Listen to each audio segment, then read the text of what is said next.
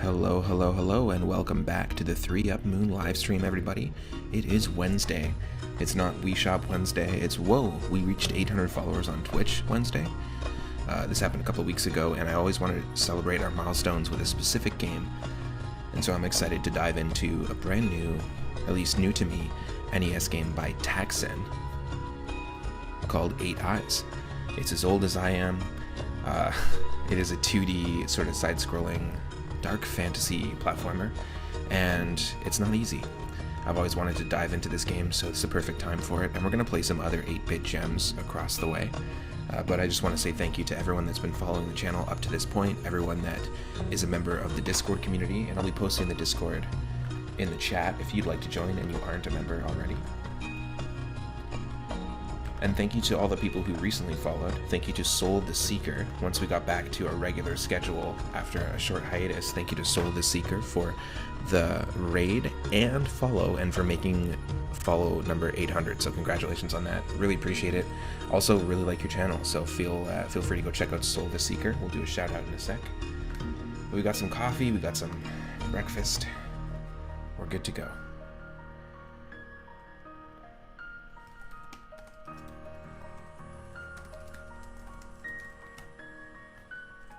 And if you aren't a member of the Discord, I just posted it in the chat. If you're watching live right now, thank you for tuning in. But all my streams get uploaded in full also on YouTube after the fact. So you can go and check them out there. You can go check out our other milestone streams where when we got 300 followers, we beat Wario Land 3. When we hit 400 followers, we beat Wario Land 4, and so on. So some pretty interesting milestone streams we've done. We've done a bunch of Mario randomizer streams where I randomize 5 different Mario games and try to beat them all. And we did that recently, so I figured let's just dive into something chill. I say chill, but this is not an easy game, but just one game, trying to beat it, give it a shot, and have some fun with it. Alright, stick around. We've got some music from different video games playing right now, from different dark woods and dark forest areas. So enjoy that. I think right now we started off with some Stardew Valley music. This is from Mario and Luigi Dream Team by Yoko Shimomura, the same composer of all the music from Mario and Luigi, one of the composers from Super Mario RPG, which we played on stream, and all of the Kingdom Hearts games. Pretty cool stuff. This kind of sounds like something out of Kingdom Hearts if you think about it, but don't think about it for too long.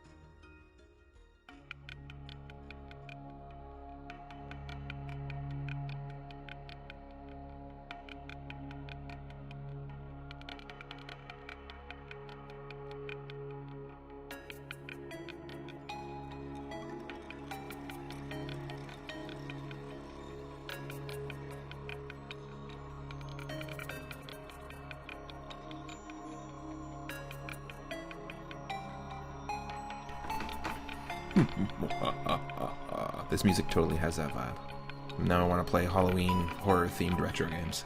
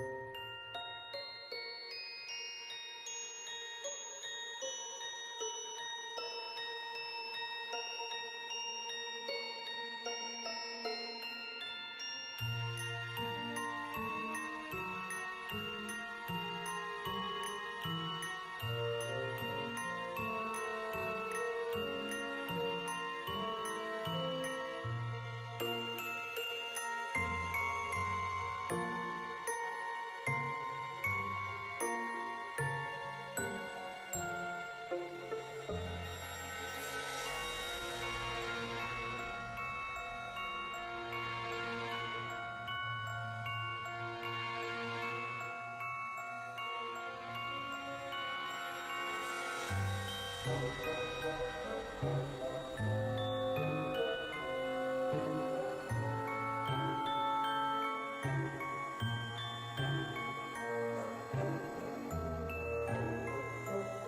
just getting a top-up of coffee, and then we'll be diving in just a minute here.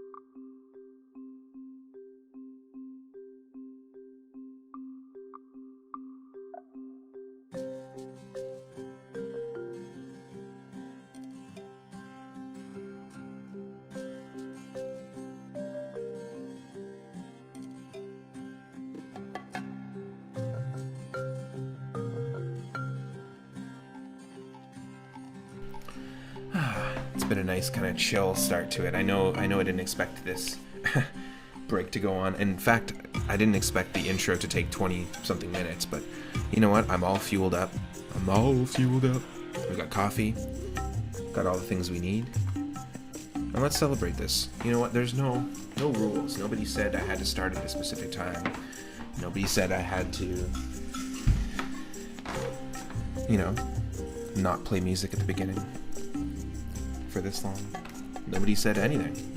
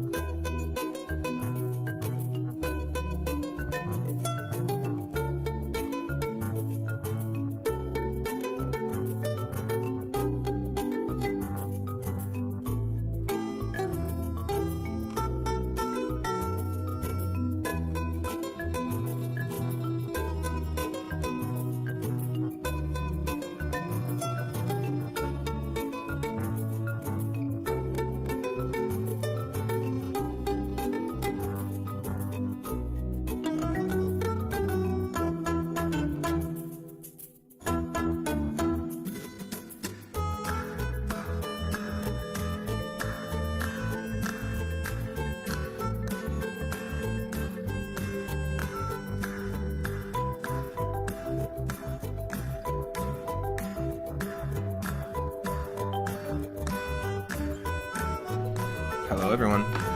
You can see me. Let me just adjust and make sure that the game itself is fully visible.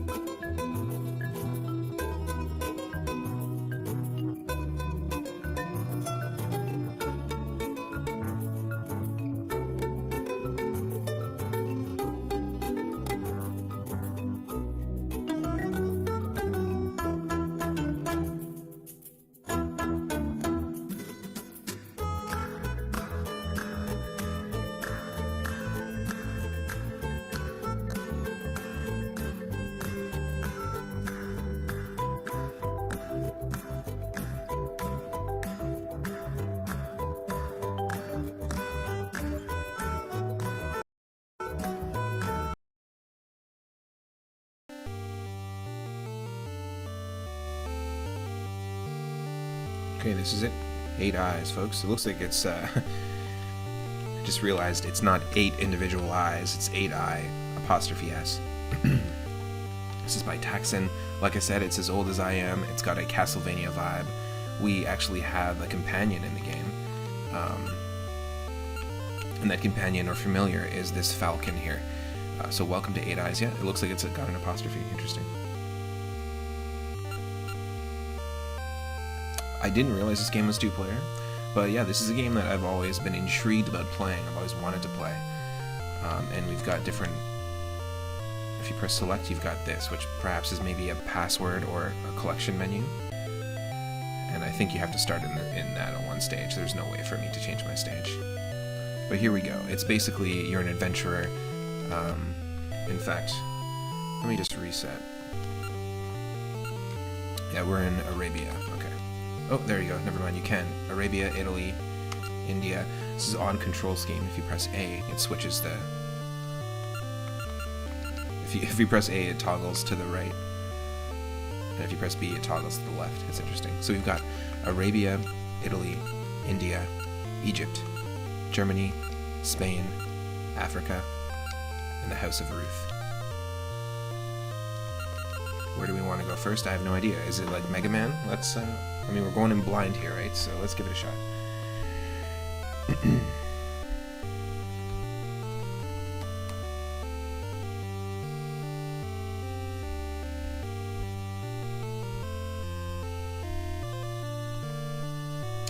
People are saying on Strategy Wiki that unfortunately this game is a bit more complicated than just simply recovering the 8 jewels or the 8 eyes from each of the evil dukes.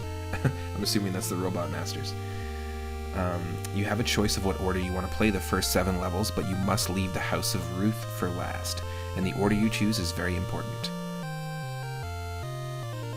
Well, you have a choice, but it's really important. Don't make any mistakes.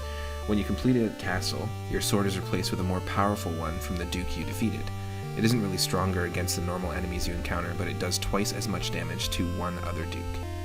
Which one? That's the trick. You have to find out.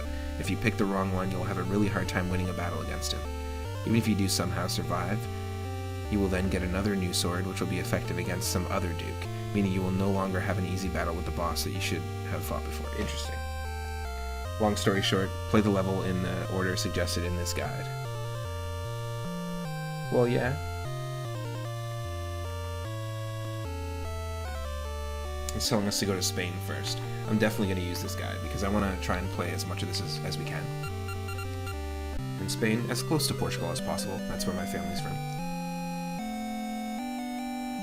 Portugal. And as you can see, we have a little poker. Harry Potter wand. And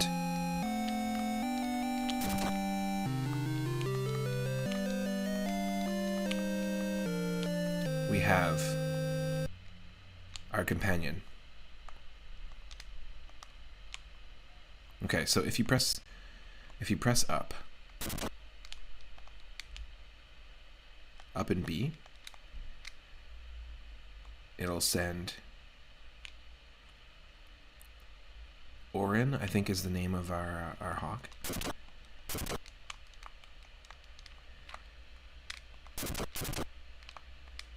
How do we call it back?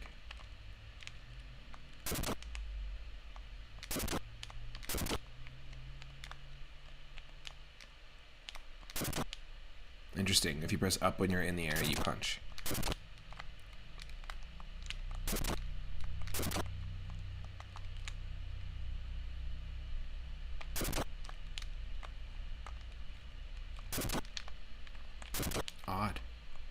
Odd. I have no idea how we open that.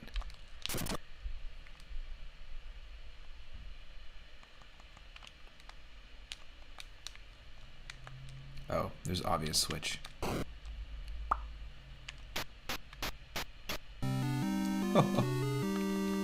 Hello.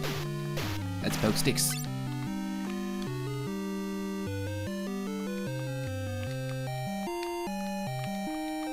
Will there be wall meat?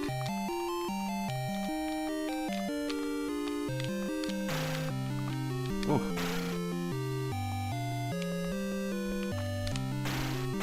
I don't get it.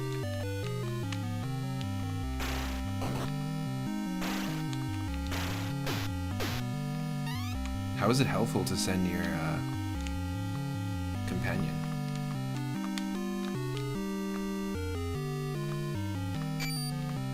Oh, what the? Excuse me. Explain this to me. What just happened?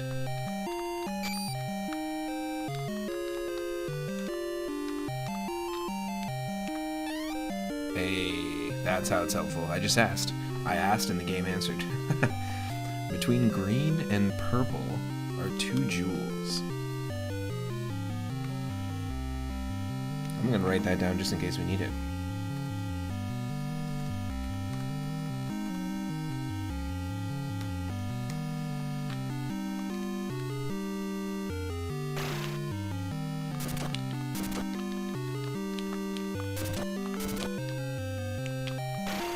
I don't understand the attack button.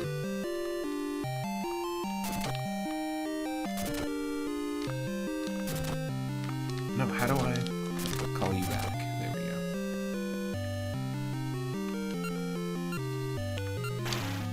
Ah! We can go visit Jason Voorhees if we want. It's apparently his house. The Batty Bat.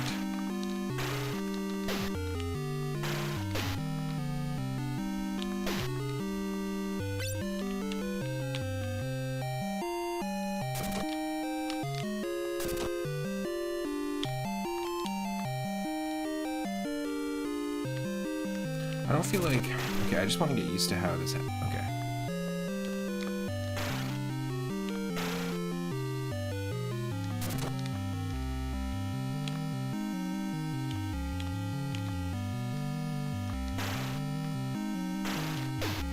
I don't feel like I understand how to fully call back our companion here.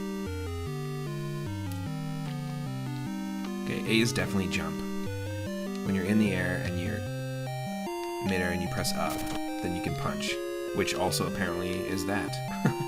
Because we just got that P. That power up right there at the top.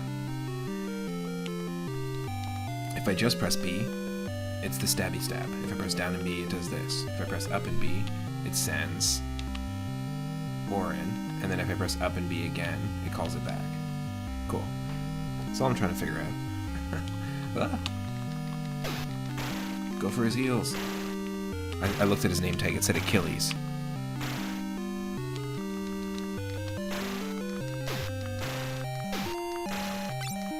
Whew.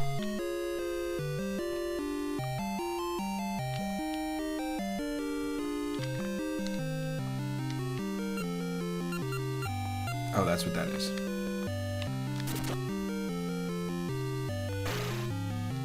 Okay, so the punch button is basically your sub-weapon. I feel ya.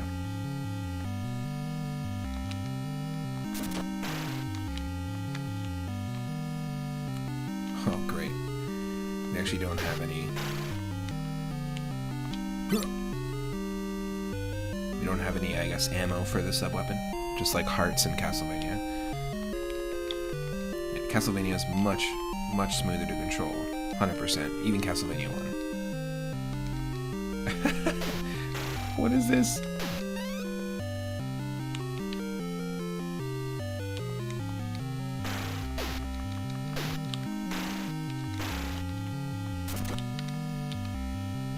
Oh. No, come back to me. Come back to me. Oh, yeah.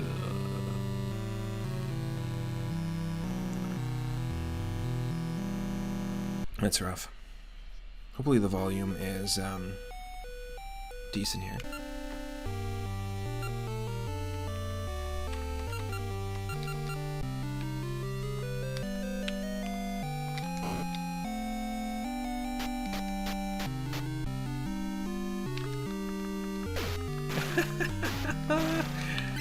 That's such a funny way to engage an enemy.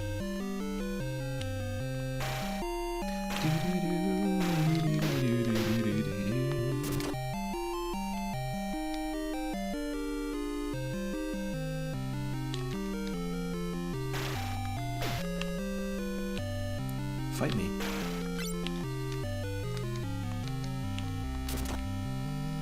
Can't visit Jason. Not yet. Not until Friday.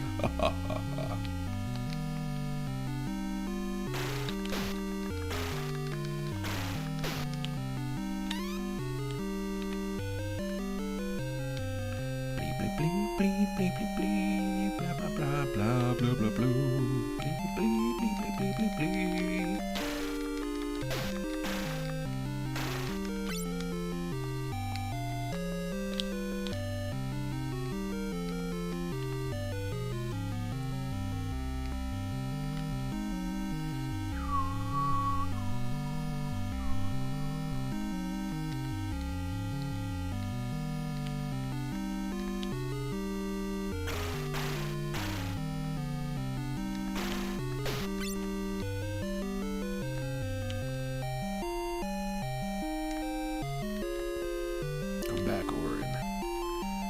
on, Orin. There we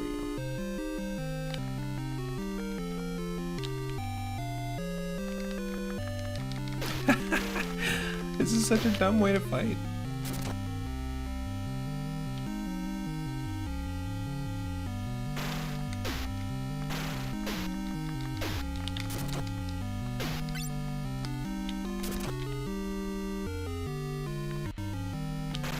Oh. Scully boys.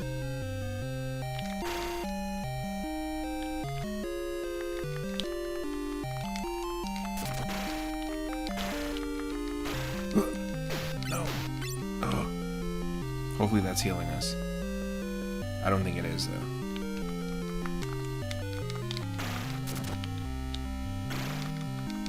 You are going nuts.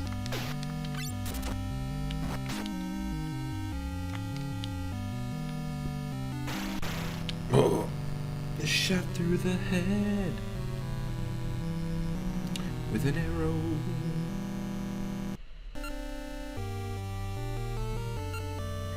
This is certainly not an easy one.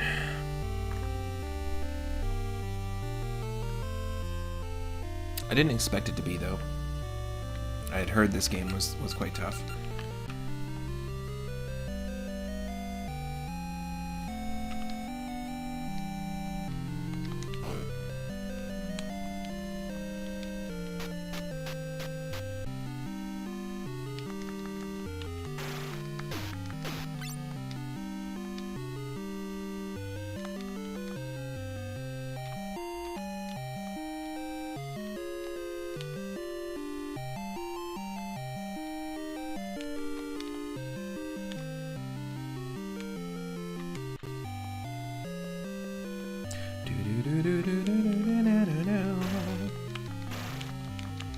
Ugh, way too much damage. That is rough.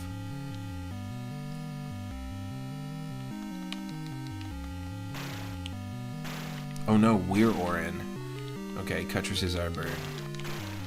We had it all wrong.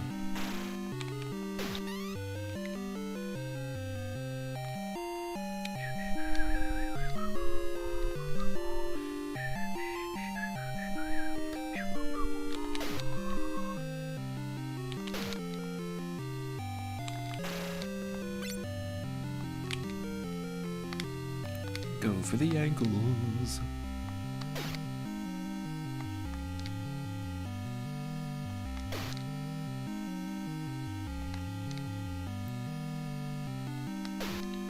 I'm sorry, sir. It looks like you've got a case of the old traveling ankles. You're gonna have to form your own sisterhood.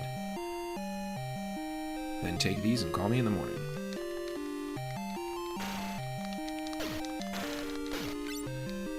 Sisterhood of the Traveling Ankles.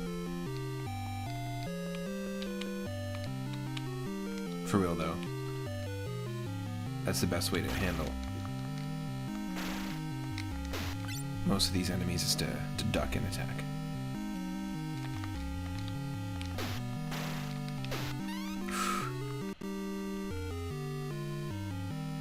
I wish we could heal ourselves. Oh, that's what it does. That's kind of neat. You can literally throw like a glass ball and it bounces around the arena.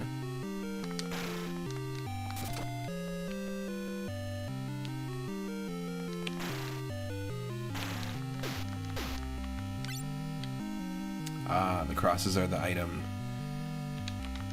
currency, so like hearts.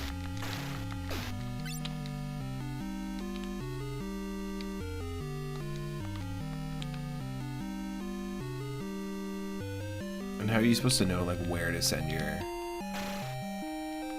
your bud to help out and find items, you know?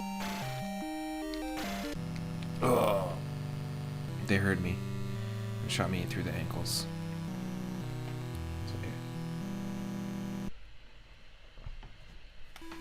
I knew this was going to be like very much like a similar experience to me playing Castlevania for the first time when I was a kid. Just grind, you know? We're getting better with each, and slightly further with each playthrough, so It's just the way it works with these types of games.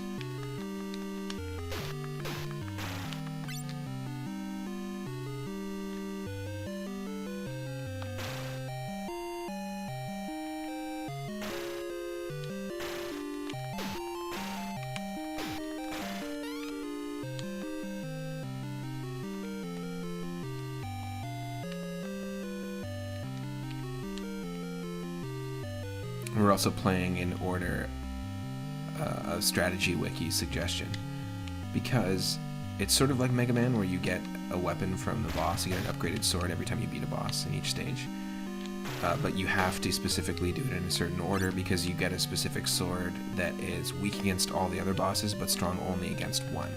So if you do the wrong order, you're going to be stuck in a situation where you've actually got a weaker weapon than when you first went in. Oh, come on. Really? Hitbox, more like shitbox. Thank you. Now, what do we do? Can we send this guy to find some secret? How about down here?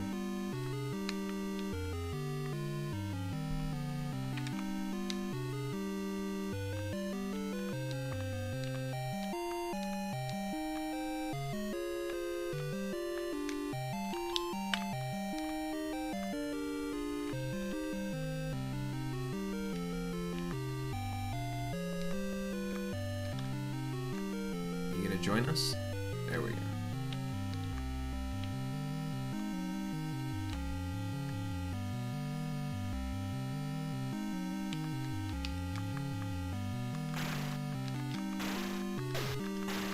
Come on. That's rough.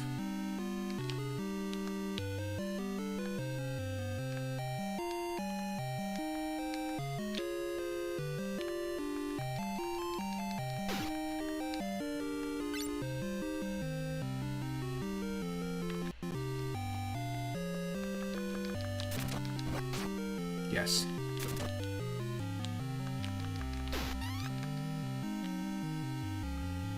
Let's save this.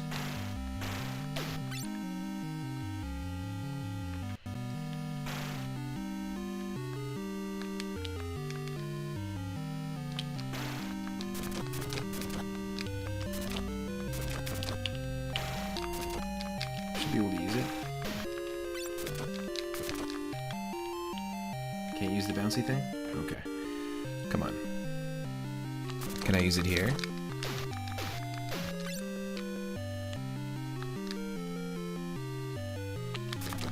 There.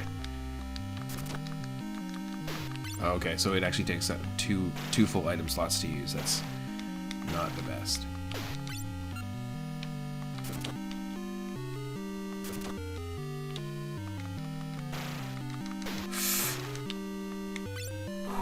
Is there a way to heal?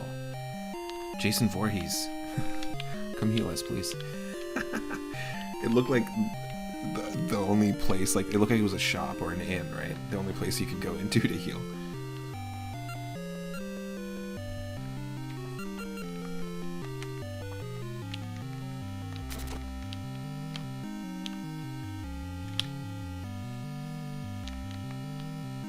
There's gotta be something there. That definitely looks like it's indicating something. Okay, huh? Okay.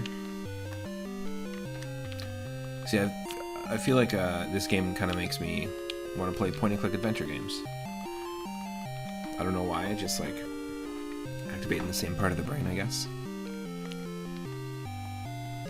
So many good point-and-clicks out there, and Rush Pirate does such a great job with the point-and-click adventure game theme days. Let's do a shout out to Rush Pirate, who was my most watched streamer in 2022.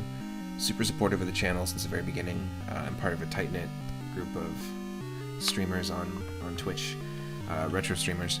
Rush does an awesome job with their channel. They do Metroidvania Mondays, they do point-and-click adventure days, they do space-themed games on specific days, kind of similar to our Retro Roulette with space and sci-fi themed games. We don't do it on any specific day, but Rush does an awesome job and plays not just retro games, but also indie games and newer games that kind of fit that theme. If you aren't following Rush Pirate, please go do it. Come on, what is this? Jean-Claude Van Damme over here. Just all kicks, huh?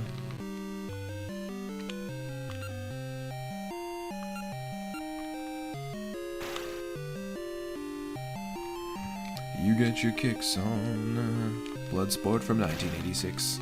Was it from 86?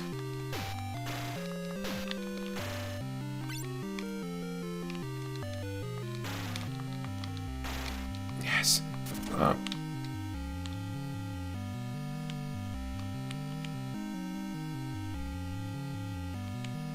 Kickboxing, Jesus Cristo.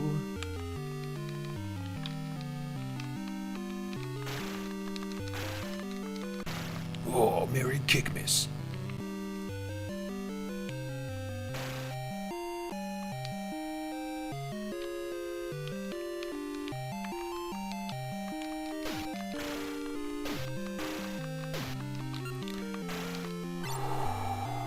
That gave us health for both us and the Boyd.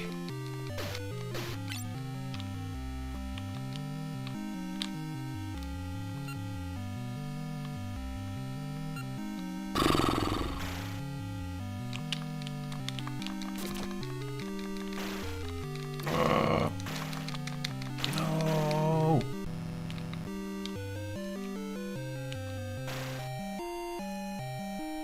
We are totally failing at this.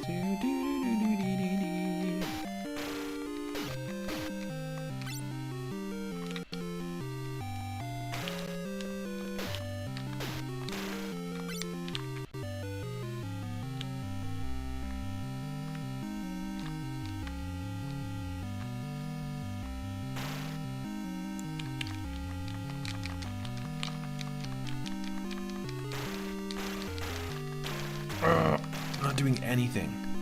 You just have to walk past him, do you? I think that's the only way to do it.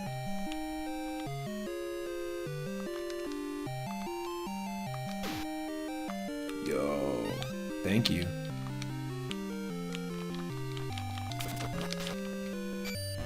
Yes. That's what we needed. Not wall meat, but wall potion. Can we finally meet?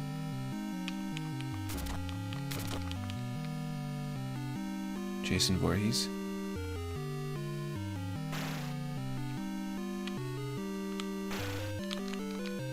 Oh no.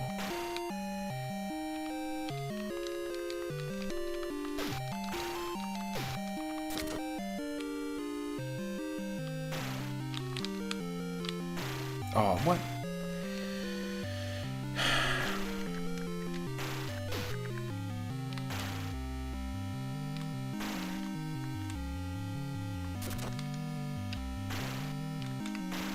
No, we can't let that happen.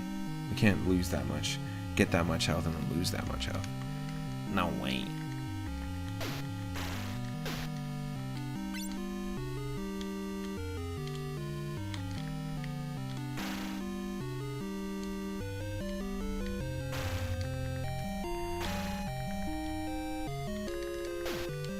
Yes.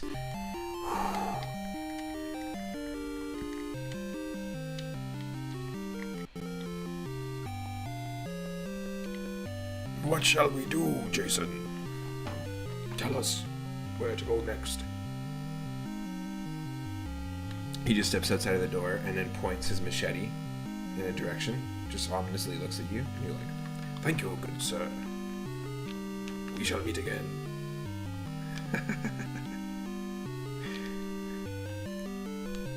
Imagine that was your GPS in an RPG. Jason Voorhees just showed up and just ominously pointed machete in a different direction, like the arrow that keeps you on path when you're playing games like Saints Row and GTA.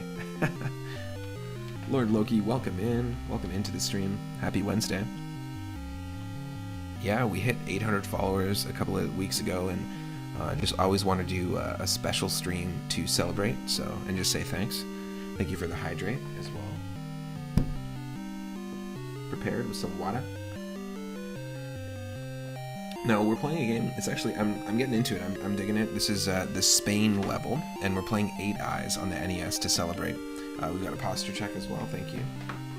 We have this companion. Our name is Orin, and our companion is named Cuttress. It looks like. And we can send this this hawk or falcon that's on our back to fight for us. It's very finicky. We've got a sub-weapon sort of thing, very similar to Castlevania, and you charge that up by collecting crosses, white crosses. Black crosses will heal both Cuttress and Orin. So we don't have a lot of health right now. I think this is the cap, but we can expand it, which is a decent way to set it up. And we have a boomerang. We have this sort of glass orb we can toss, and it'll bounce around, almost like a bouncy ball, but it's heavy. In the room that we're in, or the area that we're in. But the cool thing about it is that it's got weight to it, so it's not just like a bouncy ball, but it does require 2 full charges. And we also have this, which is sort of like the wave beam attack in Metroid. It'll create a wave. You can throw this forward, and you definitely don't need 2 for it. And we have this as well, which is exactly what you think it is, Castlevania style. The thing is, you can only use your sub-weapon when you are in midair. You can't use it when your feet are planted. So it's a different take on it. And we've died like 5 or 6 times, but this is my first time like really digging into it. As I was saying earlier, also this game is very finicky about the order in which you take on the levels. So we're suggested to take on the levels in this order: Spain, Egypt, Italy, India, Africa, Germany, Arabia, and then House of Ruth.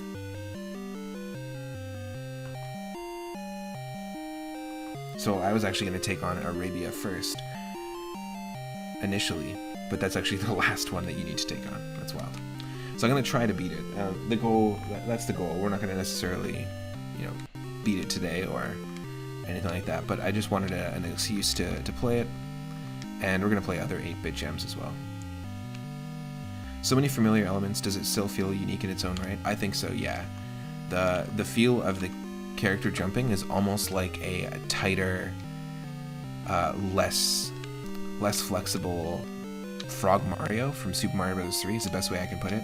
If you press B and up, you can send out the hawk, and then if you press B and down, you can kind of control where it goes a little bit. Like, it's always going to move in a wave, but you can always control where it goes. If you press B and up again when the hawk is out, it'll return to you. However, it can take damage and also do damage automatically, and any of these blocks, kind of similar to how you would break a block to get health. We found our first bit of health earlier,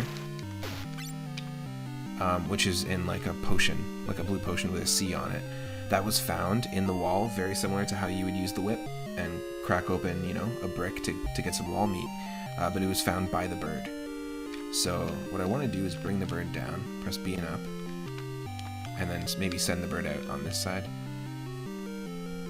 If Cuttress actually flies by like a secret, it'll light up the square and do a little sound, and then if you fly by the lit up square, it'll break it open. So it's sort of like attacking it twice. And we've only found 2 secrets that way. In fact, that's how we found our dagger. It was in a brick. Oh my god, look. Is that Frank Zappa? The boss health just filled up. Look how much health we have compared to the boss. So the way this works is if we beat the boss, then we will... Yep, it's Frank Zappa. If we beat the boss, we get his sword, which is twice as effective against the next area. But if we do it out of order, we'll get weaker swords as we progress. But one of those games, it's from 1988, 1989. One of those games that you would have probably gone to school or work and talked with a coworker about it. It would have been all about getting that right issue of that specific magazine, that had the secret in there and told you the order. It's all trial and error. You love bird companions. For work, I manage Discord for work, a couple of Discord communities, and we usually do a question of the day. And one of the ones I asked recently was, and this will be a great question to transfer over to the channel for today, if you could pick one animal as your companion or familiar in the adventure of your life, what would it be? For me, it would be maybe a Bernese mountain dog or a giant 1,000-year-old sea tortoise. I think that would be the coolest thing. We had people throwing in polar bears wearing armor, all sorts of cool suggestions. Cat companions. One person said a scorpion and another person said a pit bull. I mean, totally different things. But let me know in the chat, let me know in the YouTube comments, and let me know in the Twitch chat if you could pick any animal as your companion, very similar to how we have Orin and Cuttress here. If your life was a fantasy RPG adventure. Oh, Frank Zappa knighted me. You are now Sir Muffin Man. You can't be knighted. You're the slime coming out of your TV set. Sir Bobby Brown. Oh, I love it. Okay. What do we actually do? How do we actually attack this guy? Well, we don't waste our sub-weapon is what we do.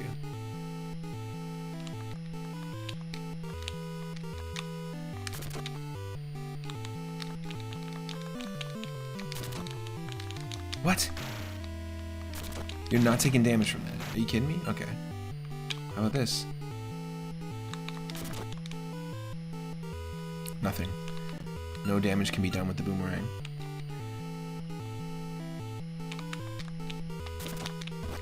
Yes. What do you want from me, Frank Zappa? Are you kidding me? You can only hit him with the glass, the glass sphere. All right. Now we really need to figure out how do we earn these crosses? Because we don't have nearly enough charge to use one glass sphere. It takes 2 of these. We did that much damage. It's just chipping away.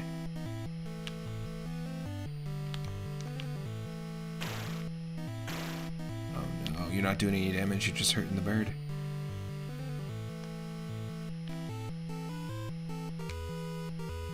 Maybe you just walked by Zappa? Nope. This is the boss. Nothing to walk by. Dang. Oh, yeah. You can't hit it. Perfect. Okay, you can attack.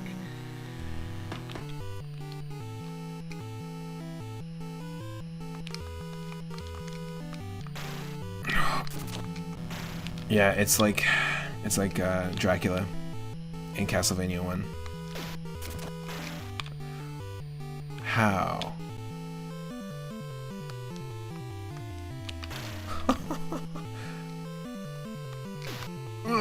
That's the only way. Come back to me, Falcon. This is bad.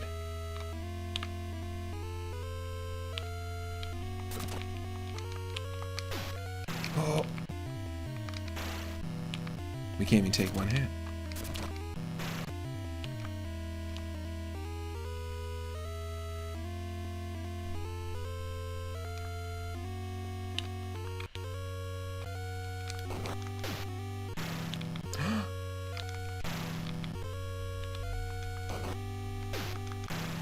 Oh wow, the Falcon did work. Put in the work.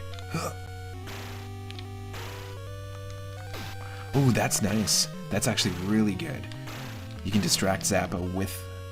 No, you can actually... This is neat. You can distract Zappa with the Falcon. Go for it. See? Bop.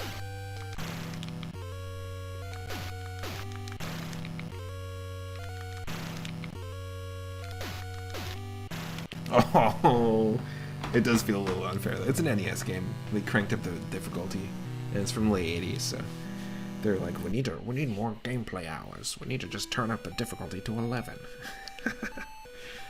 Ooh, a toss-up, you would say? Loki is saying, for your animal companion, it would be a toss-up between a peregrine falcon, a snow leopard, and any penguin, including the Paleodiptes. Paleodiptes? Paleodiptes? Paleodiptes? I don't know how to say it. What about a penguin falcon instead of a peregrine falcon? 50% penguin, 50% falcon. Oh, it saved that little bit of that quote that we wrote in the chat earlier. Between green and purple are 2 jewels.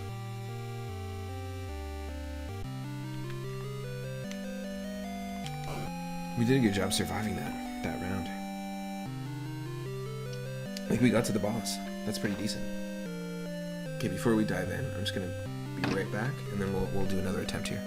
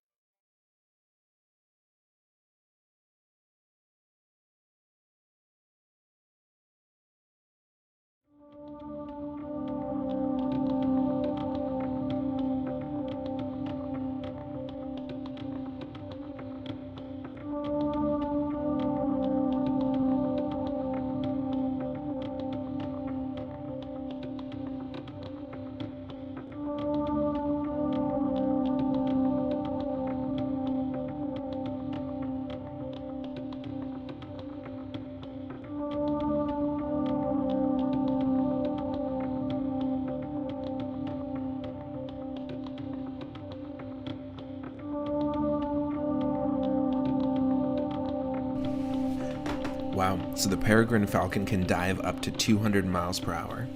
Snow leopards are quite graceful and powerful, and penguins are goofy and cute. That was your reasoning for those animals.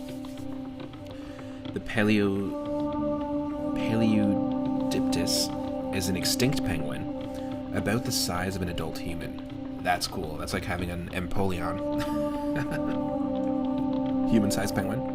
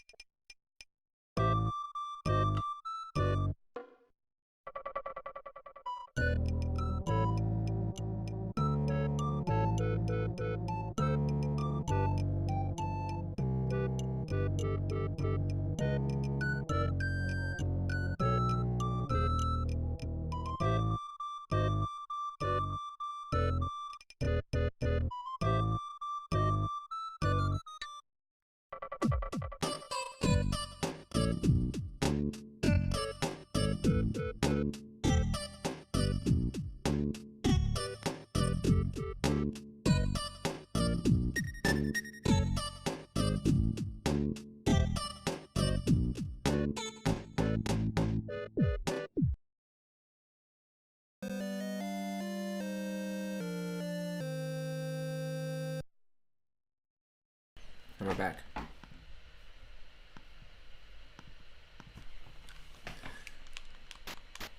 From outer space.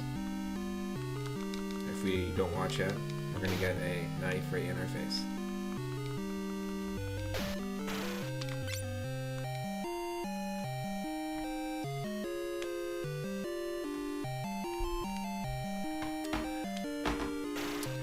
Not too familiar with the NES library in general. Nice. What was your console of choice growing up? What was the one you played the most? For me, the one I played the most was the NES. But I was just lucky because my uncle was a collector before me. Not for super long, but he happened to have around 40 games. And he had the NES with the Zapper, Super Mario Brothers, and Duck Hunt, Castlevania 1 and Castlevania 3, Zelda 2, but not Zelda 1. But also things like RoboCop 2, Blades of Steel. I think I had RoboCop 3. They were both not great games. Skate or Die 2. Pretty funny skateboarding game.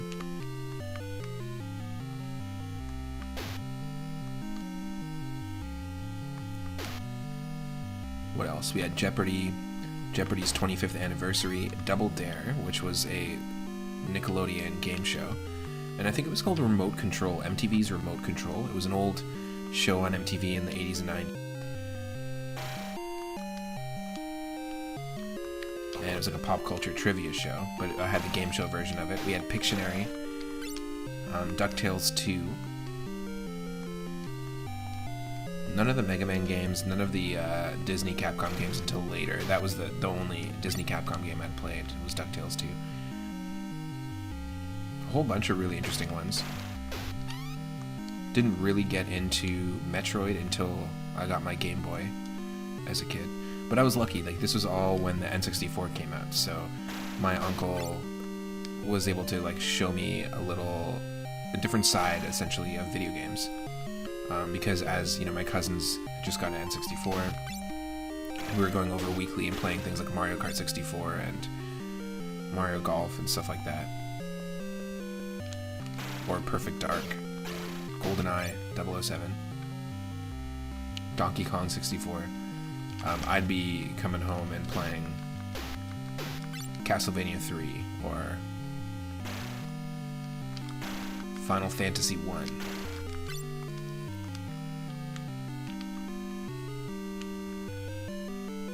But I was also the same with cartoons as well, growing up, as I used to watch a ton of cartoons from the 30s, 40s, 50s. That's why we do the streams of cartoons in the channel. And that's actually sort of what informed why I love sound design. It was the music I heard in video games growing up, and also the cartoons that I watched. And then eventually albums that I listened to. We gotta be careful and not waste. See, this is the key. Now we know we have to get these white crosses.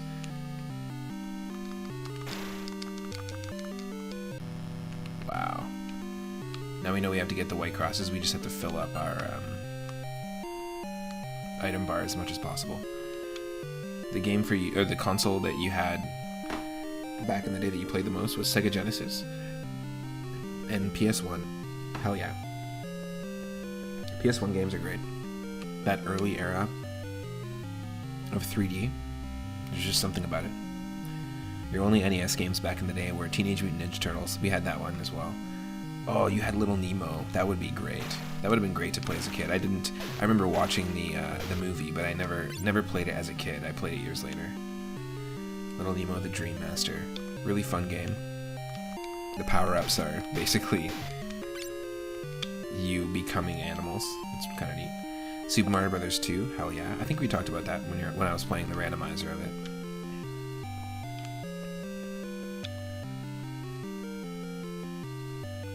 And Dr. Mario, that's a game I could play for a ton of time. Little Nemo is fun, but very difficult. I don't think I've ever beaten it.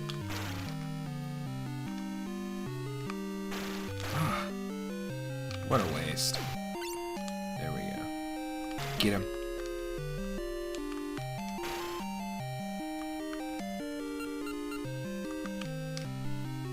I guess what we want to do is get as much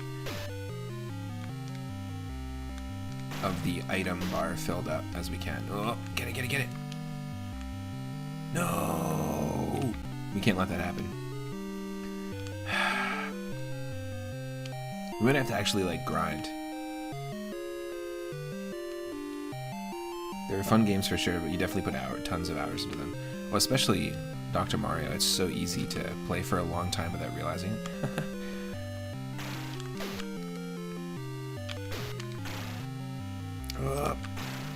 Nope. You gotta move a little farther than you expect. Wesso, welcome in. Thank you for the lurk. Hope you're having a good Wednesday.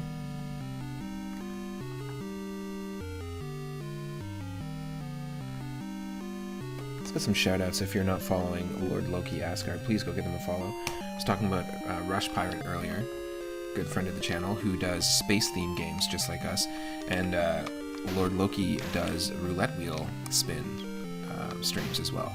So you can go and essentially spin the wheel using channel points, I believe, and make Loki play a different game. Oh, no way. I didn't save it the right time, did I? Damn.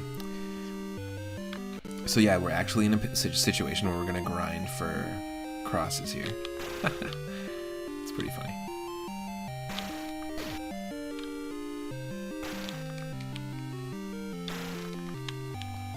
But yeah, I really like the idea of interactive streams, or just themed streams as well. That's a lot of fun to me. Okay, again, let's do this proper. There's a way to do this, it's just a certain rhythm. Like most games, I guess. Shit.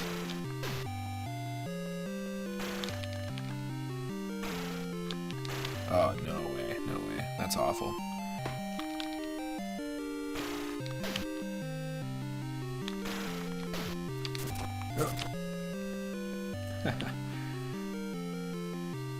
But yeah, playing this makes me want to do more Halloween and horror themed retro games.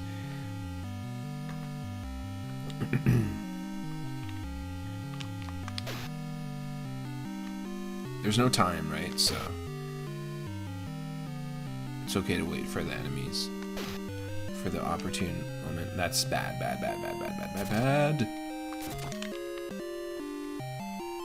So dumb. What's the point of farming the crosses if you can't even get them? Maybe this is just not the place to do it. Maybe we should just be doing this. No, that's bad. I don't know what I'm doing. Maybe it's because I've only got 2 eyes.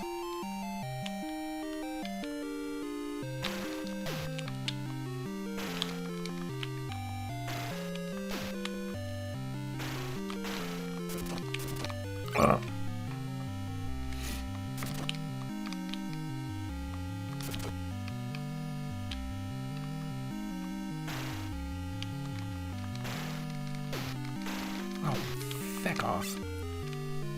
Was that worth it? How much did we lose? I think we lost. Okay, we lost half of a heart, or maybe, if you call these hearts half of a block, we might have lost 1.5. No, I think we only had this much to start. Yikes.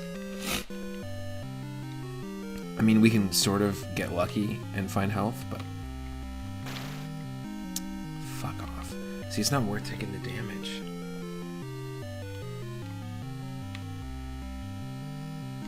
Maybe if we go down this way and back up again.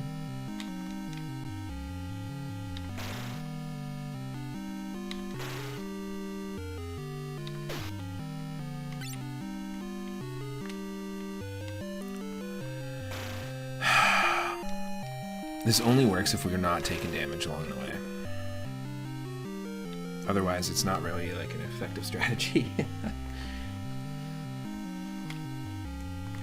Also, let's do a shout out to Wesso as well if you're not following Wesso. Go do it. Do it.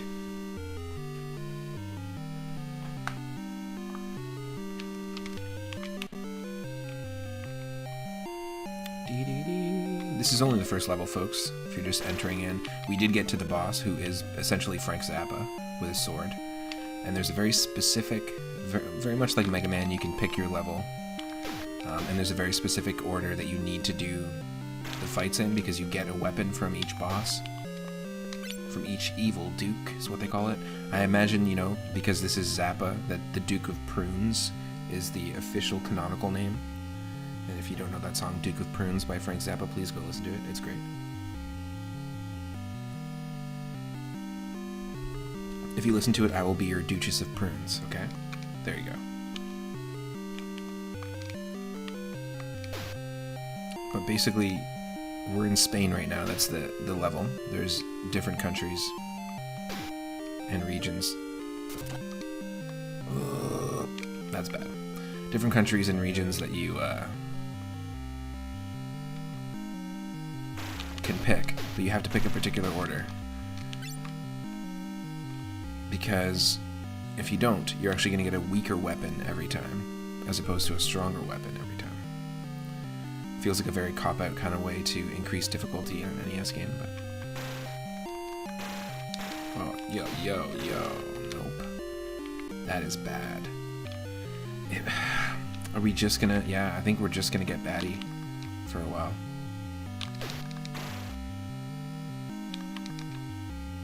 Because we can get into the rhythm of it. I'm trying not to take fucking damage, though.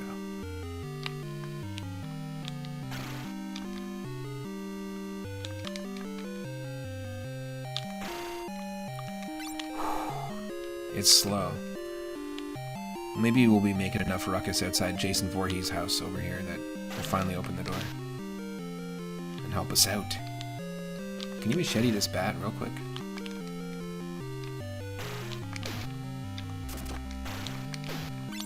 Wow, there's a funny question. If Jason Voorhees was a fantasy RPG character, what would his animal familiar be?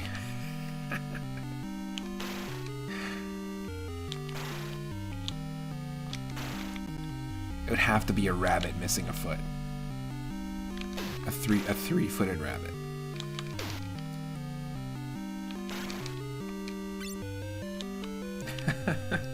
Maybe Jason can be our familiar for a bit and give your hawk a rest. Yeah. Yo. Jason, you want to let me in there? My hawk needs to sleep. You want to hop on my back? Hop on my shoulder real quick? When I press B and up, okay, I'm gonna send you away. But when I press B and up again, you gotta return. Them's the rules.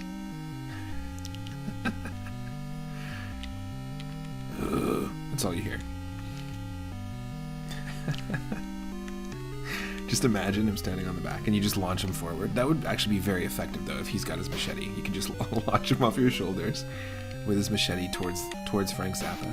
I mean, that's like just the kind of game this is.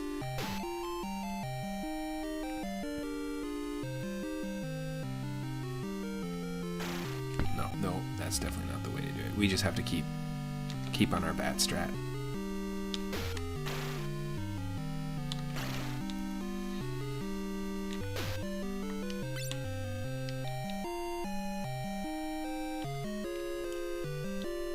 And the idea here is to progress to the boss now, but hold on to our full item bar.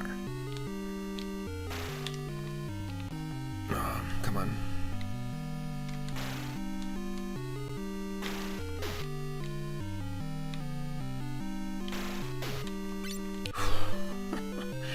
Our health. That's not good.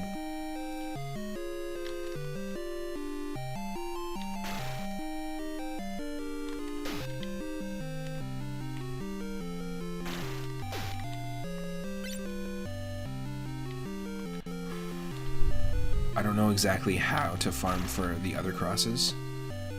If it's a specific enemy that drops them.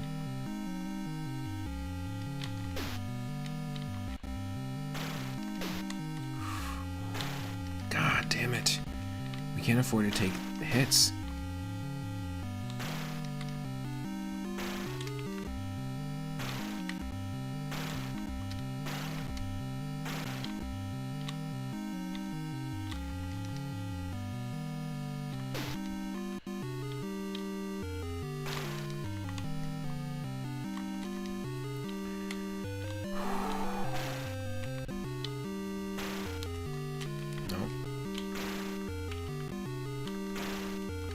There it is. Whoa. Okay, so it's just at random.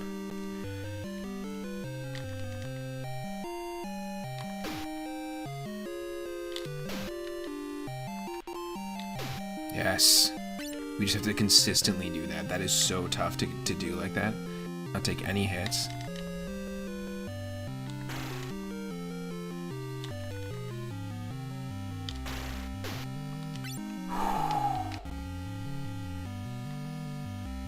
What a grind.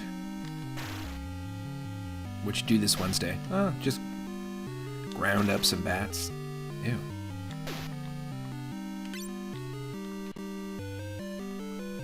Disgusting.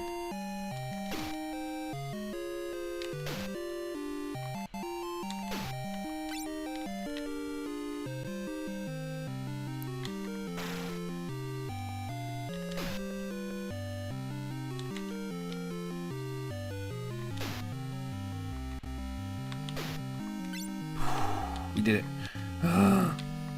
Okay.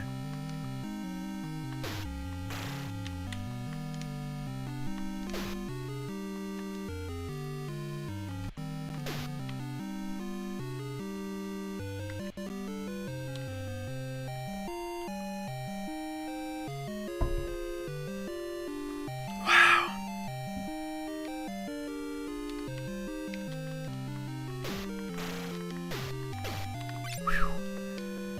Not good though, look at our health. And I think we've already determined there's nothing secret in these. Oh, what? Excuse me? Wait a minute. I thought we checked this. Isn't there a way for you to... Yes? Get it! Okay. Yes, we picked it up. So that was essentially at the wall meet. No, I swear we did this already and didn't encounter that, but maybe we came back around to this screen and encountered it from a different direction. So we picked that up, but that only gave Cuttress health. So I noticed that if I pick it up, then it gives both of us health. If Cuttress picks it up, then it only gives health to Cuttress. However, that just gave us both health there.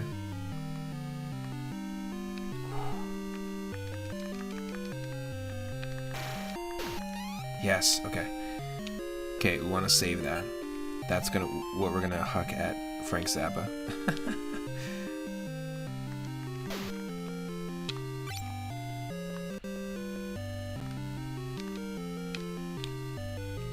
Oh no, no, no, that's a risk. Oh yeah, I don't want Cuttress to get cut.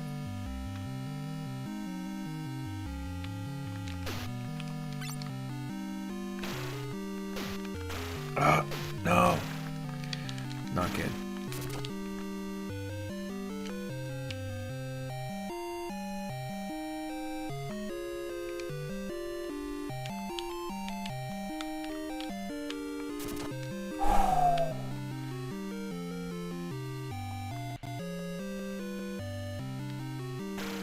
Oh no, don't do that.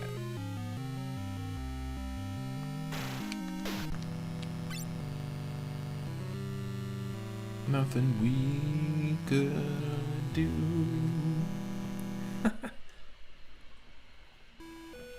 Game over, man. Game over.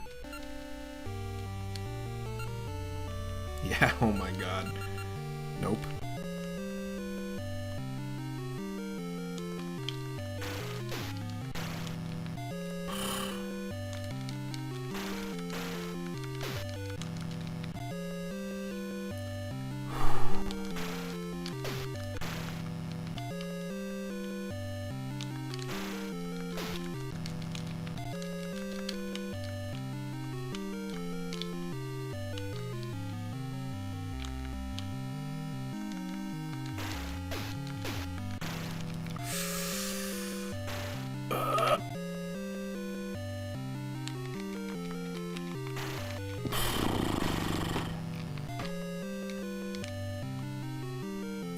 We're just not in a good situation.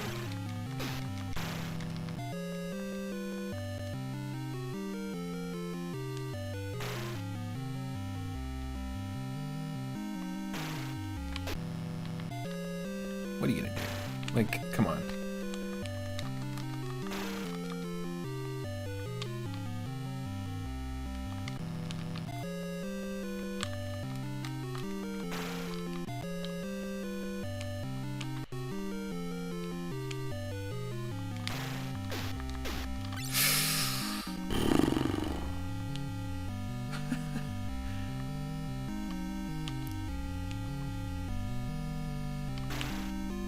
No.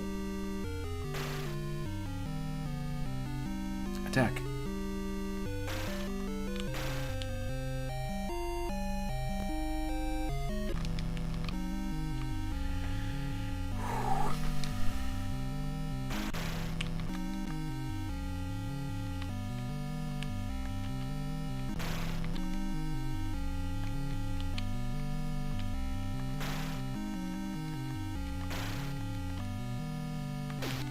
Yes.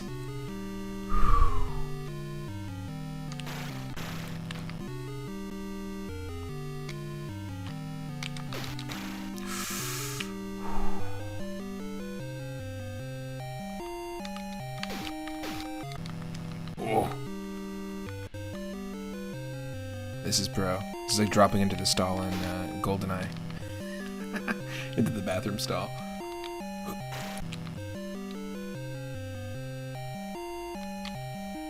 No.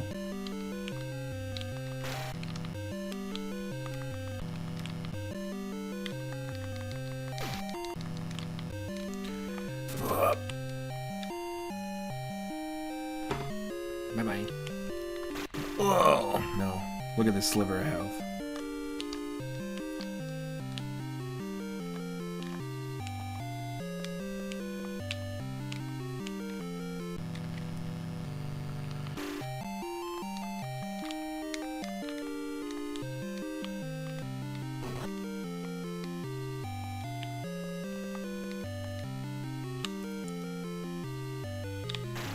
Fuck that.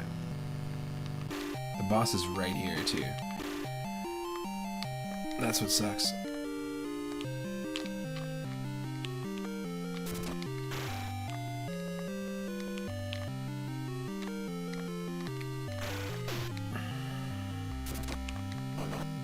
Oh. You're gonna give me health that we can't pick up.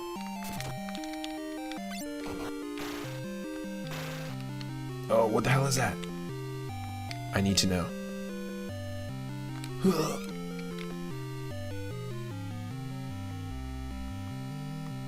Okay, that gave us something, but I have no idea what it was.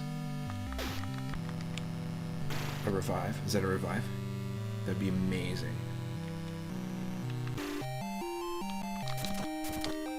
Nope. Ain't no fairies around here.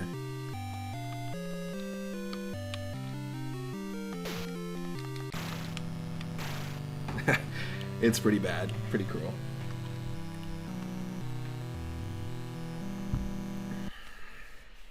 We can get to the boss. So it says we've been streaming for about an hour and 39, but actually we've been streaming for about an hour and a bit. Like an hour and 10 minutes.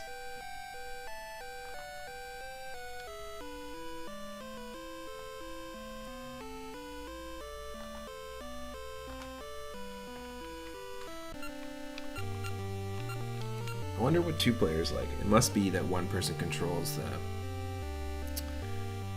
the hawk, Cuttress, and one controls the worm. It's neat.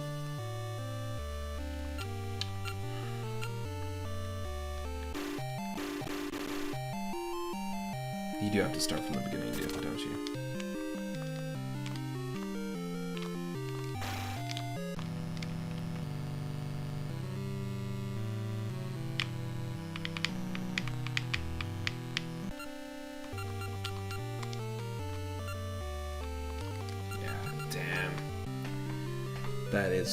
That is rough.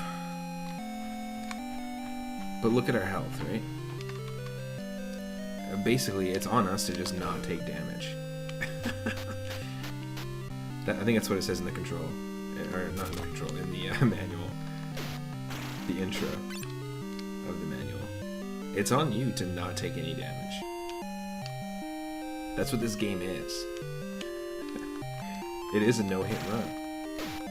That's what you need. It's actually required to progress. Oh. Yeah, look how early this room is. Okay? Can we just take a second? We were on that room for so long. That's the friggin' second screen. Yikes. Just reset me already.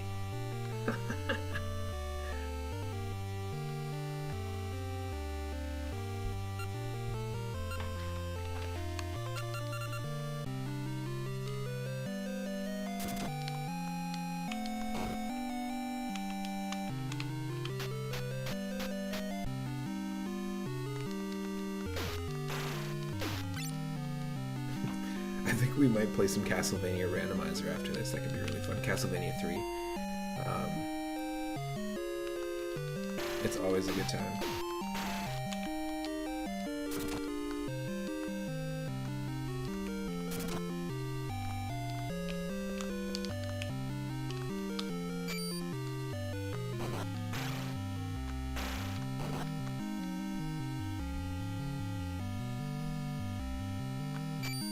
Oh. It's the same scroll we found before. Yep.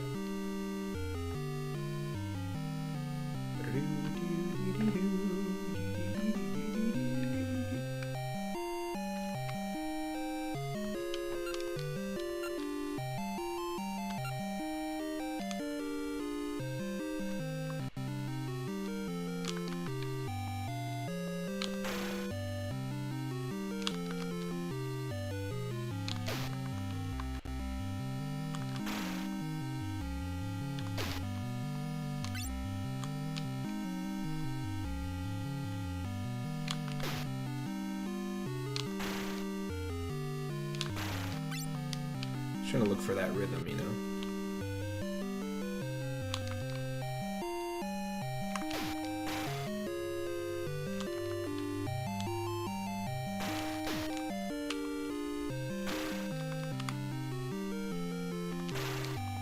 Come on, that's not the rhythm. It's not worth it.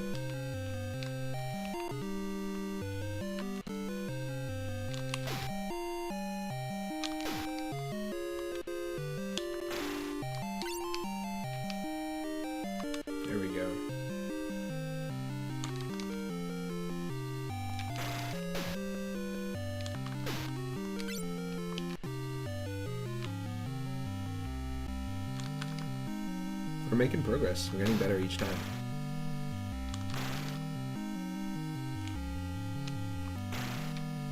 With a new, difficult NES game that I haven't really played before, that's all I can ask. We're not hitting any walls.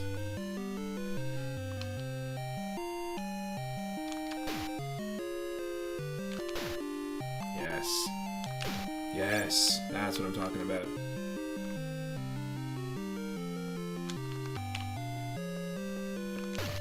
Oh. Oh. Health me.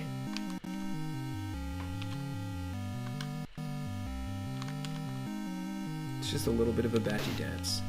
Batty bat dance.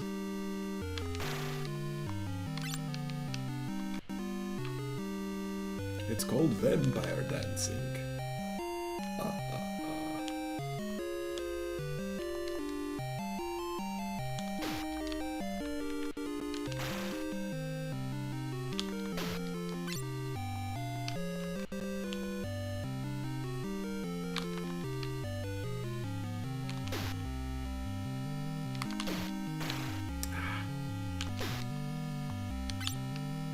Almost there.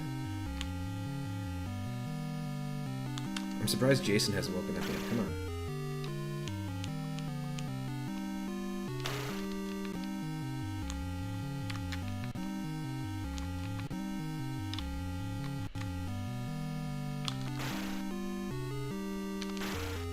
No.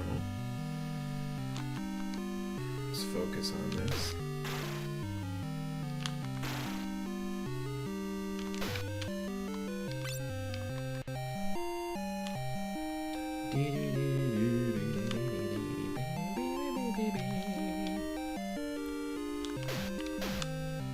Nice, we got a double hit in there. Hell yeah.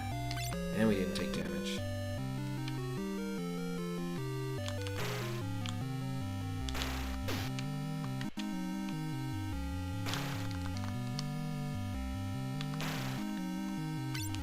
Took a bit of damage, that's okay.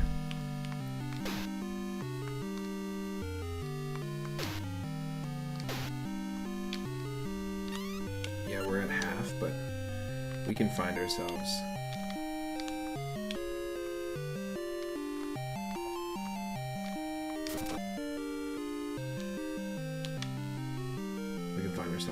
Ourselves some health before we hit before we head to the Zappa concert.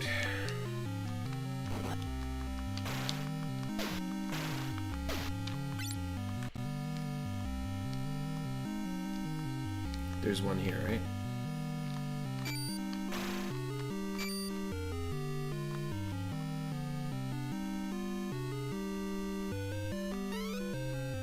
Yeah, that just healed Cuttress, but that's okay.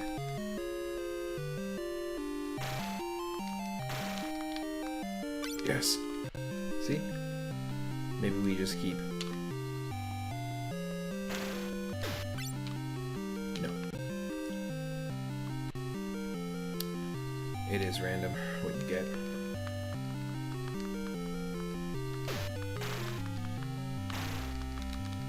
Fuck off. No way, man.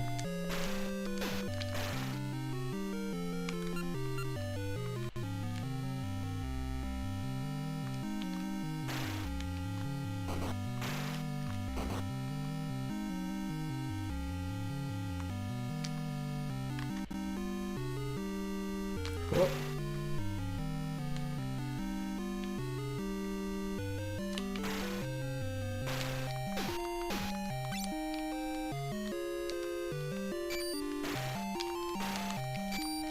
Oh shit, what's that?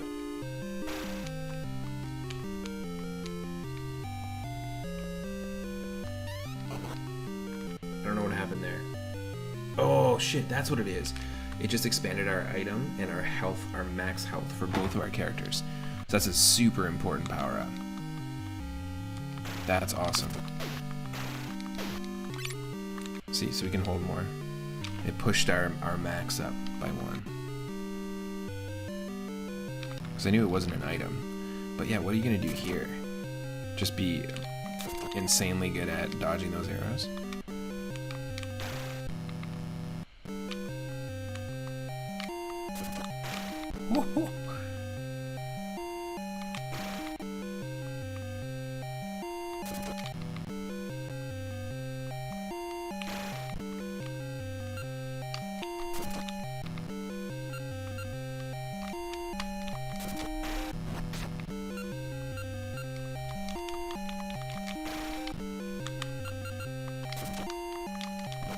Yes. Oh, no.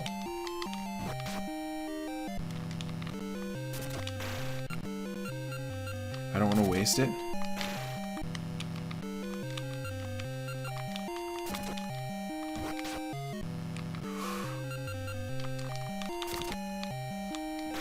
Oh, fuck off.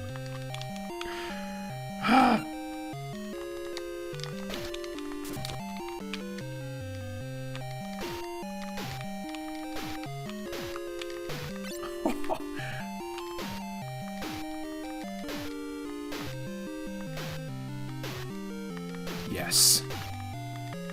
Get out of here.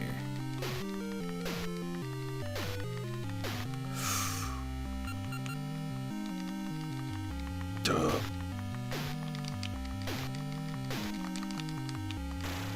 Nope.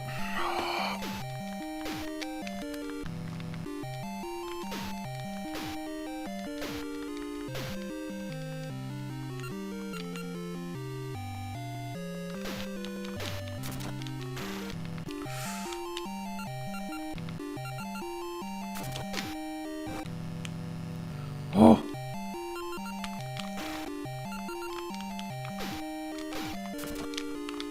No.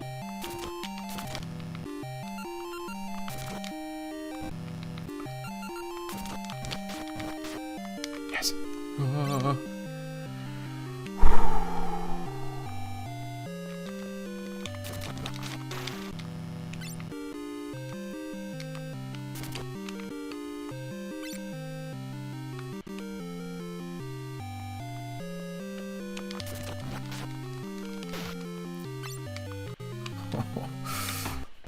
Look at our health, though. This is the thing. You can't take on the boss with no health, or can you? Yeah. It's a guaranteed you're gonna get hit by it each time.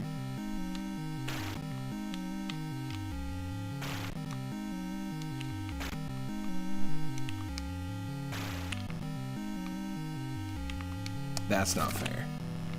That's some bullshit. So even if you're this good and you're like, I didn't take any damage and I'm surviving with my sliver of health.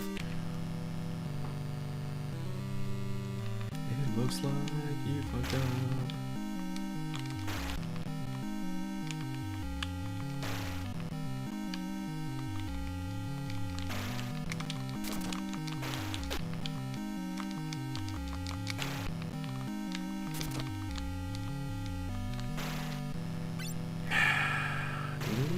We died, but then it picked up health for us.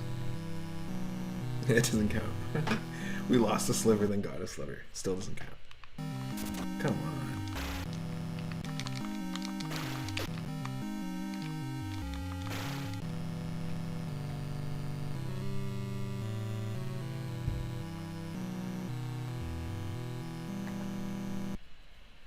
Wow.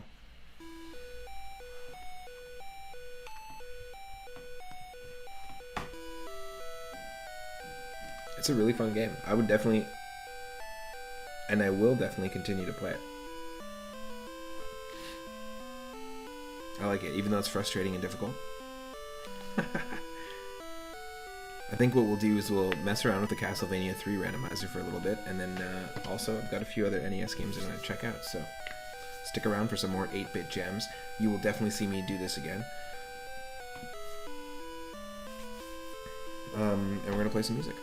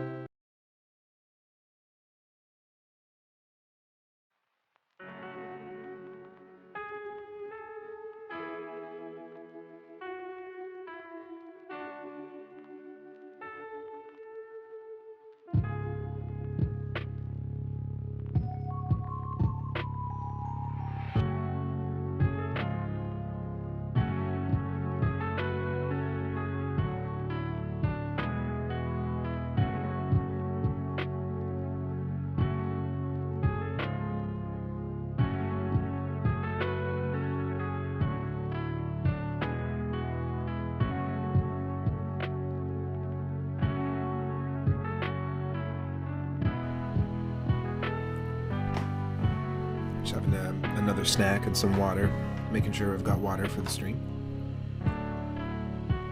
And kicking us into some Castlevania lo-fi hip-hop. This is specifically a mix I've been listening to a lot on YouTube.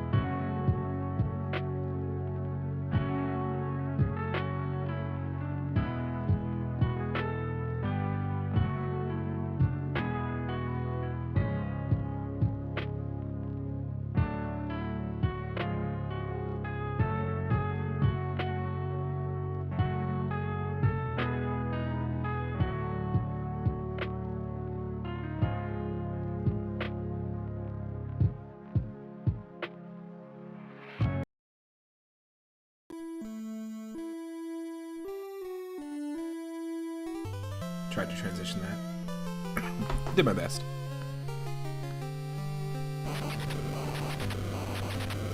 So this is going to be different than you expect. Already.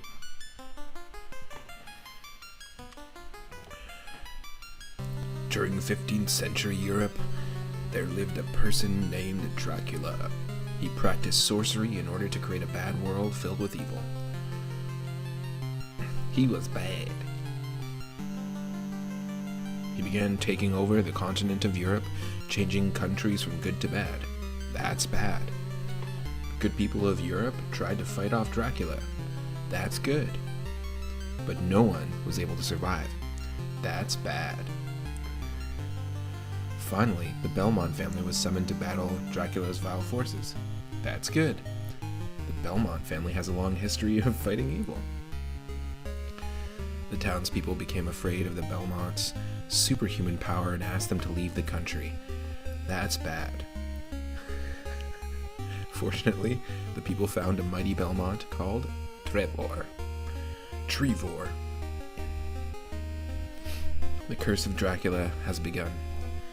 The fate of Europe lies with Trevor.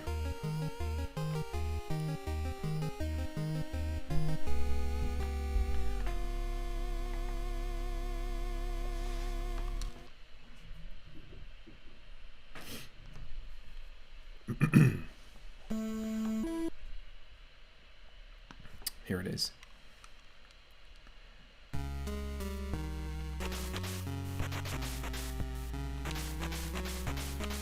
We've already got some cool palettes going on. Let me know if I need to adjust volume or anything. If you need a little more of the game. And thank you for your patience during the breaks.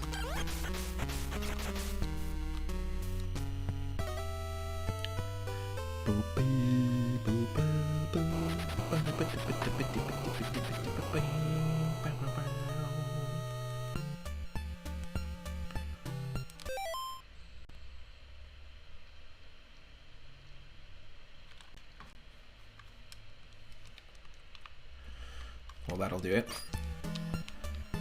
That's one way to start. It looks like we've got Grant.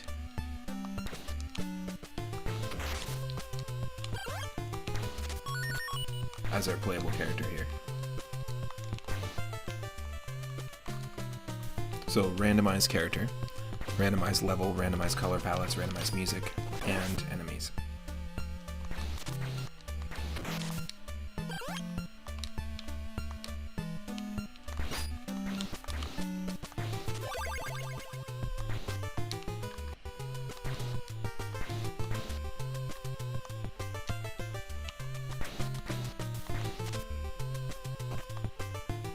No.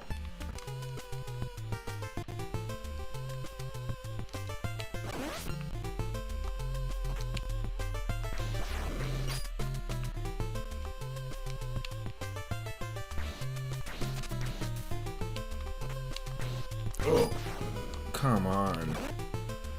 Well, that's just rough.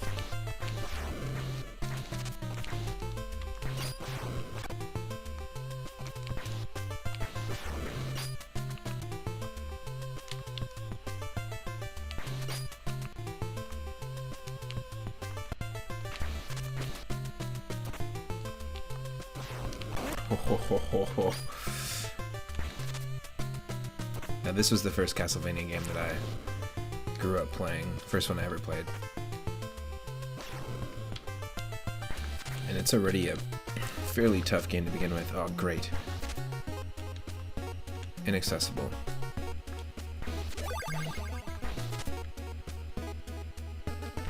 We've had a few inaccessible upgrades to our whip.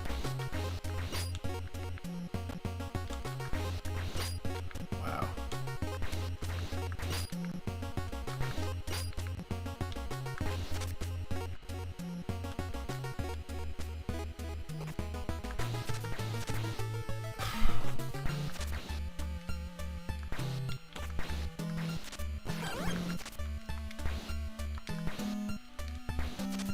Yes.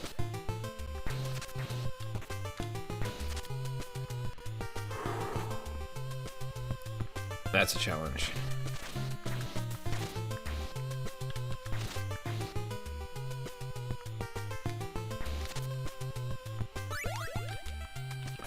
So we've got our first weapon. Now, depending on which direction that you are facing in, the weapons will actually behave differently because of the randomizer, which is kind of cool. It's one of my favorite things about it. So here, let's just show it off here. If we shoot to the left, it's a pretty standard arc. To the right, it's a tighter arc. You can slightly see the difference there. Sometimes the speed will differ drastically between which direction you shoot something. And sometimes you can't shoot the weapon at all, then traditionally you'd be able to throw or shoot forward as a projectile. Whoa. We got a new weapon. I've had it so that you place, yeah, look at that. The speed of that compared to the speed of that. Well, you can't see it now.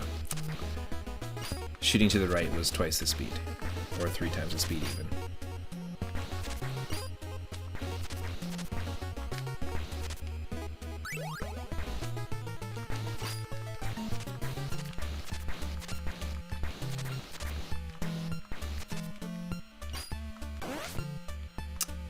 Oh, from the top. Okay.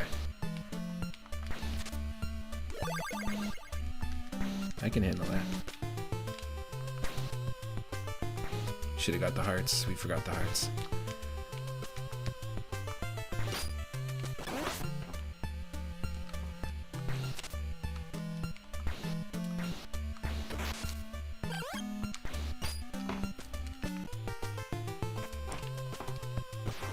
Oof. Don't sneeze. That's the worst. I have this often where I have just like feel like I have to sneeze, and it's always when I'm streaming. It's the worst.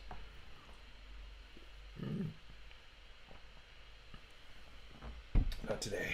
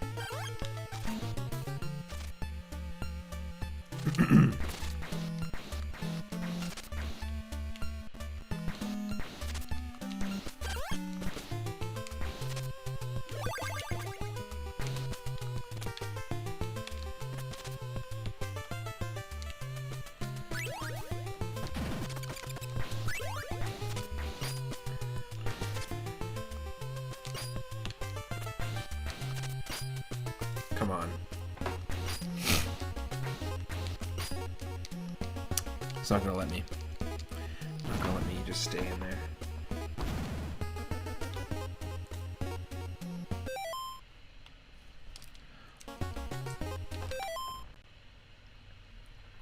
Wanna be careful.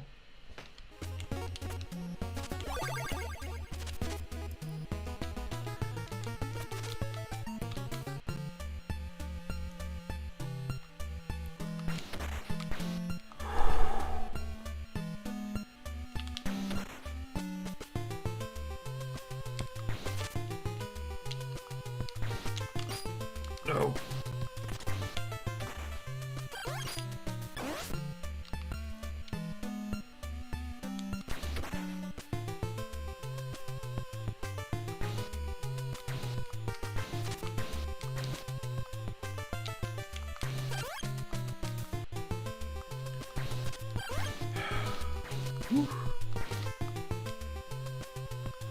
Lucky.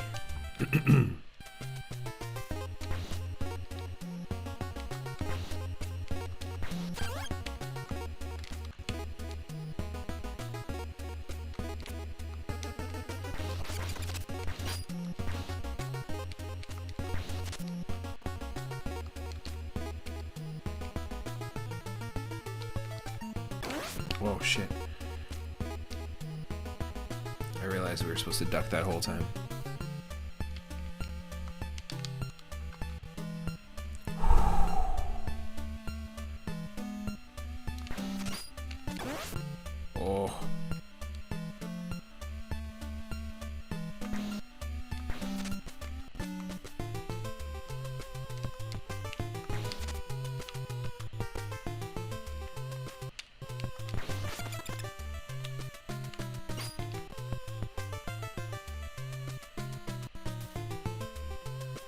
Just go, go, go, go, go, go, go.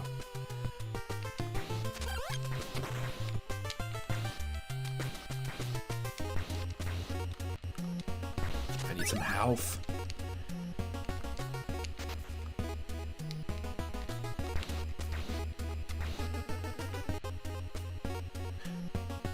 Give me some health. Please, I need some health. Gotta find some health. Oh no.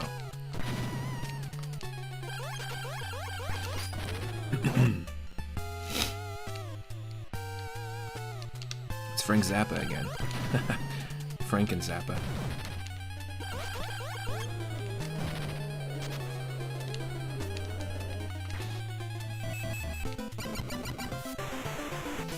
Got him.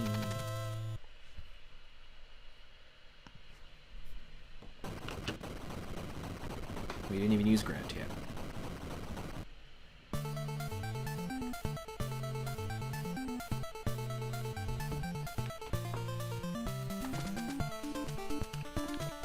Ah, here's some music.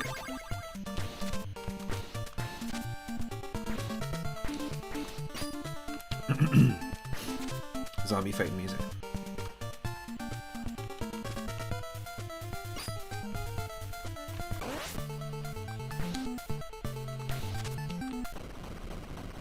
Let's not die.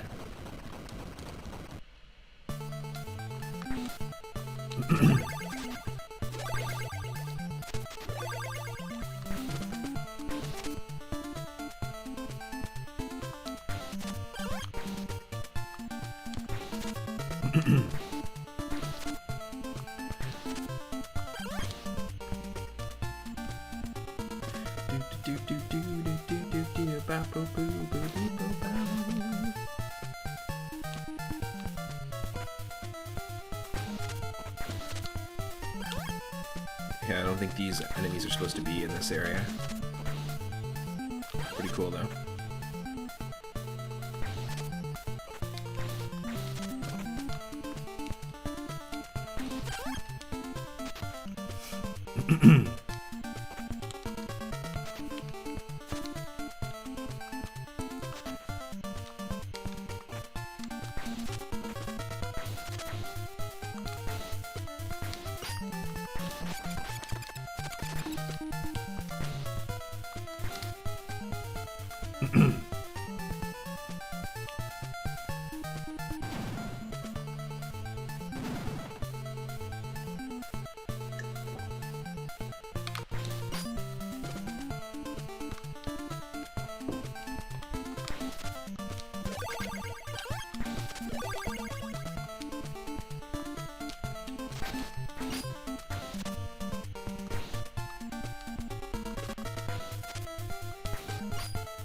Damn.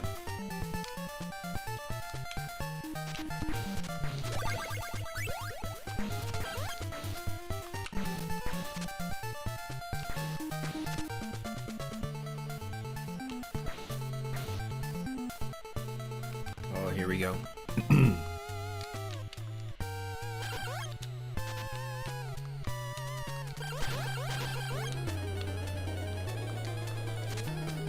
You gotta trust in that holy water. Because it works every time.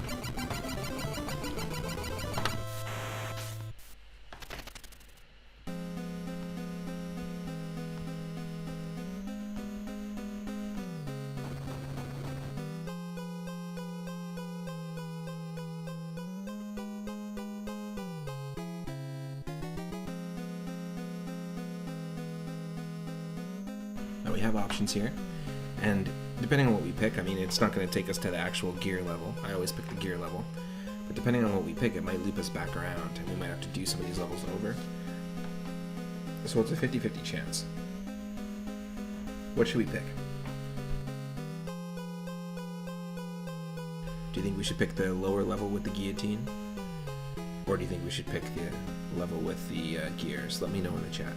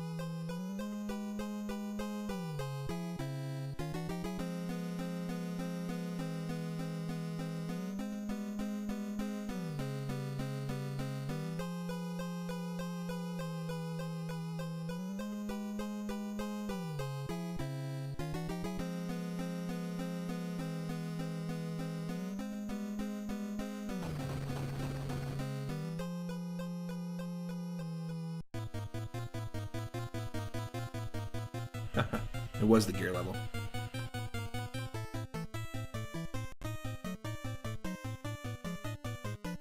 And again, excellent music.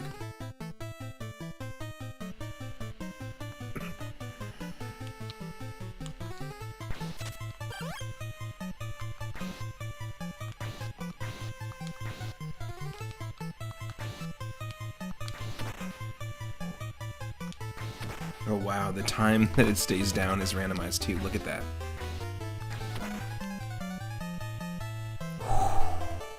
So close.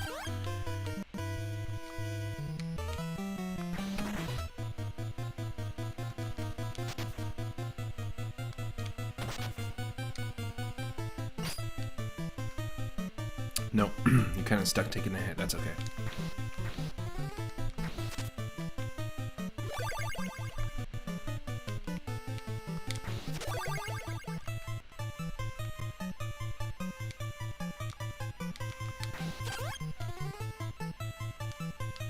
The rotating gears is always very impressive to me as a kid. Just because it looks so smooth.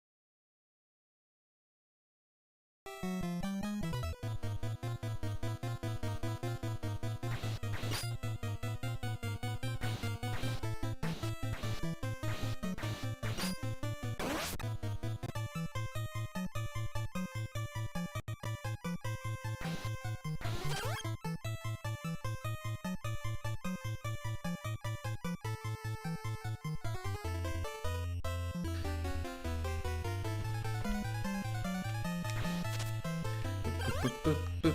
And thank you for banning that bot. Welcome in. Happy Wednesday. Happy Wednesday. It's the second time that's happened. Can we make it 3? I think we can make it 3. Hey, there we go. Everything good comes in 3s. Whoa, 2 bots. There's a party up in here.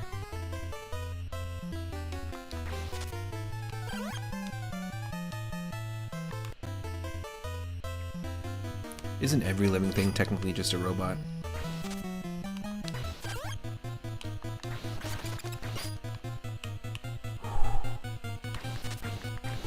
If only there were a 3rd bot to ban so that would come in 3s. You can ban Moobot? What does Moobot do?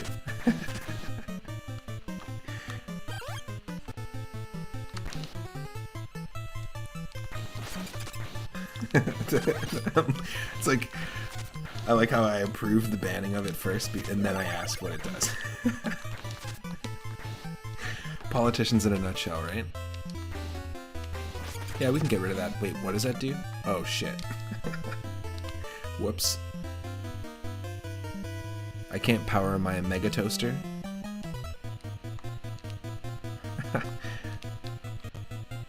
It's in 3,000 channels. No. Moobot is a specifically a bot that I added for commands.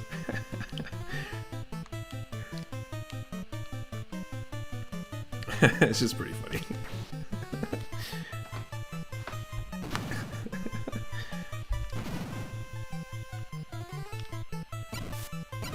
If we're lucky, we'll get one more bot join the channel during the stream, so we can get a 3-up banning moment.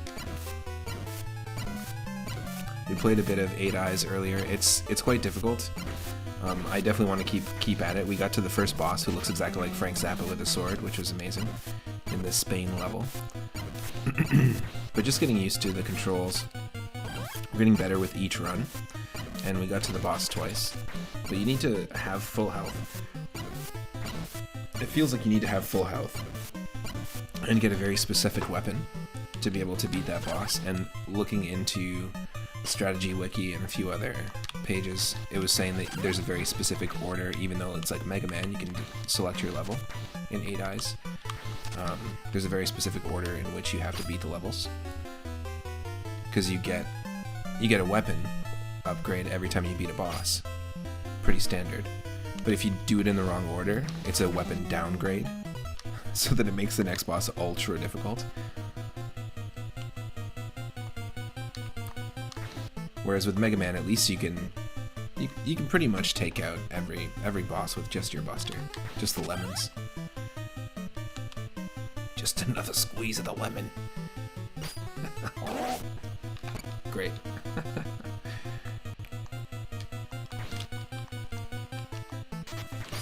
The idea that we're balancing on gears and precariously hucking bottles of liquid at floating Medusa heads with snake hair is like, you know, we should all stand up right now and give Trevor Belmont a hand. Round of applause, please.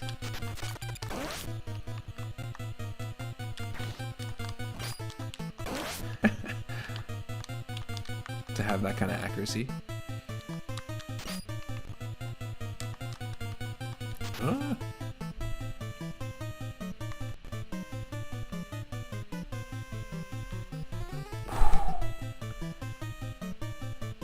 I want to see that animated like 1930s cartoon style.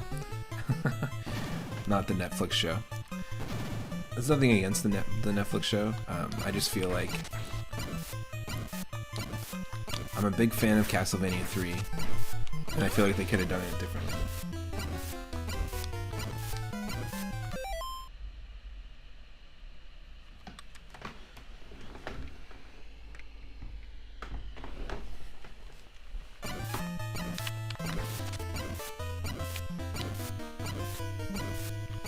I'm just not a huge fan of the aesthetic, I guess. Or the voice acting. So those two things kind of take away from it, in my opinion.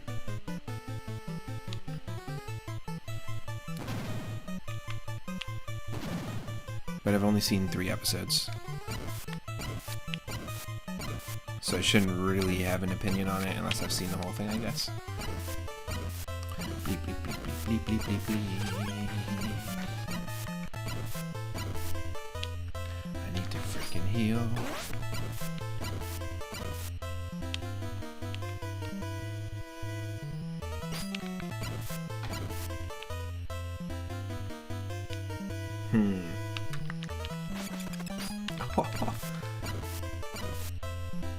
There we go.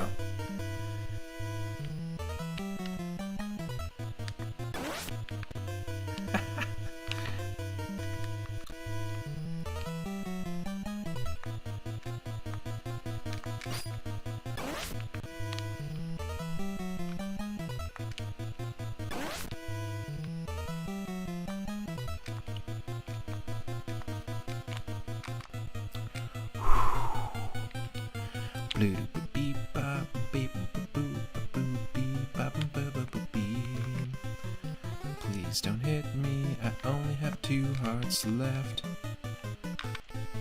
Ugh. As soon as I said it.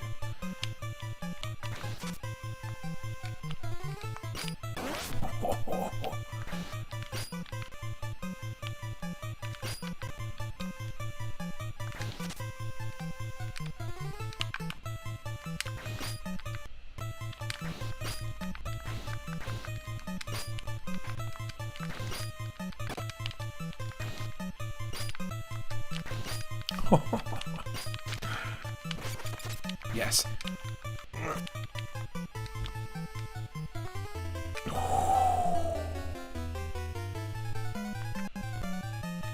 I see you.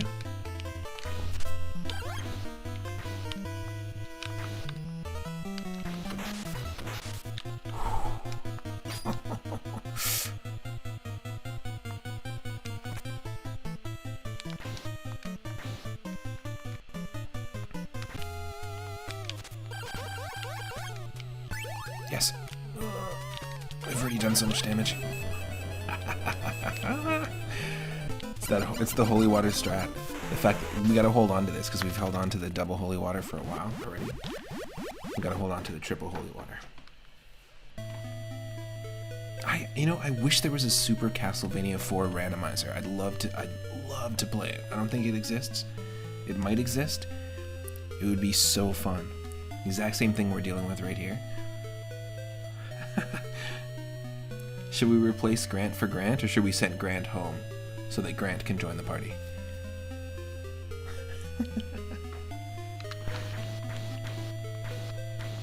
I don't know. What do we do? What do we do? Take a penny, leave a penny. Take a penny, leave a penny. So you think we should grant access to Grant, and I think we should keep Grant, and then grant access to Grant to get out of here. Oh, brother.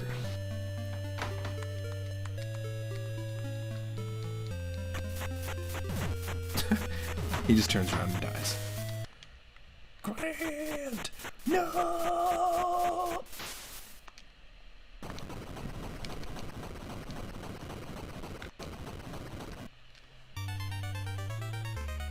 Okay, let me know if I need to adjust the volume of the game or anything like that. And let's just be very careful and hold on to our holy water.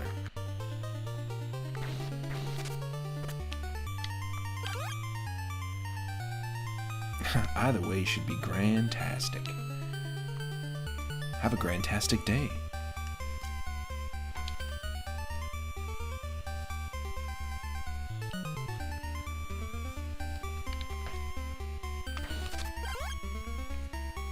Yeah, Super Castlevania 4 randomizer would be amazing.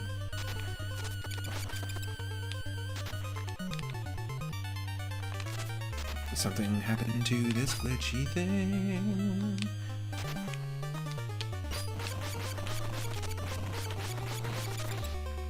Well, we destroyed the abomination.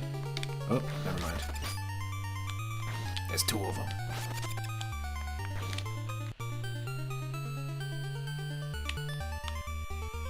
I like this color palette actually right now. It kind of gives me a little bit of a Metal Gear vibe, like the original Metal Gear on NES. And yeah, it just works. Something about it. The broccoli trees and the red wine sky.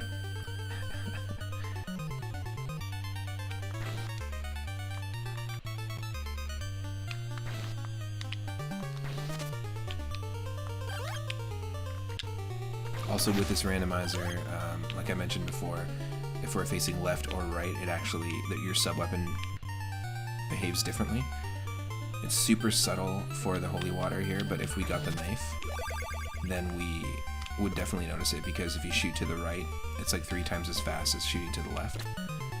And with the axe, you have a much tighter and higher arc if you shoot to the right. Then to the left. Ooh, we got the cotton candy portion of the castle.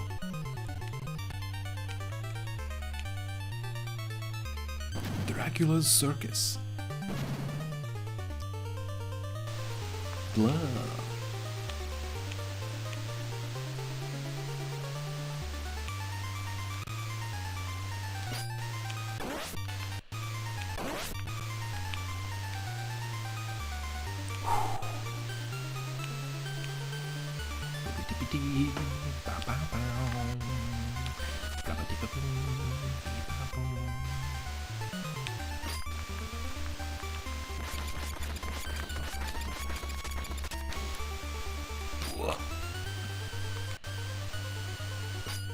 Yeah, not a good situation to be in with those flying things.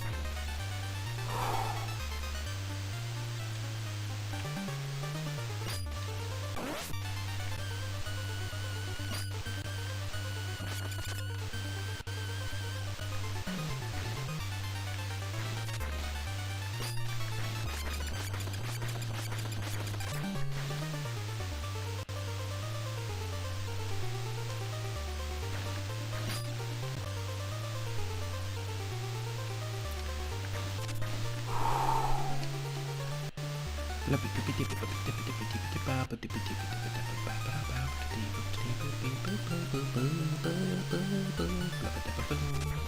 don't kill me. I only have 2 health. Please don't kill me.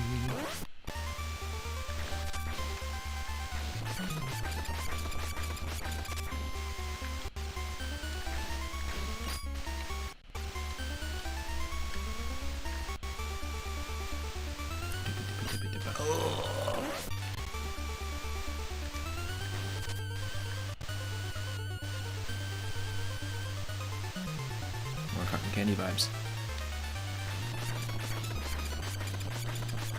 I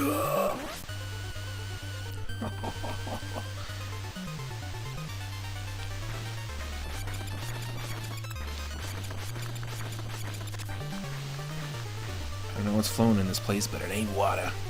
It's called cream soda. We're in Willy Wonka's castle. Wonkula.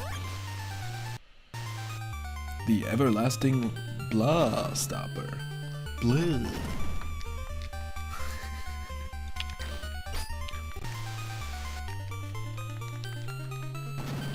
Imagine the introduction to Dracula was the exact same as the introduction to Willy Wonka as a character in the 1970s film. He has a cane and he walks towards the gates of his castle, and then he pretends to fall, but then does like a circus tumble, and then puts on a top hat and ushers everyone into the castle. This is the first time I've let anyone into my cream soda factory. Ha ha ha. I would watch that. The fact that they made a Tom and Jerry animated film called Tom and Jerry and Charlie and the Chocolate Factory, which is literally beat for beat the exact film, except they have Tom and Jerry and a mouse stand in for Wonka. Basically repeat every scene. So you see the scene that carry out with all the main human characters exactly as it was in the 1970s film, beat for beat, almost like word for word, but animated. And then after they leave each scene, Tom and Jerry show up and they have a mouse Wonka stand in. Just, repeat the exact scene with slightly different dialogue, but have Tom and Jerry stand in for the people, and then go back to the human scene, and then Tom and Jerry scene, human scene, Tom and Jerry scene, back and forth. It's like you might as well just remake them. If you're going to do it beat for beat, just remake the whole movie with Tom and Jerry as the main characters. No, let's animate the movie entirely and alternate, like, with a light switch. Because we couldn't commit to one idea. Back and forth. The fact that exists means that it's totally possible that you could blend Castlevania and Charlie and the Chocolate Factory.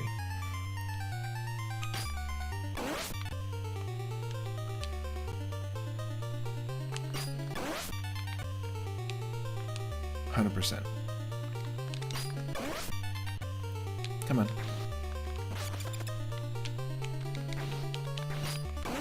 Shit. It's just not a good position to be in.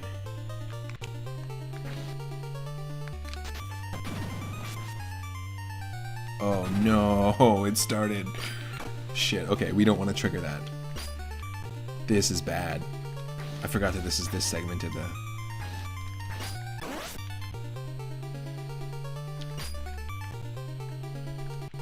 Charlie and Count Chocula's castle. There you go.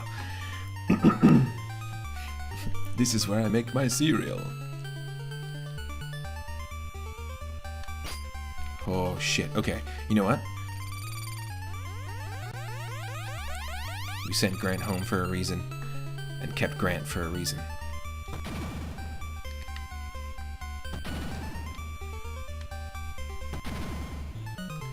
Dee-dee-dee. Ah!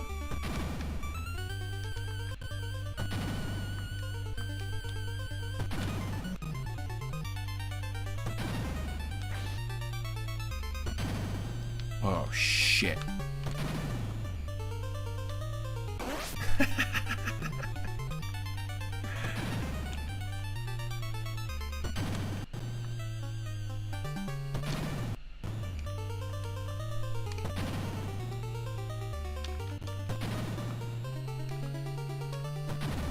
Oh.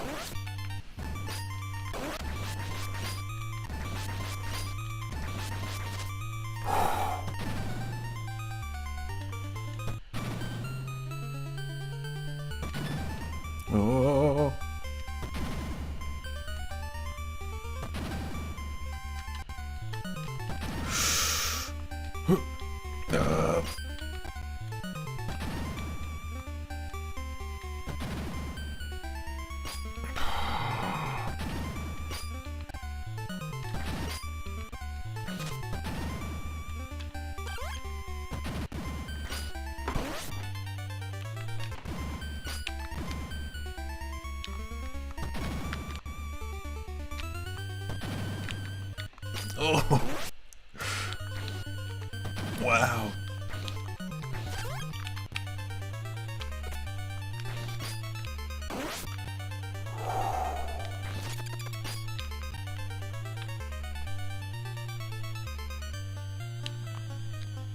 Tricked him. Dracula stand in for Wonka. Come with me and you'll be in a state of pure annihilation. Ah, ah, ah, ah.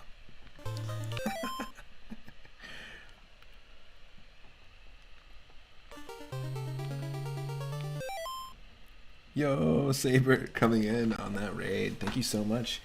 Raiding with a party of 8 for our 800 follower celebration while we play some 8 Eyes and other 8-bit gems. How perfect is that? I hope you had an awesome stream. Roger Slayer, welcome in. I saw you were playing Pokemon Yellow, right? Was that today? Classic game. We played a little bit of 8 Eyes, which kind of looks like this, but very difficult game. And right now we got to the basically the first boss of the first level, and then now we're diving into randomized Castlevania 3. So we just have Grant as our side character. We are playing as Trevor, and a lot of things are randomized, including how the sub-weapons behave, the enemies, the color palettes, the music, and the order of the levels. And yeah, it's just like an alpha that somebody put together in terms of the tool to randomize it. So it's super glitchy. It can be buggy. I've never beat a run of it, but we're gonna play a bunch of 8-bit games. I hope you were having a good stream. Where did you end up in Pokemon Yellow? And you're doing a Nuzlocke challenge, or are you just playing through it just casually? But yeah, welcome in. If you're new to the channel, my name is Matt, otherwise known as 3UpMoon, and I took a little bit of a hiatus, but I'm back to regular streaming every single Wednesday and Thursday from about 10 a.m. Pacific, and every other day from about 5 or 6 p.m. Pacific. This room's palette is interesting. Yeah, totally. If you're not following Saber, go give Saber a follow. Saber does randomizer Nuzlocke, plays RPGs as well, and all sorts of different games. Really cool. There was a ROM hack called, I think it was called Snakewood, Pokemon Snakewood. That was a zombie Pokemon themed ROM hack. Really dark, but pretty cool. I'm not sure why the music is glitching out, or sounding like it's glitching out. Oh. See, we have no health right now, so I'm trying to be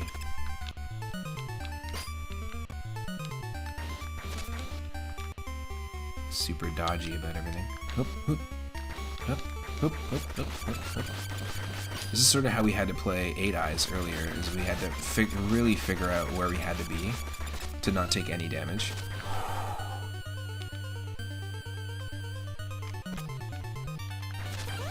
Is this where we're supposed to go? No, we came from here. So we gotta go left. This room's palette is interesting. Yeah, definitely. See, are you hearing that? Is the music cutting out? Or is that just me? It sounds like the NES sound chip is like cannot handle it right now. That's really funny. But yeah, Pokemon Yellow, when it first came out, also if you're one of our followers, we've got that Game Boy emote, if you feel like dropping it. When it first came out though, I just started getting into the anime, which I got out of really quick. but I really liked how Pokemon Yellow just twisted the story a little bit further towards the anime. You know, the fact that you can actually fight like Jesse and James and stuff like that, I thought that was pretty neat at the time when it first came out. I also really like that they expand upon the whole Pikachu following you thing in Heart Gold and Soul Silver, which to me it just makes that game epic.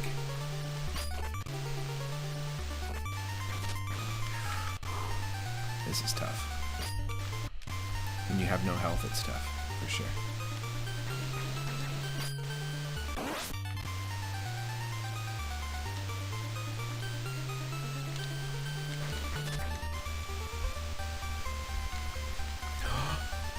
Oh, that was our chance.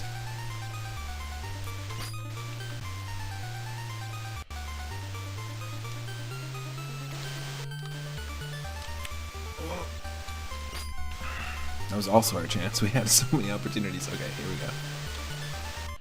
There we go. Ooh, Daryl, welcome in with those 3 moons. We were playing some 8 Eyes earlier. We're playing some Castlevania 3 randomized right now. Might as well be in one-hit KO mode.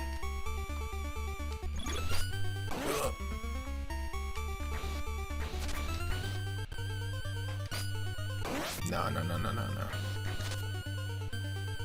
We can't jump.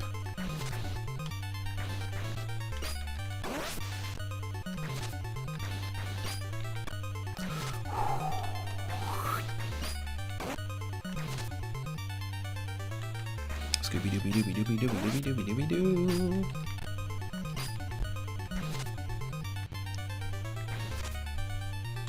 Scooby dooby doo.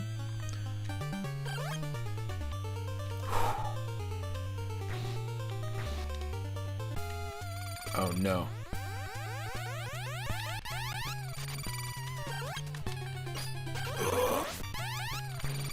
Oh, that was the way to do it. Yes.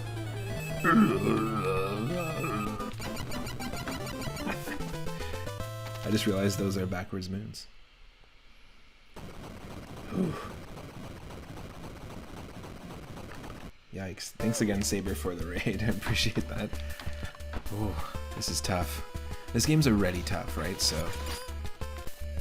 we just, thank God we got a full heal, because we're in a situation where we've been holding on to this triple. You can see the Roman numeral 3 at the top. Been holding on to this triple holy water for a while, and it doesn't increase the damage the holy water does, but it lets us throw 3 at a time, which is pretty great. I'm not sure if we can actually. No, we can't. That is the non-killable enemy. Ugh. Oh, come on.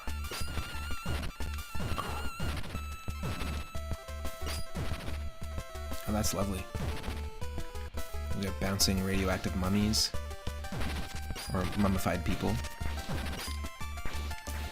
Maybe they're people. Who knows?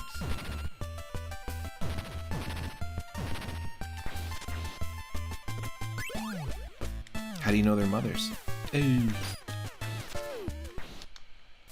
Should not have grabbed that. Definitely using save states to fix that mistake. The holy water has been like one-shotting the bosses, right? So I don't want to get rid of that if we don't have to. Wow.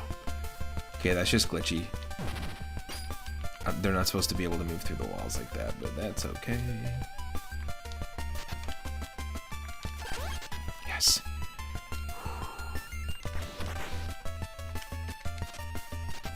Nope. That was the way to do it. You gotta hold down when you use the stairs.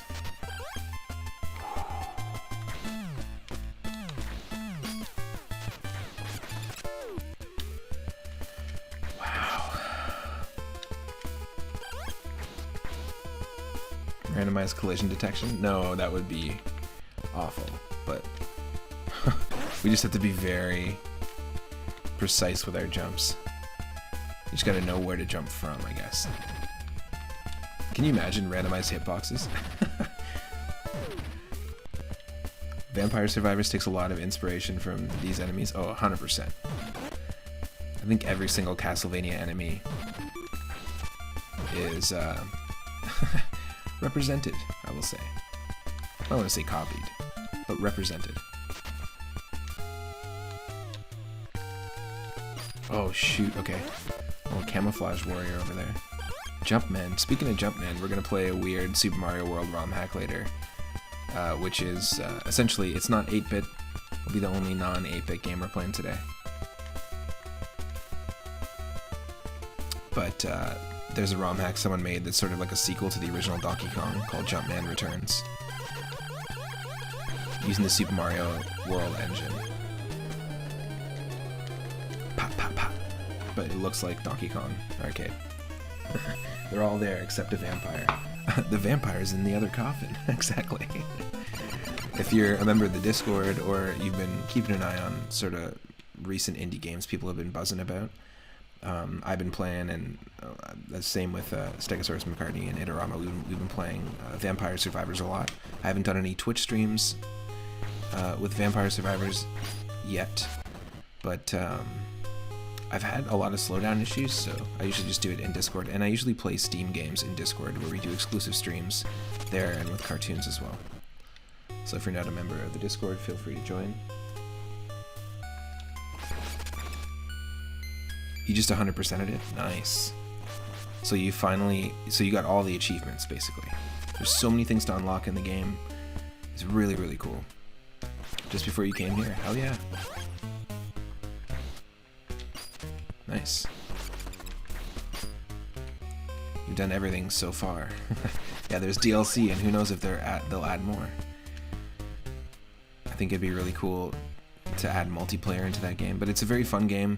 Highly recommend checking it out. If you have photosensitivity to flashing colors and stuff like that, it might not be your game though.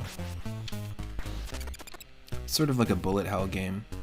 It's different every time you play it, and you kind of control, you're the source of the bullet hell, essentially. Just waves of enemies, but it's great. It's got a lot of cool inspiration, not just from Castlevania games, but other ones too. Ah, apparently there's an update coming soon. Nice. Oh.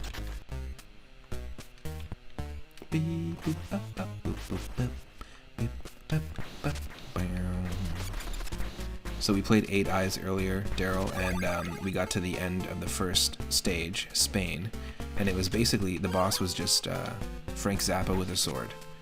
He absolutely destroyed us. We were not ready. I mean, first I thought it was a man, but then it was a muffin.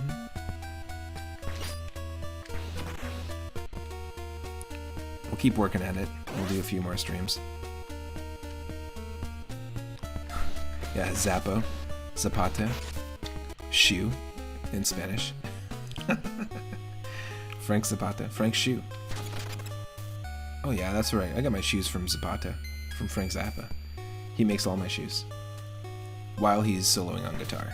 He's a shoemaker and a risk taker and a riff shaker. Whoop.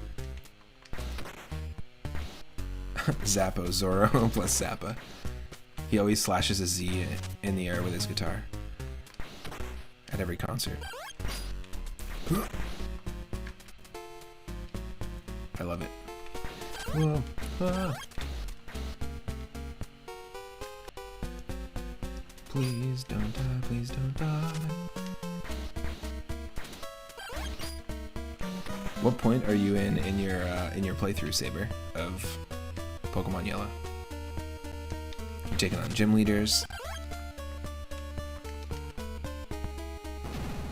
Yes, Slappo Zappa on the base.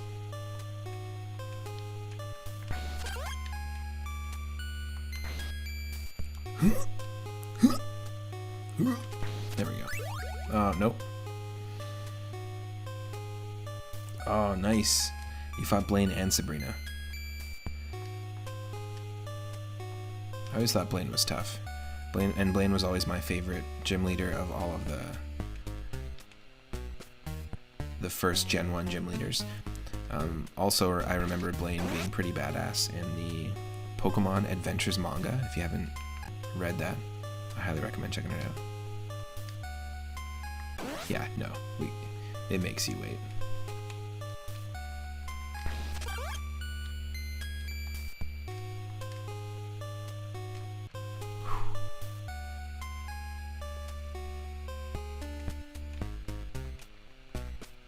So you're pretty close. You just have to take on Giovanni.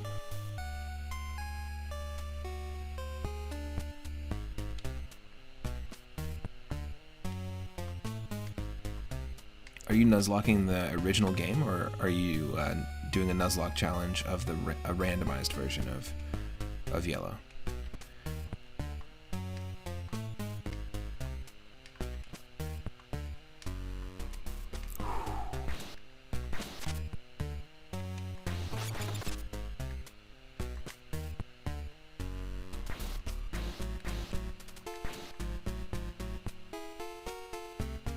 Randomized challenge, but it's hardcore. It's a series called No Repeat. Interesting. So like an extreme randomizer. Well, congrats on taking on the 6th and 7th gym leader. Roger Slayer, you're gonna go to bed now.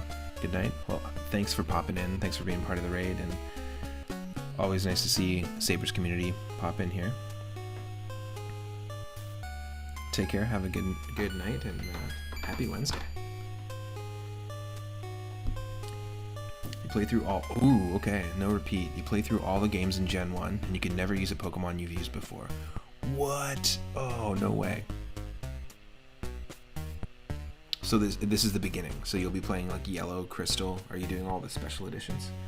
Yellow, Crystal, Emerald, Platinum? That's a cool idea. And if it faints, it's considered dead. That's a really cool variation.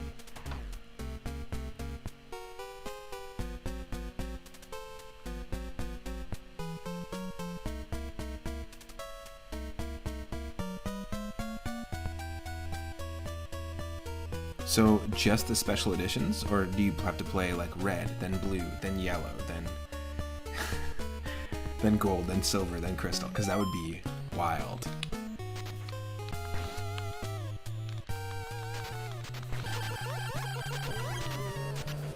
Yeah, see, we have to hold on to the triple holy water. Just an instant win. Oh, wow, okay. Red and then blue. Okay, cool. So you're playing, but are you just doing Gen 1? Or are you doing you're doing every gen, every game? Because that's cool. That is an interesting challenge.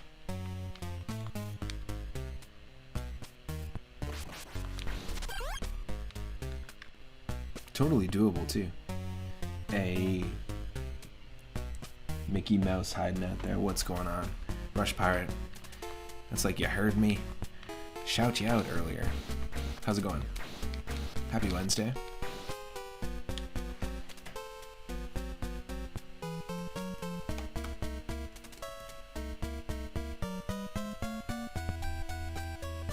You already lost a few, which you're gutted about. Every gen in order. Wow. That is wild. Well, I guess how else do pirates, do cat pirates, you know, gather intelligence or information? Just by lurking about. We got a quiet ship, because I'm surprised I didn't hear the ship hanging about. Are there any rules in Nuzlocke that would prevent me from just grinding out low-level fights until you have an OP mon? No. Typically, there's nothing saying you can't like over-level or like over-prepare necessarily before you take on a gym leader. Right? As far as I know. Please don't kill me. Please, please, please. Please, please, please, please, please, please. Please don't kill me. Please, please, please, please. Don't. Please, please, please, please. Please don't kill me. Please don't kill me. Please, please don't kill me. No. Please, please don't kill me. I need to keep going and not die. I only have 4 health. Please don't kill me. Oh my God, I'm gonna die. What do I do? Go, go, go. Ah! Wow. Some randomizers say you can level past, or you can't level past a gym leader's ace Pokemon. That's interesting.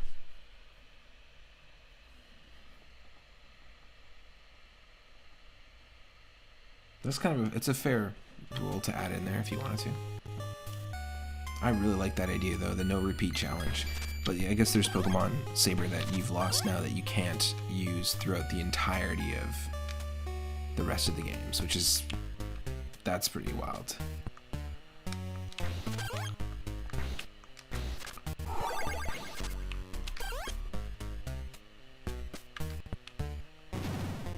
I know with Gen 1, many Pokemon can be endgame viable solo if overleveled.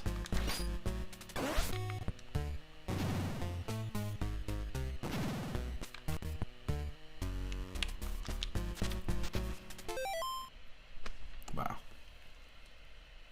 Oh, I just got the sudden urge to sneeze. Don't do it. No, don't sneeze. Whew.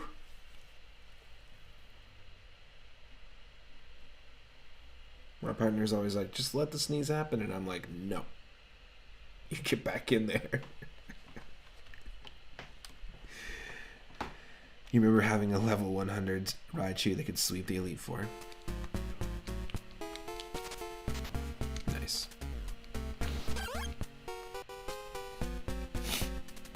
Don't sneeze. Don't sneeze.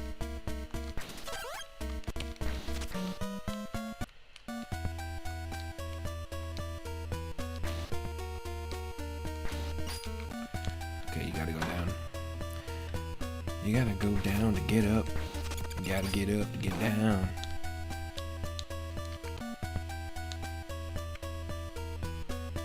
Move on down and move to the left.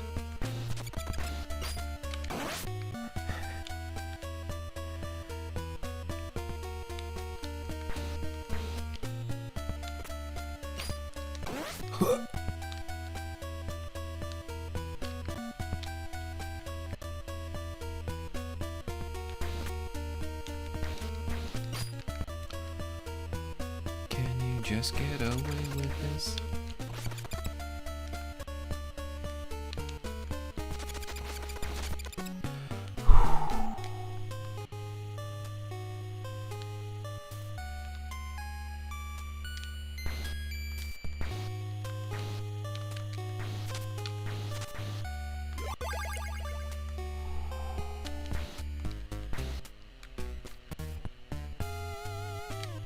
What do we do?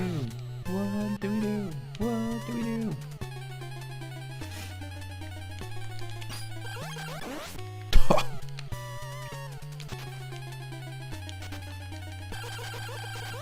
Die.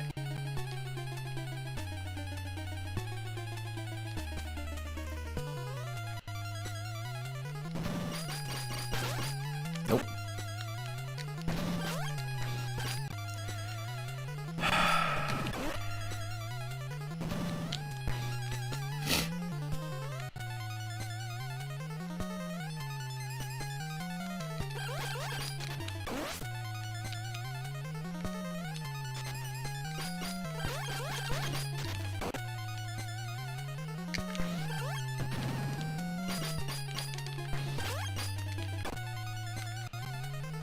Good old Moon Doom mode, yeah, exactly.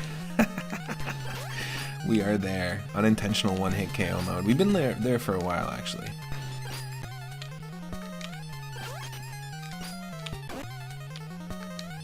Eat it.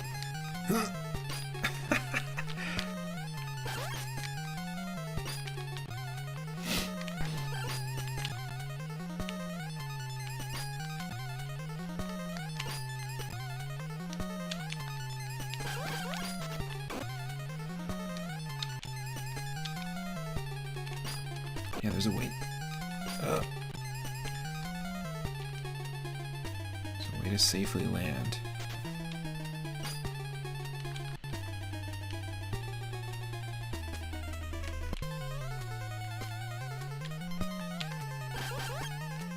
Oh, yeah.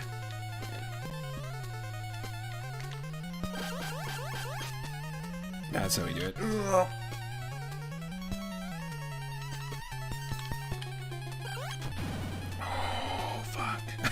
Oh my god.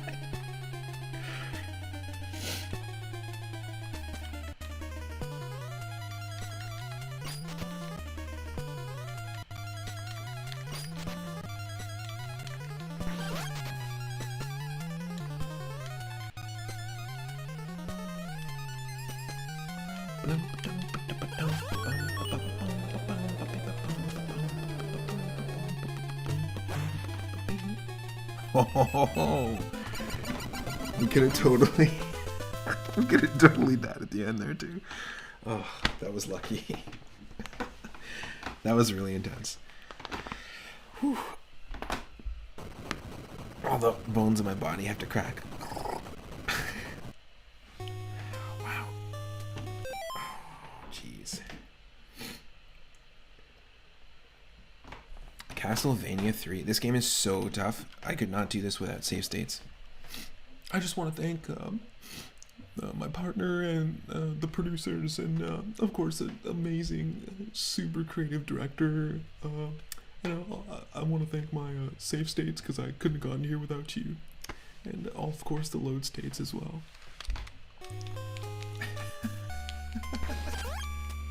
I think you dodged it by pixels.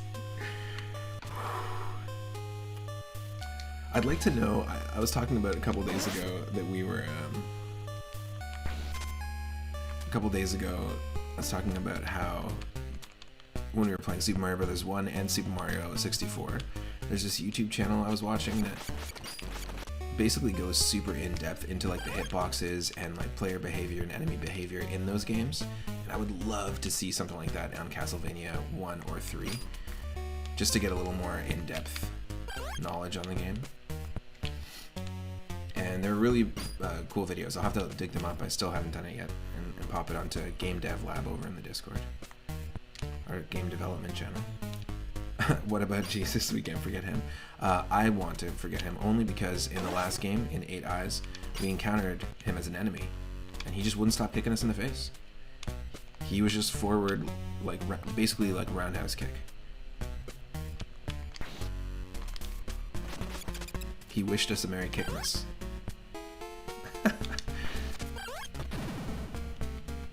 The ultimate hitbox. Well, yeah, because literally we couldn't damage him. Uh-oh, okay. I gotta trust in Grant. Let's go. Ah, damn it. No, the enemy totally looked like a character from a Jean-Claude Van Damme film, like Bloodsport.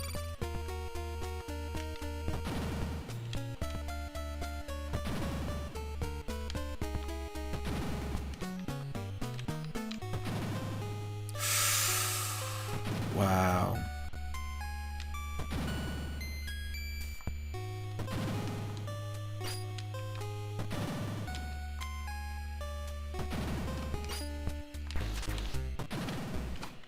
Do do do do do do do dee da da do.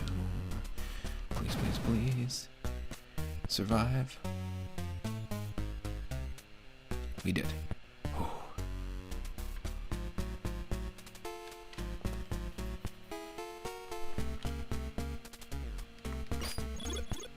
Yes. Hoo-hoo-hoo.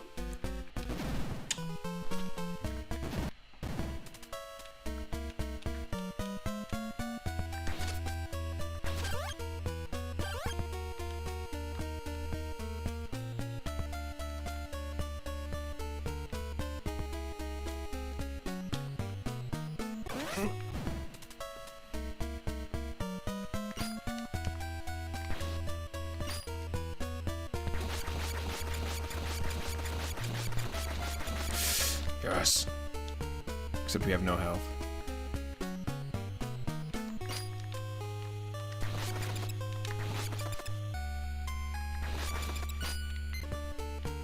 Nonsense.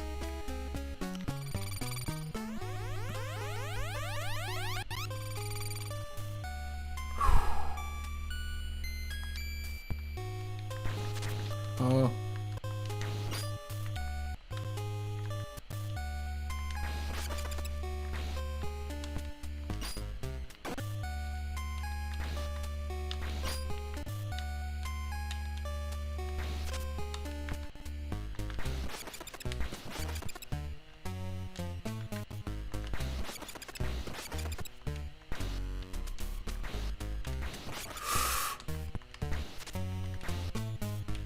Oh,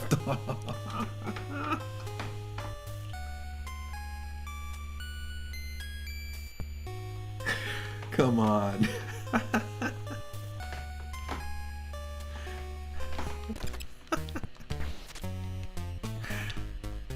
Oh, that was funny.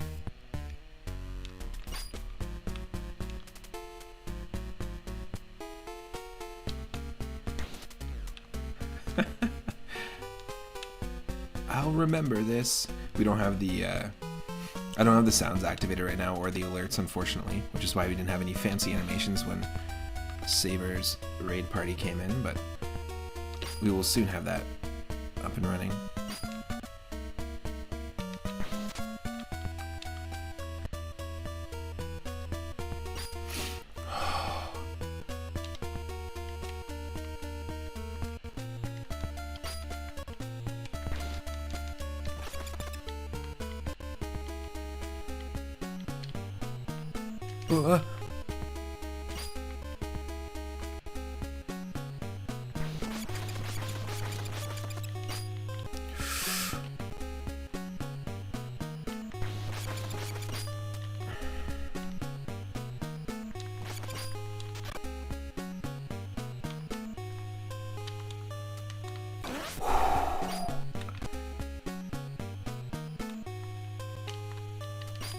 Nope, that was the right call, but nope, too early.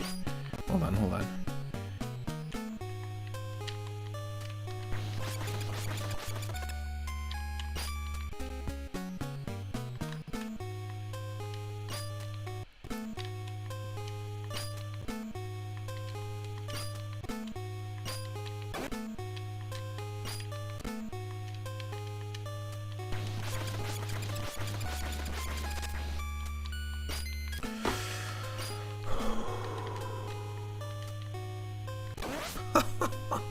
No.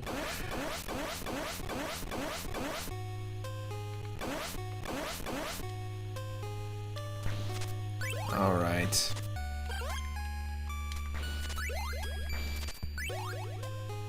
We lost the holy water.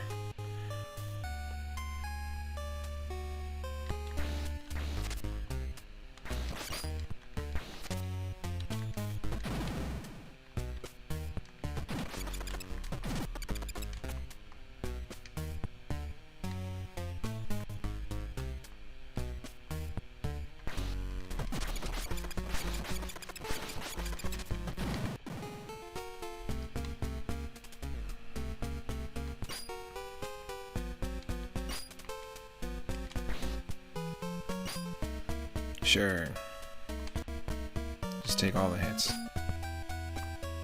No, I was joking. Don't take all the hits. Please. In one compilation, they've got all the hits. Like Be My Baby, and My Baby and Me.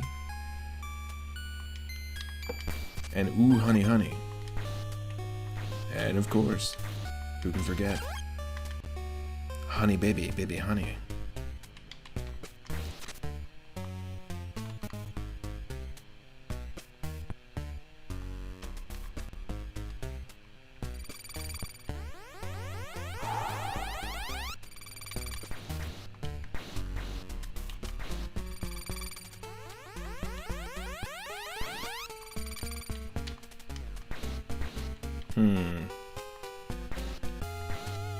Tell me there ain't nothing to break here. Oh, there it is.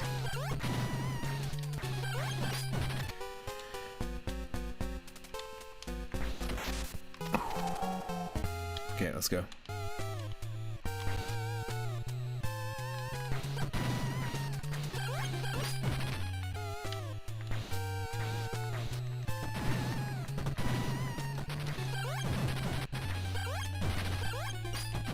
He's gonna throw two at us. Okay. Okay.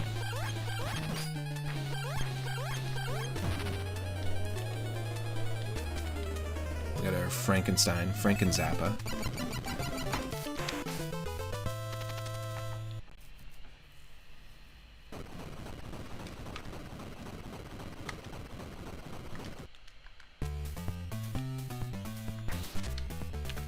Boop, boop,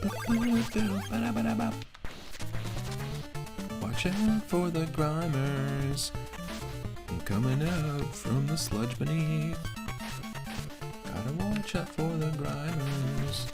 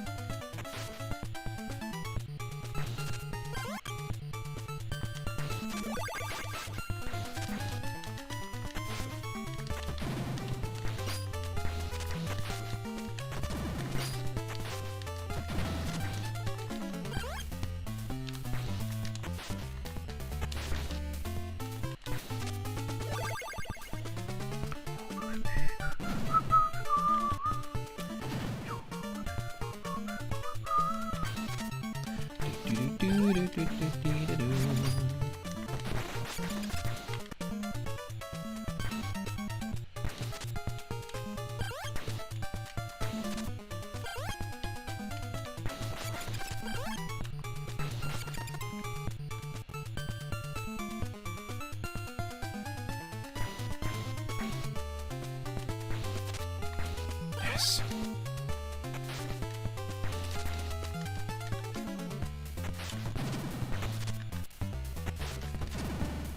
I'm really loving how these bats are flying.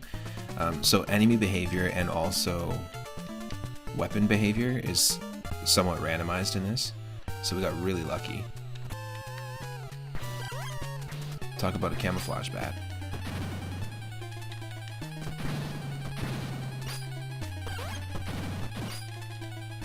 Damn.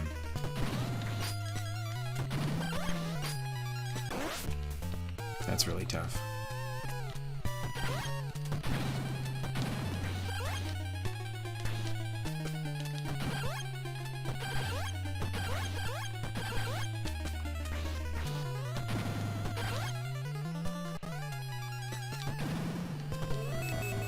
There we go.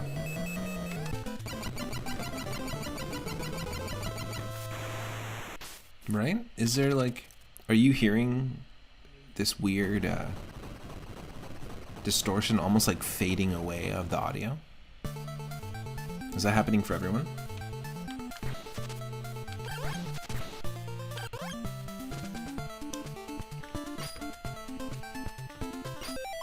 It sounds fine. Okay, that's my headphones then.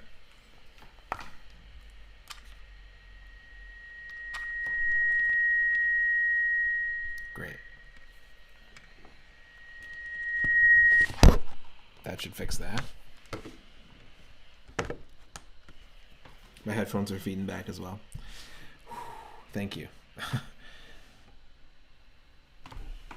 was getting like this weird high pitch in my headphones, which is very odd, and also like this sort of fading distortion. Like at times some of the music was like disappearing, but almost like in a digital sort of way, which is very odd. I've never experienced that before, so it sounds like that is fixed. I didn't mean for that to happen, by the way. Hopefully no one got some crazy feedback. It was just a little bit of a quick moment there.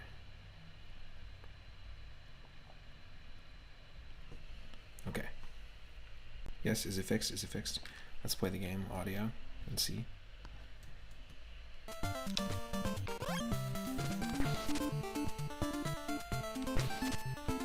Seeming okay for now.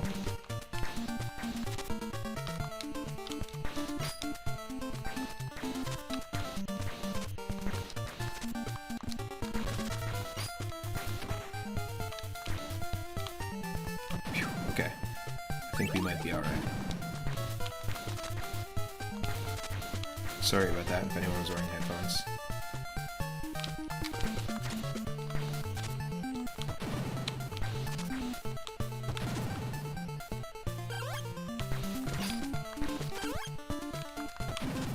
This guy dancing up here.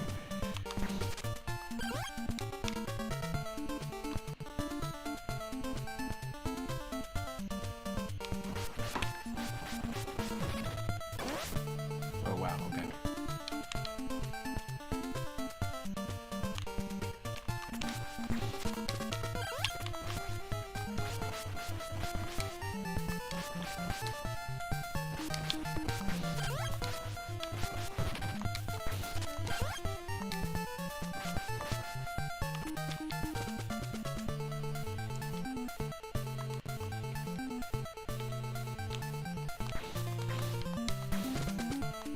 interesting color palette. Going full CMYK. Be careful, the red skeleton does not go down for long. The one with the whip goes down a little longer, but...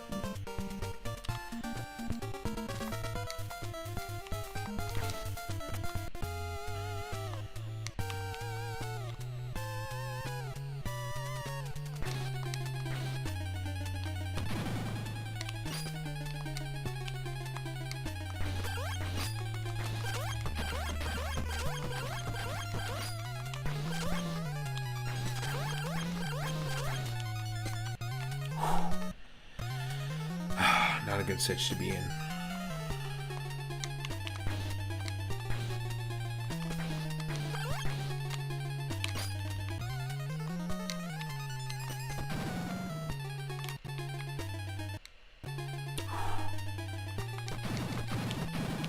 Yeah, that'll do it.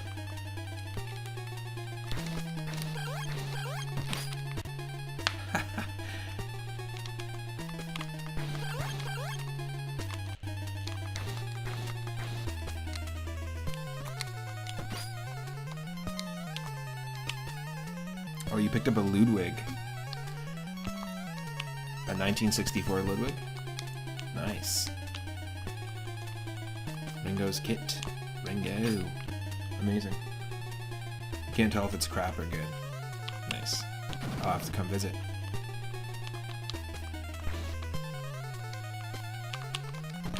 Pay ye a visit with me sticks.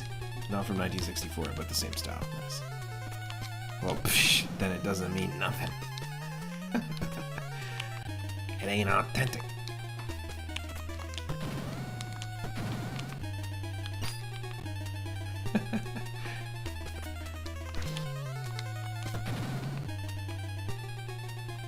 I like Ludwigs. I've used a Ludwig once, and it was nice.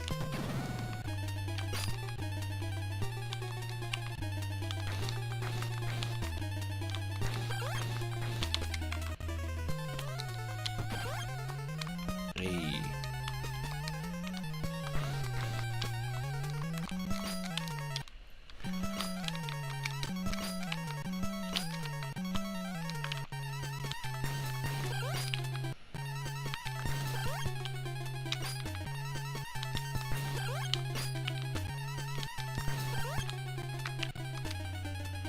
Ah.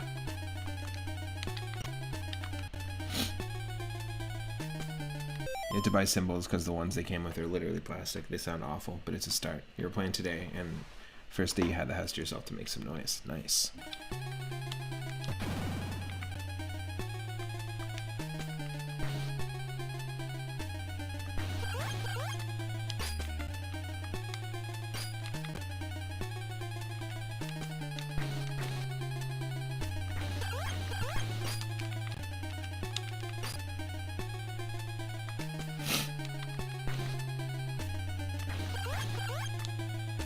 No, we can do it. We're so close.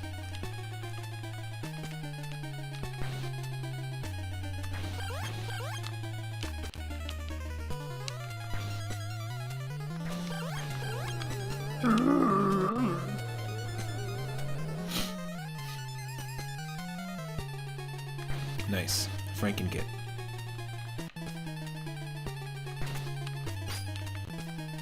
What are we playing? Shovel Knight? Come on.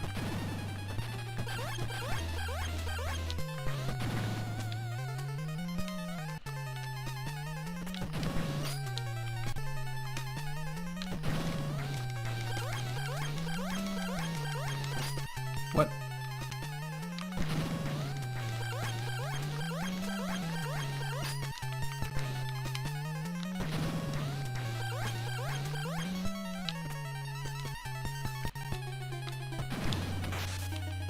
Hey, I'll take it.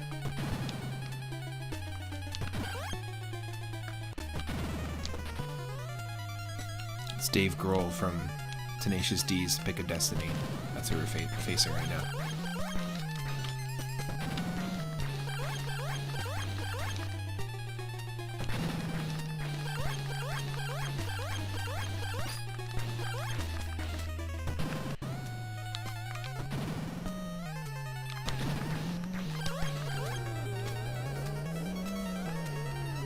feast was done.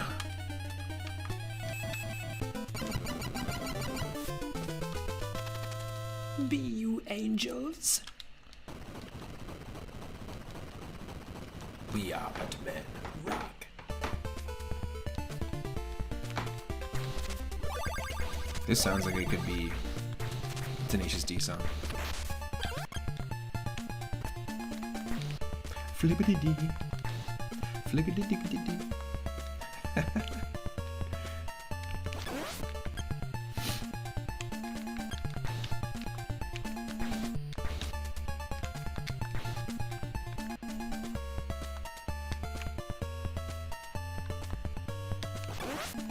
Ooh.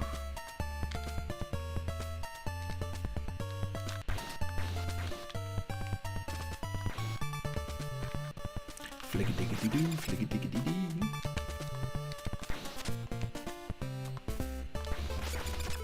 It's got all the flourishes of a Tenacious D song.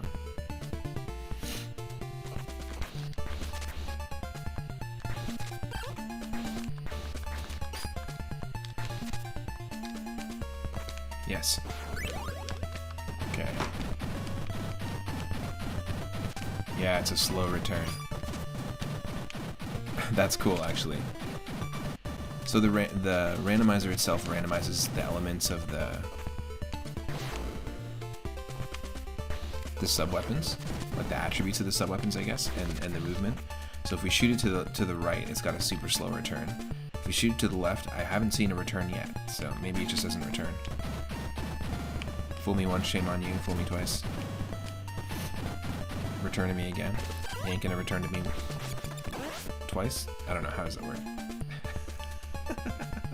You tell me.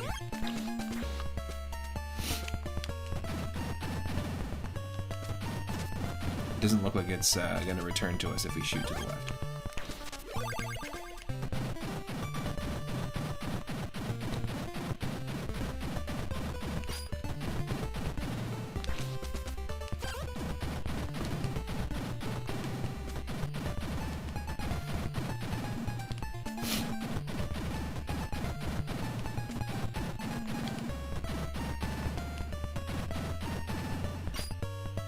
Really?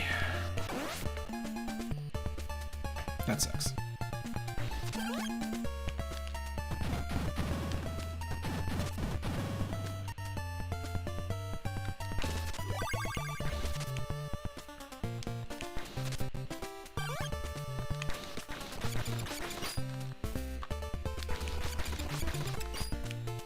Wow.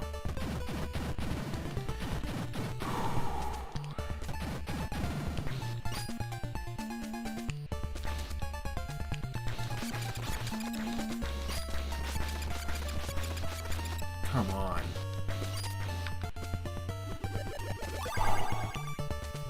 Wow. That money snake was not easy. Oh.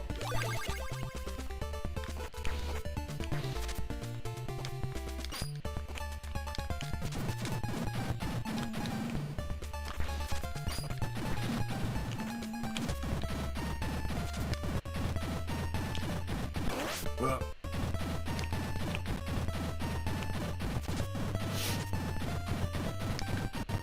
Come on, cross, do my bidding. Perfect.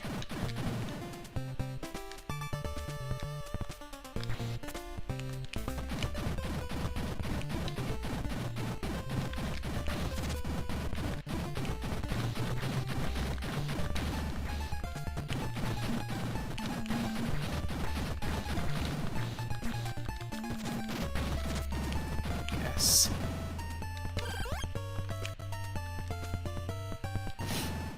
Oh my god. We finally made it. Finally made it. 2 health.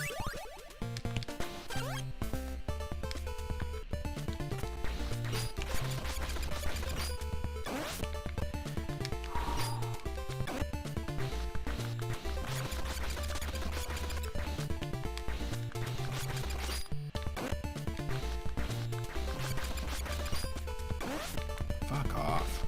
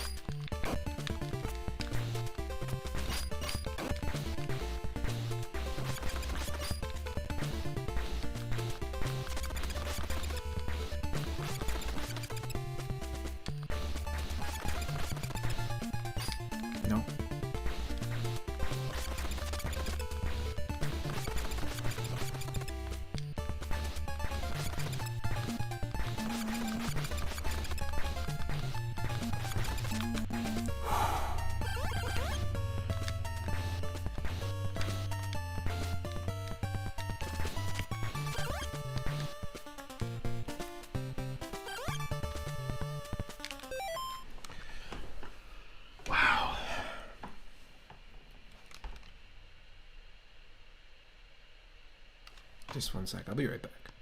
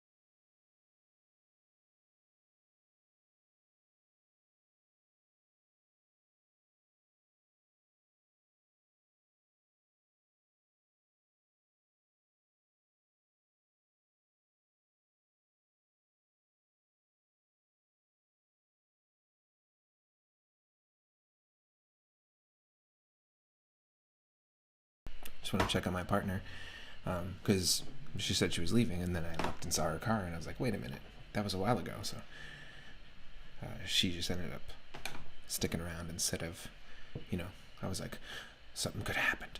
I'm gonna go get a blanket because I'm freezing.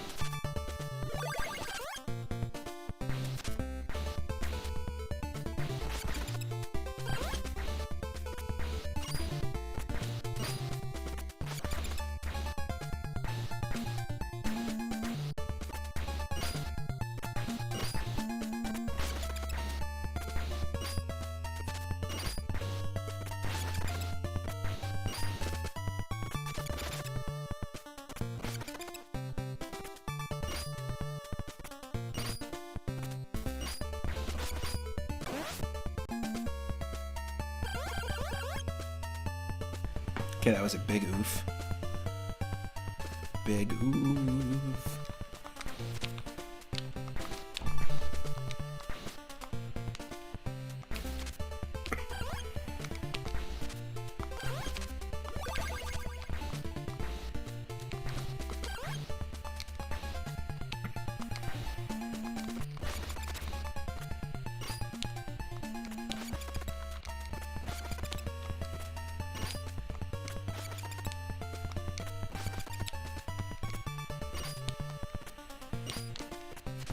Yes.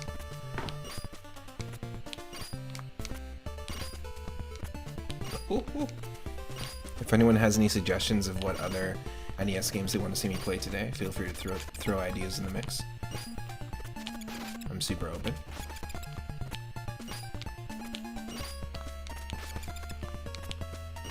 It's all 8-bit today.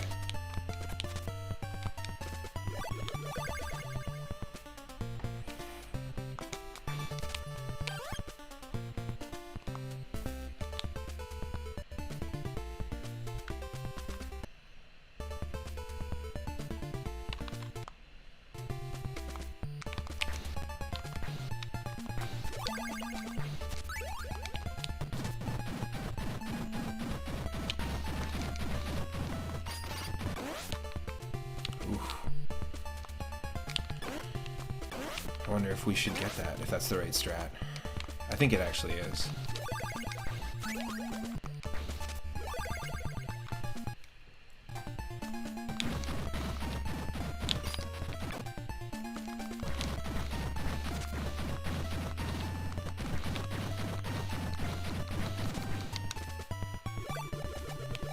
Definitely.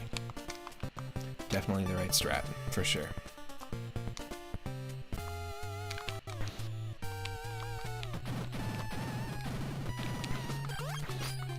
Holy shit, okay. Let's go.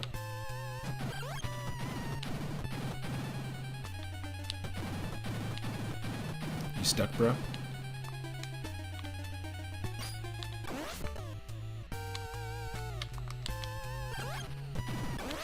This is literally one of the playable characters from Vampire Survivors right now.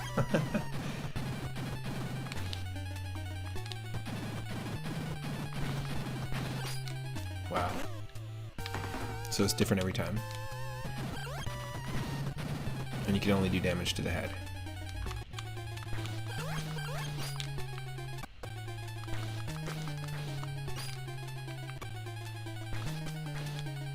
Does that mean you can only take damage from the head?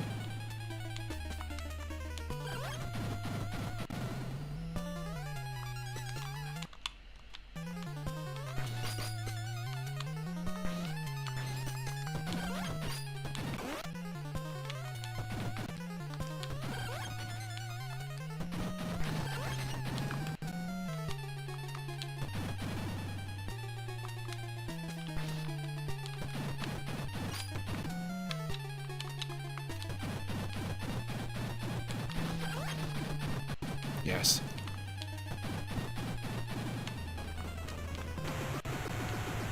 What?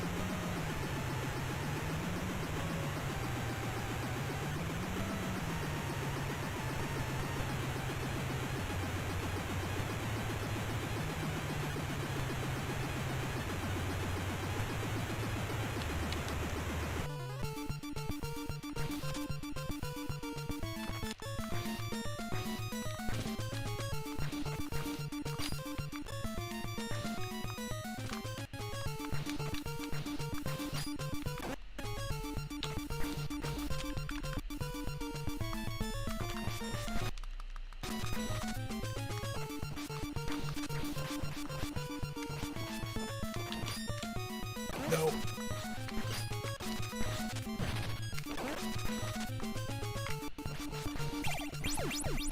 Yes, that's exactly what we needed.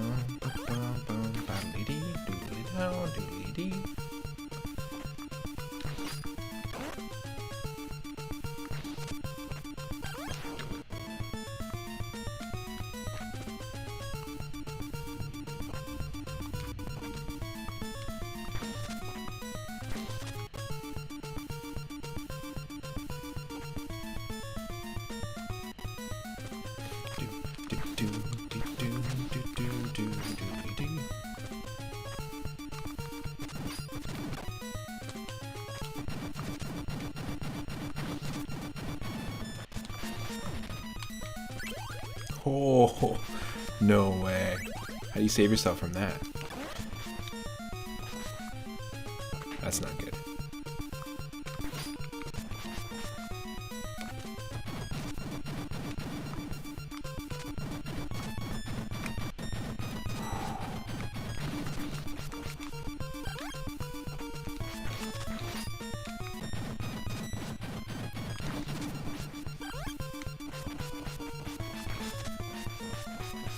Yo ho! Welcome in. Benez 256 with that massive raid. I'm just about to get eaten by a snake here. Welcome in, everyone. Hello, hello. Happy Wednesday. My name is Matt, otherwise known as 3up Moon, and I stream here every single day from 5 p.m. Pacific onward. And on Wednesdays and Thursdays, I stream from 10 a.m. Pacific onward. And today we're celebrating 800 followers right now. I hope you had an awesome stream. Let's get a shout out for Benez. To celebrate 800 followers, we were playing... yeah, if you're not following, please will give them a follow. We were playing some 8 Eyes, which is an NES game from 1988, and then we switched over to Castlevania 3. We're playing Castlevania 3 on the NES, but randomized. So randomized color palettes, as you can see. We got a green bone snake. Randomized attributes to how the weapons shoot, depending on which direction you're facing. Randomized selectable characters. So we actually started off with Grant, and also music, level order, all that kind of stuff. I hope everyone's having a good Wednesday, and all my streams get uploaded in full on my YouTube channel as well. But yeah, welcome in Jabu 245, Heart of Mithril, Babylon Zul, Mac, and Draconic Dude. Welcome, welcome. Yeah, I hope you had a good stream. What were you streaming, Benez?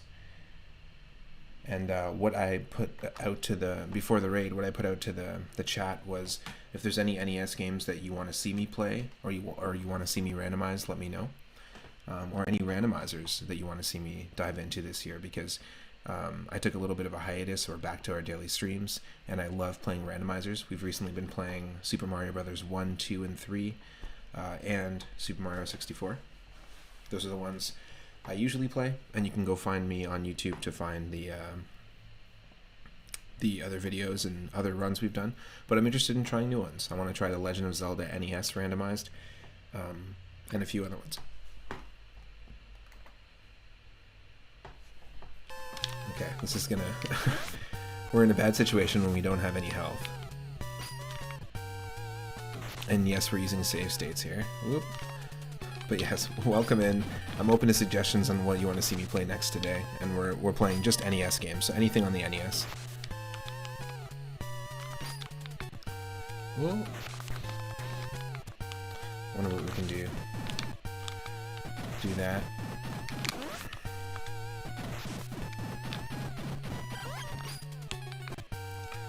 So close.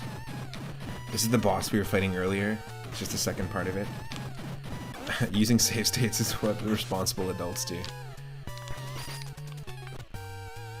Earlier, I gave a thank you acceptance speech. I thanked the producers, my partner, my family, our super creative director, and I couldn't have got here without the save states and the load states. Couldn't have done it without you.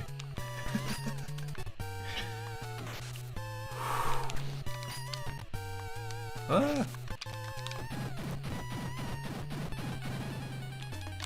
Oh. We don't have any of our sub-weapon, so at this point, we're just relying on the whip. I have to take advantage of these chances to land a hit.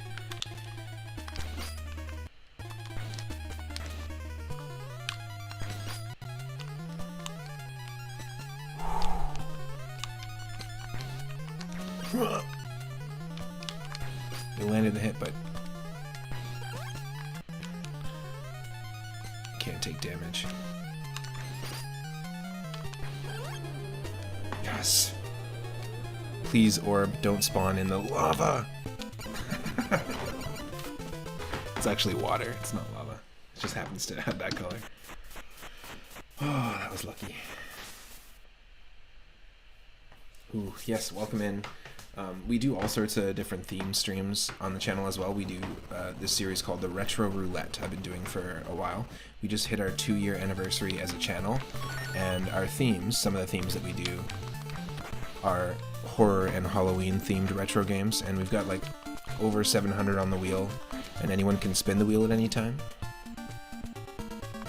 and kind of stop me from playing. And we've actually played a couple of really difficult hacks of the original first Castlevania NES and just the vanilla Castlevania NES games and gotten to the end.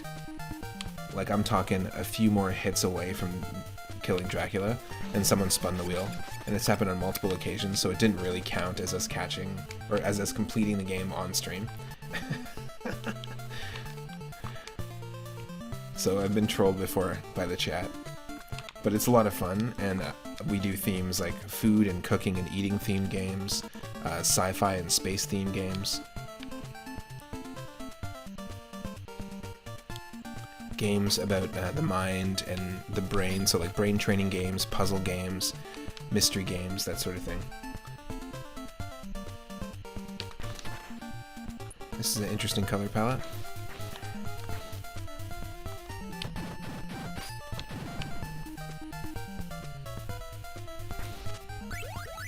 Yeah, sure. Why not?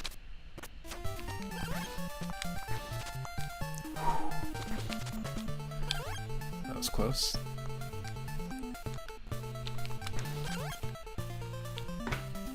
I've also got a Discord as well where I do streams of indie games and stuff like Vampire Survivors, which is heavily inspired by this. Dicey Dungeons, Shattered Pixel Dungeon, just games in general that are like dungeon crawlers and that are different every time. I'm a huge fan.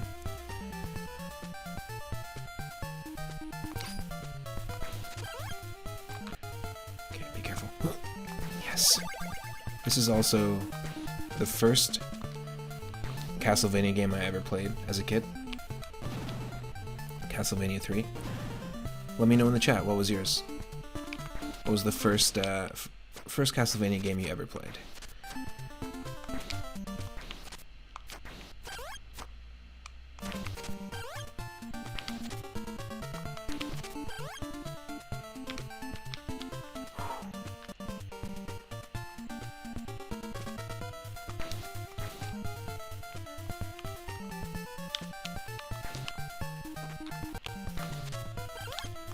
Oh.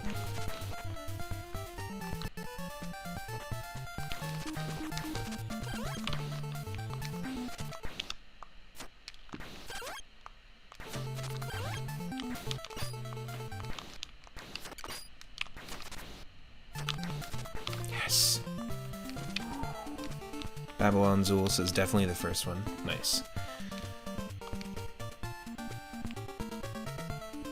Are we noticing the audio cut out at all, or is that just me? In my headphones.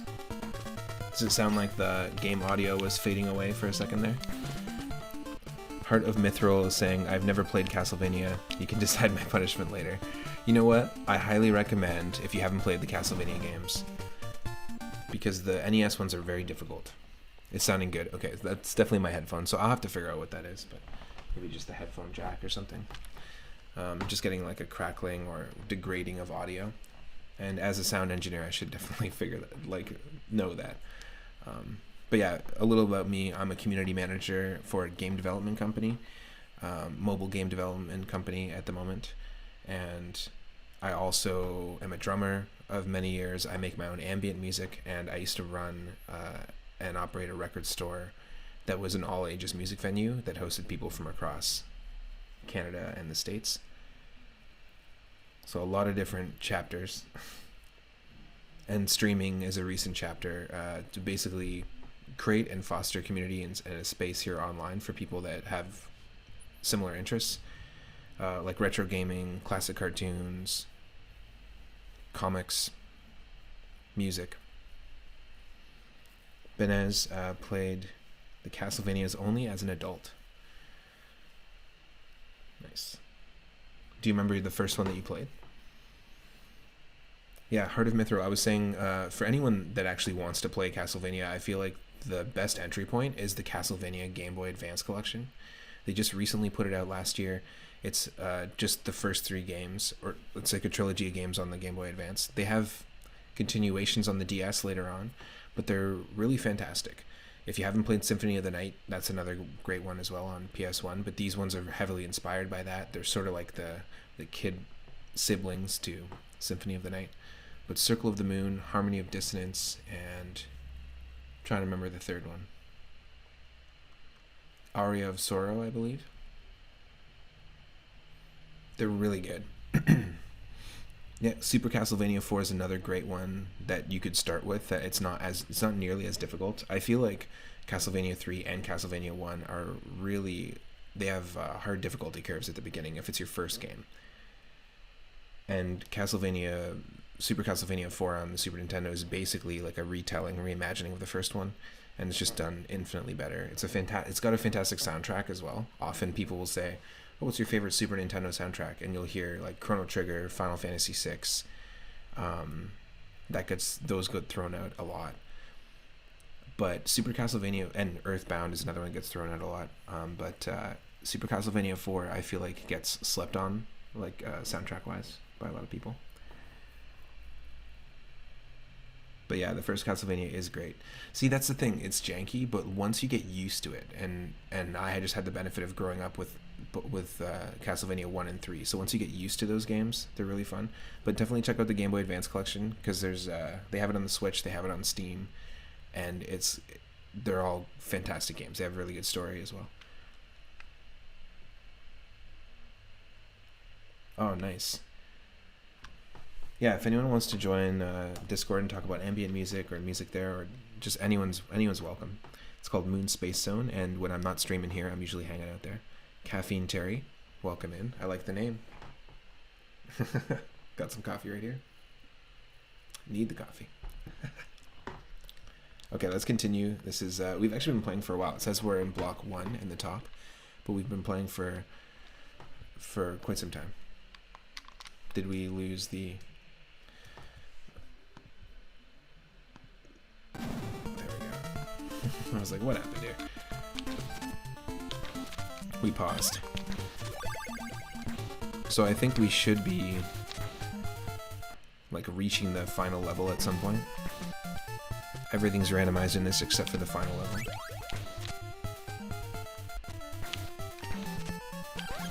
And this will actually be the first time that we played and beat the Castlevania 3 randomizer run, because often we find ourselves in loops.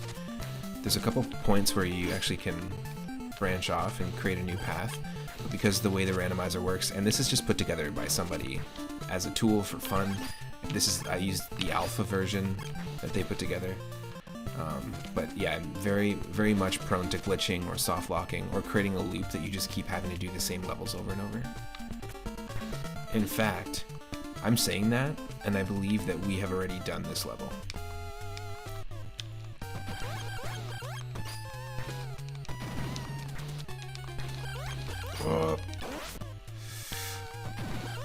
I think we have.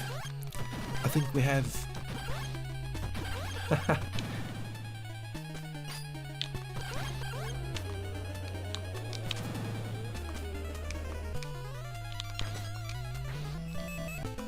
Yes. I hope we haven't looped around.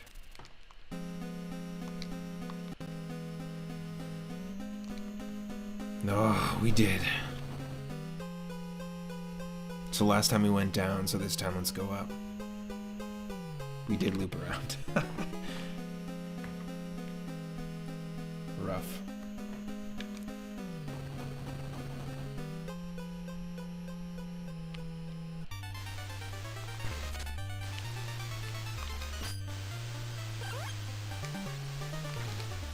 Ooh.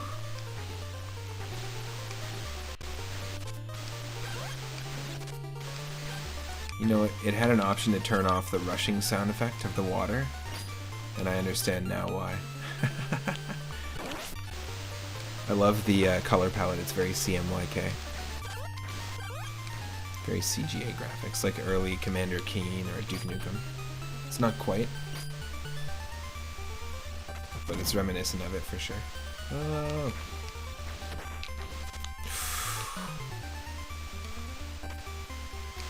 This is quite the challenge.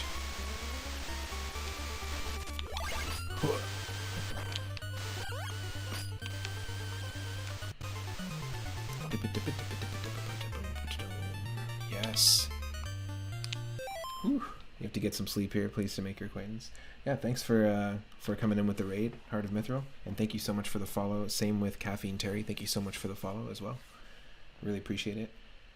Thanks again to Garrett CRW and Swimmer Bruno for the follows, and thank you to Benez 256 and Saber 544 for the raids. I appreciate you bringing your communities over here and feeling like you want to. I appreciate that. That means a lot. I've had a few people. I think Saber was in the UK, so it's quite late. Whereas it's 4 p.m. here where I'm at in Canada. Okay, so these things, I don't want to jump or land on them. Gotcha.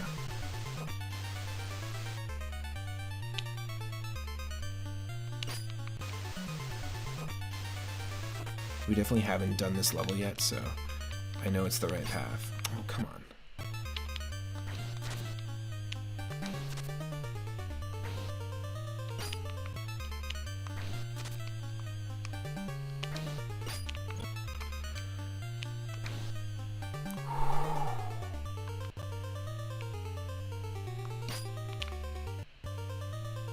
Just want to be careful.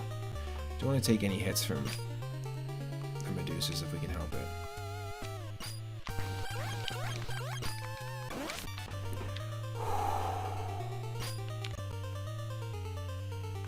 Huh.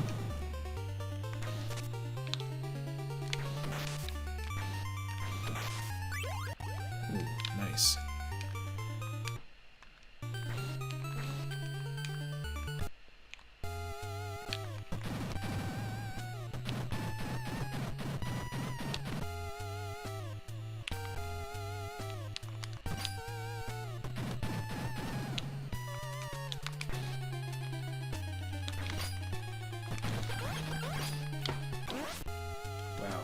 Okay, maybe we just don't go for the...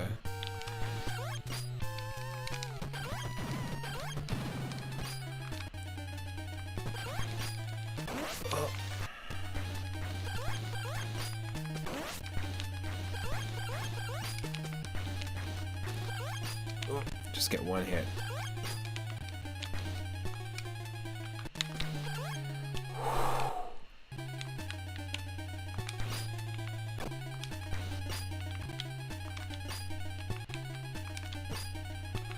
Wow, super quick.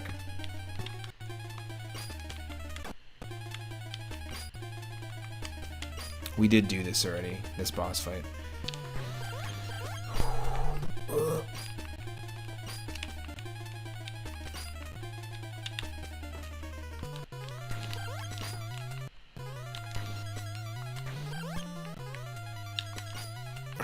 It's all about the timing.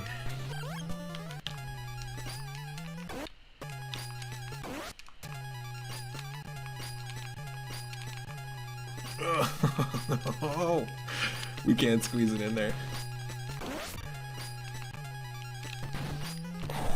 No way. Can we do it? Can we do it? Can we do it? Ugh. He was ready with the axe.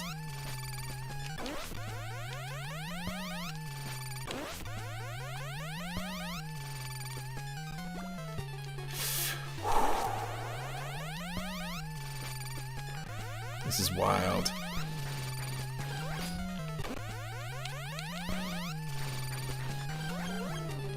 Yes.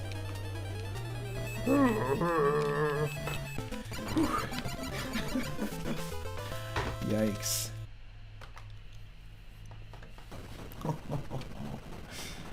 That is rough. Yeah, we did this already. I don't think this is beatable. This is proof that this is not beatable. Because we took both paths, and both paths took us down the same route, and we're gonna end up looping back around. So there will be no way to actually beat Dracula with this seed, which is fine. I'm actually gonna just switch the music on, and let's figure out the third game to play. We played a bit of there's some Castlevania music going on. We played a little bit of Eight Eyes, which was a game I've always wanted to play on the NES earlier. And then we played this, randomized the seed of it. But if anyone wants to suggest an NES game, feel free. This is a good opportunity to do so.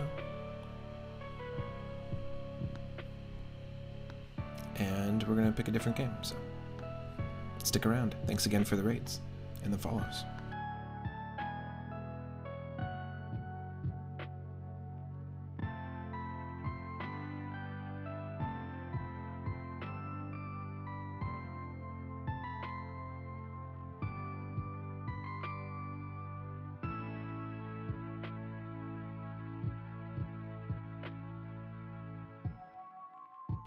Okay, I think I know what we're going to play next. We're going to play another randomizer, just to tie it into the previous game. And it's a randomizer of a game you might know as Mike Tyson's Punch-Out. We've got randomized damage given, randomized damage taken. It shuffles and randomizes the patterns that each opponent will move in. And we had a lot of fun with this recently on in Discord specifically, doing a Discord-only Punch-Out stream on Boxing Day this past year. So literally a month ago, so this is perfect. Yeah, let's do it. Mike Tyson's Punch-Out, randomized, up next.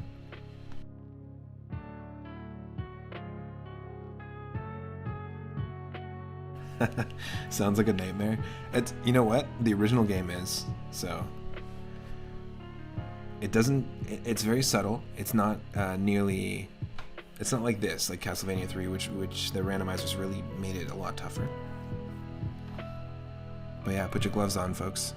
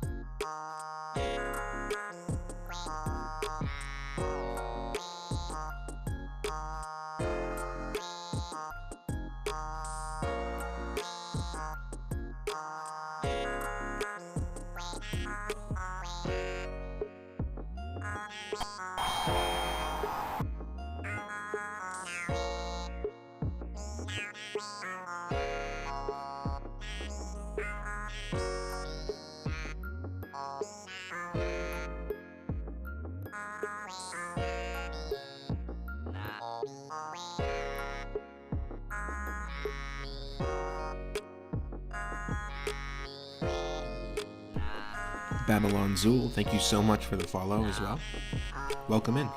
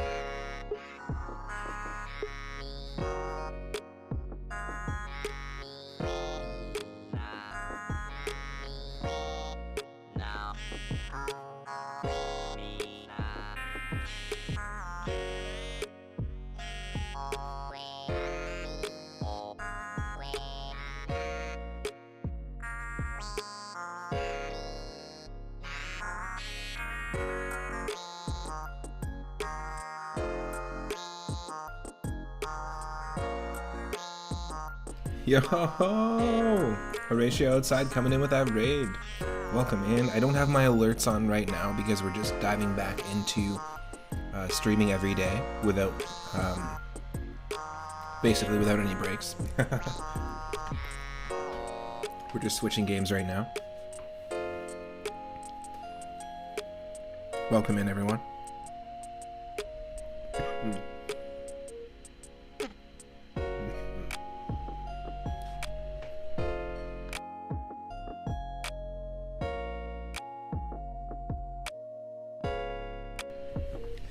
Welcome in, Horatio. Welcome in, Bella Beluga. Thank you so much for the congrats on 800 followers. Also, thank you, Horatio, for hanging out yesterday with some Super Mario 64 randomizer. Can we get a shout out for Bella as well? Yeah, my alerts aren't working right now. Neither are my sound effects. Because I haven't set up Streamlabs. And I got to do that so that all the fancy animations will happen. Haven't done it yet. We played today some 8 Eyes on the NES, which was quite difficult. We got to the end of the first level and encountered Frank Zappa as our boss. Couldn't beat him.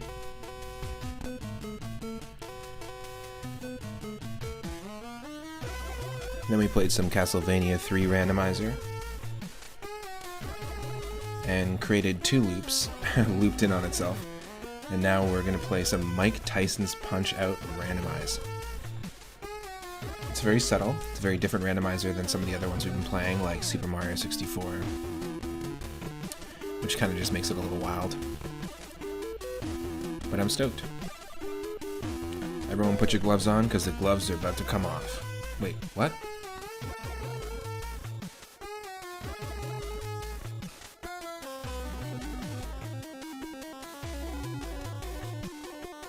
Hey, you know what they say, if the glove fits.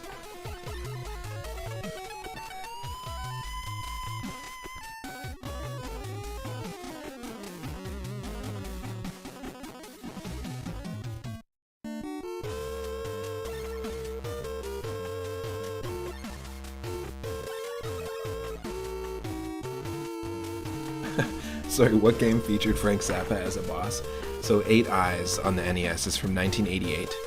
And 88888. It was quite interesting.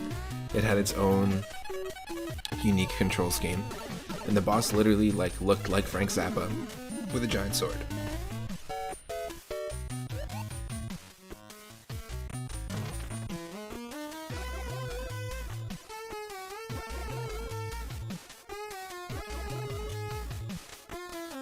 Hey, Oh Noise, thank you so much for the follow as well. Another shout out to Oh Noise, Babylon Zool, Caffeine Terry, and Heart of Mithril for the follows. Appreciate it. Welcome into the Space Zone.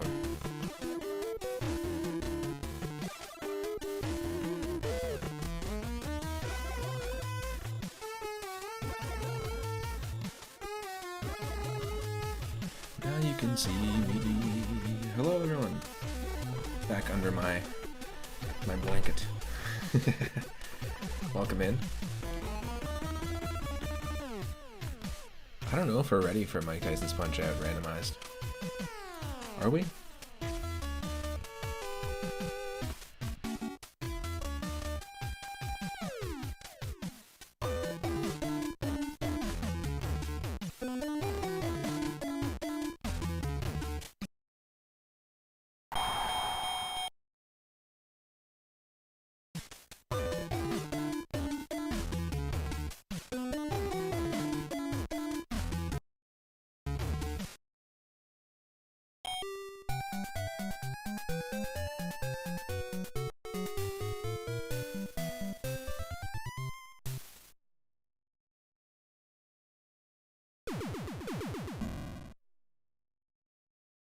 Okay. Here we are. Should be able to hear me and hear the game. Let me know if you need me to adjust the volume at all. And for me, context-wise, how did I most often play this game? I did not play this on my NES growing up, but I played it on the Nintendo Wii with the Wiimote as an NES controller, sideways. I played it a ton from the Virtual Console, and the closest I ever got, I've never actually beaten Mike Tyson, the closest I ever got to beating it was on the Nintendo Wii. I'm not great at it. Have I watched any stuff about Punch-Out speedrunning? No, I have not. So this is, you'll see. You'll see what happens here. We've got a random amount of stars, a random amount of health that we do damage to, a random amount of hearts, rather not stars, and a random amount of damage that we will take. And every time you randomize it, Glass Joe will have a different pattern, so you have to learn the pattern, like different opportunity to land a punch. Like sometimes the lower left punch will actually be the only window to deal damage to Glass Joe, but right now we got a window with the upper punch here. Can pop in a little super uppercut. I always thought it was so weird that the start button in this game was your, like, special punch button. Like, breaking all conventions.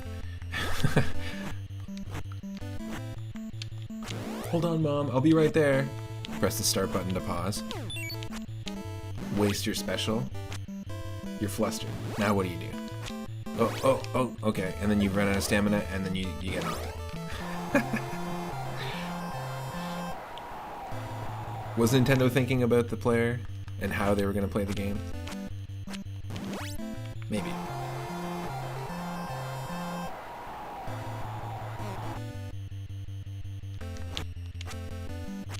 There's a few games where start doesn't pause the game.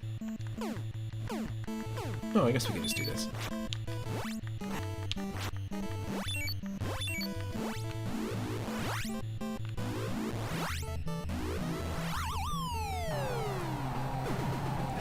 I guess we could just do that.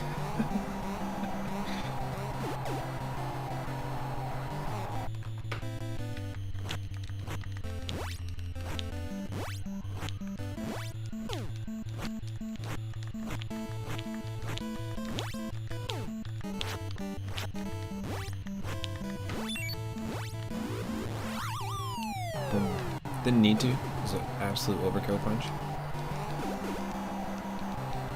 Come on, Mario, we talked about this backstage. You're supposed to help me throw the fight in my direction.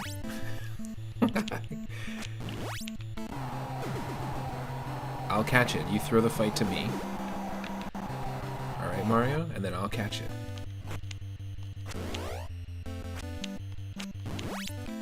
You want that question block that I promised you?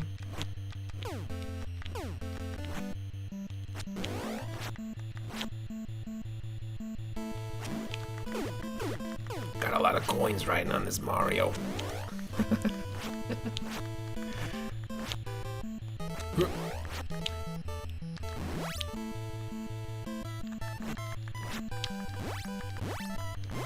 Okay, so now the lower punch seems to be our only opportunity.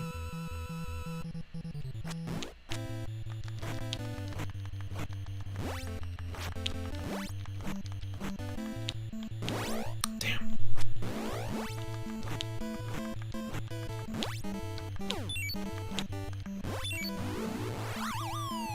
There we go. So I definitely don't know this game intricately enough, like I did with Castlevania 3. Whew. But Glass Joe is always going to be easy, even with the randomizer, I've noticed. But this is where things can get really serious. Whew. Oh, and you know what? It's just about that time, so I'm going to take a quick...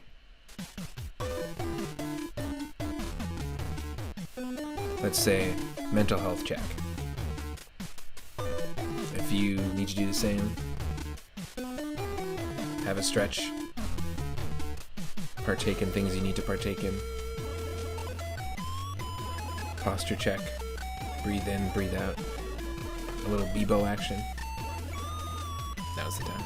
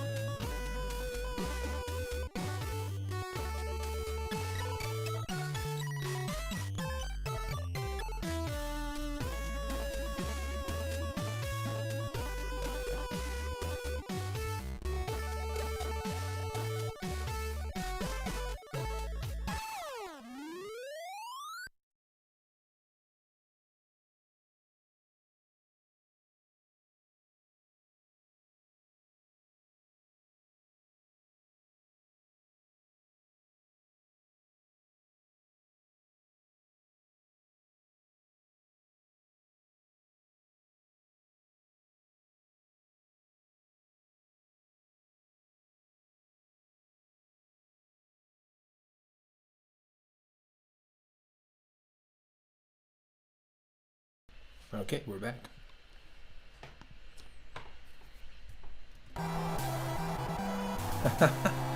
Okay.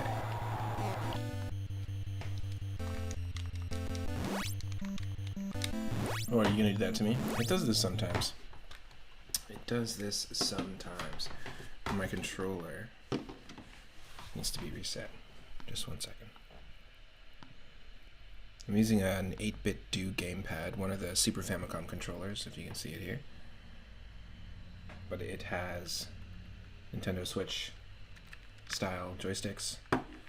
However, because it is wireless, sometimes there are issues with it. 1 second.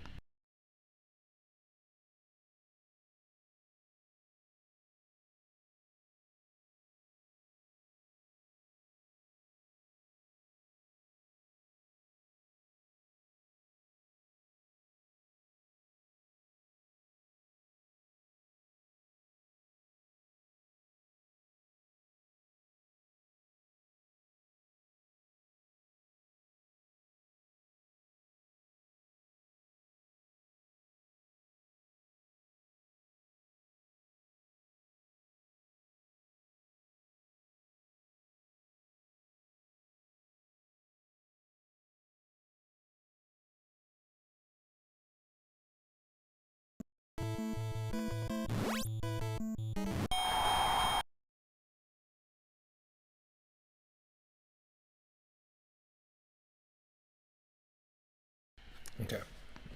Let's see here.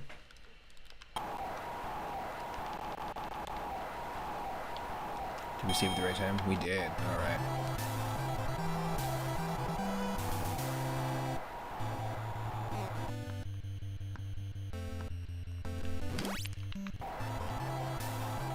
Okay, there we go. My audio, my video is working, the game audio is working.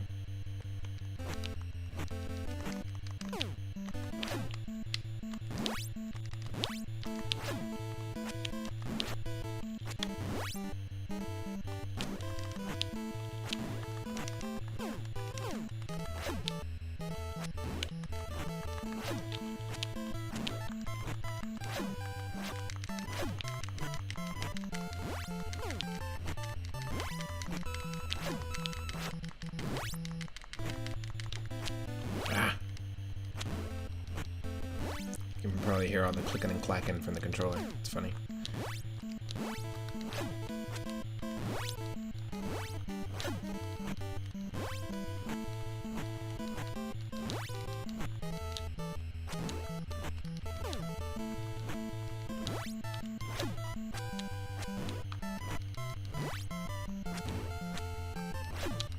Okay, I think we found the window here. Ooh. Very different than the last time that I took on Von Kaiser in the last randomizer run we did of this. Whew.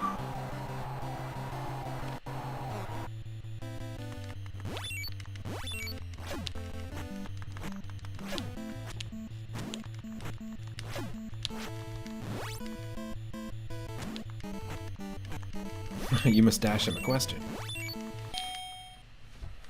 Whew.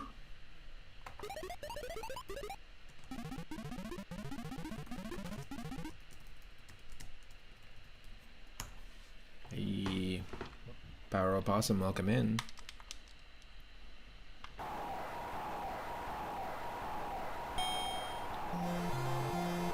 We were playing some 8 Eyes earlier, and then Castlevania 3 randomized, and now to keep the through line going, we're playing another randomizer, the Punch-Out randomizer. Gotta love the gizmo.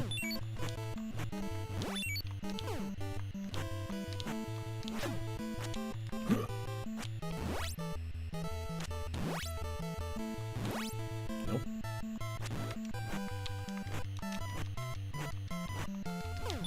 Oof. Yes.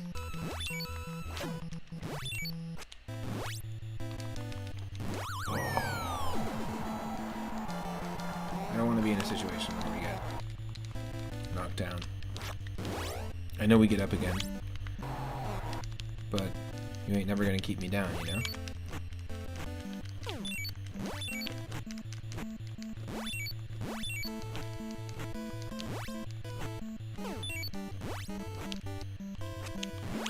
Stay down, Chumbawamba. I'm afraid I can't do that, Dave. Sorry, Dave. I'm gonna have to get back up again. I'm gonna get myself a drink, and this time it's gonna be a larger one. Larger than the previous one. I'll be right back, Dave. And just to be clear, it's gonna be a whiskey drink. Oh, can you get me one? I'm afraid I can't do that, Dave.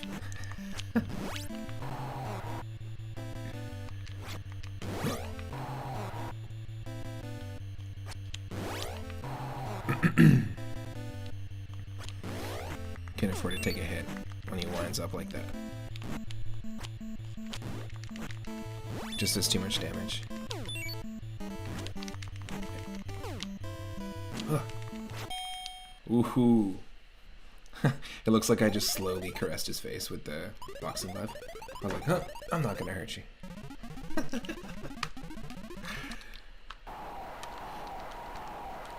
Round 2. Sweet chin music. Another name for boxing. I like it.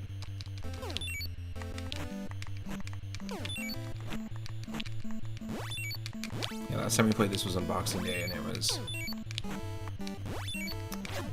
a lot tougher in some ways than it's been so far. But it's, oh damn. It's still really tough every time I play this randomizer. Ugh.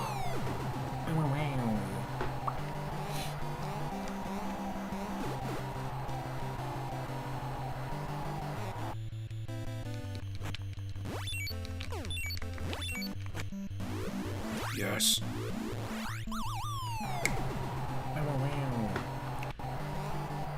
So the main things it randomizes are just the amount of hearts you start with. We started with 18 in the first fight. Yes, we did it. Amazing. It also randomizes the length of each round, like the time of each round.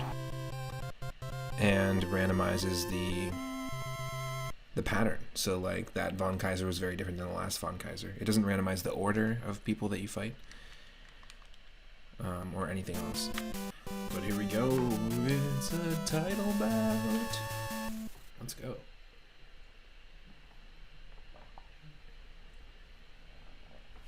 I think a randomizer of this would feel the same to me since I can't figure out their patterns. Well, that's what I think. Why I think it's quite subtle is it doesn't change too much, but it changes just enough that if you have figured out their patterns already, that it kind of keeps you on your toes a little bit, which is a very appropriate saying. Yeah, Super Punch-Out's great too. Super Punch-Out is fantastic. Very fun game. Piston Honda.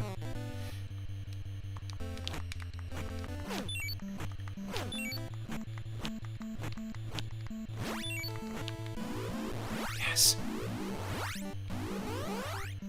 Okay, we can get stars pretty easy here.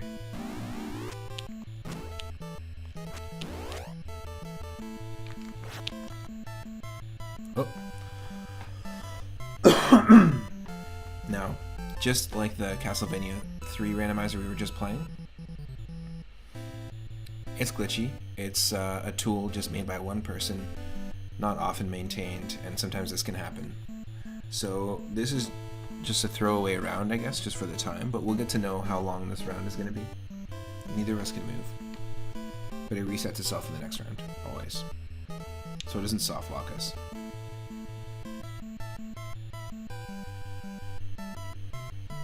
Are they okay? Send in the medics.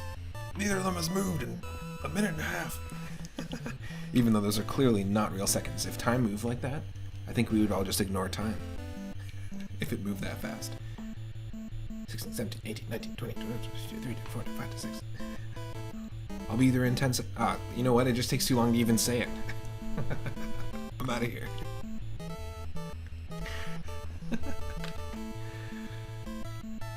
Throws time in the trash. They both appear to be so concussed, they're immobilized. Oh, they both came to at the exact same time. It was the bell.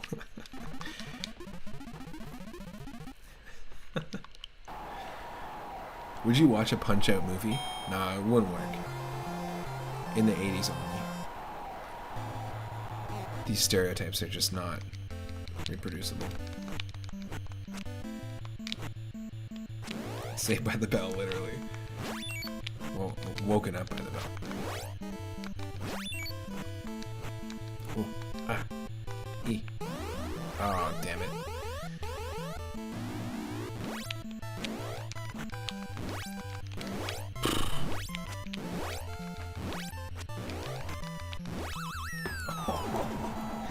Getting destroyed. Let's start that over. From the top. See, we started with 26 hearts here instead of 18 in the first fight.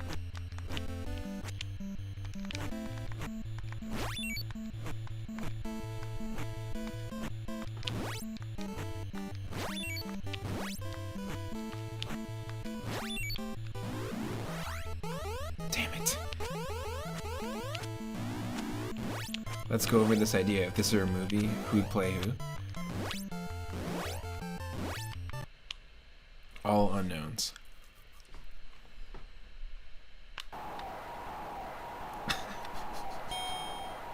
I have no idea.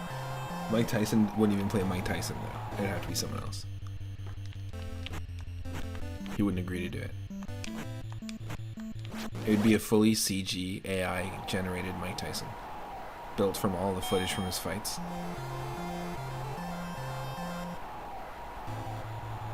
And all the voice acting work that he's done, which is a lot.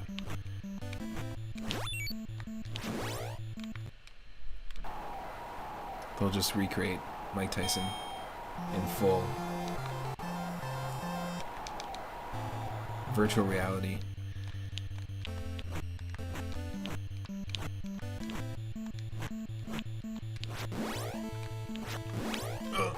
Come on.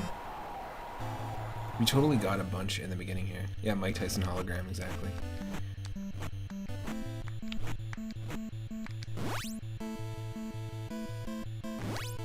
Damn it.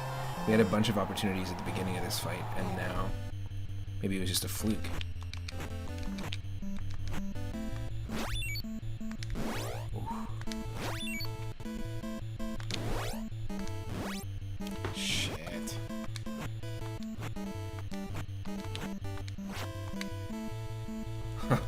Alright.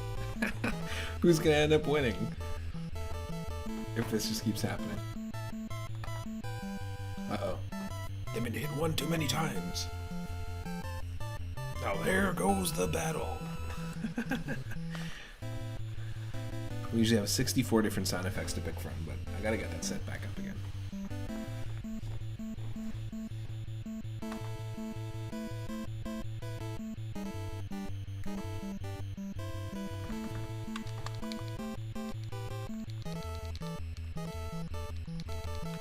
Was it a 3-minute round?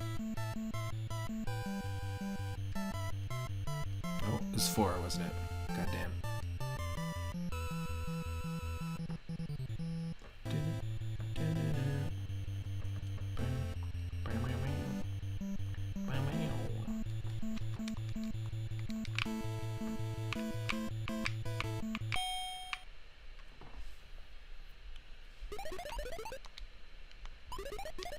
This would be the most boring title match ever. There's a little bit of action, then they just freeze up for each round.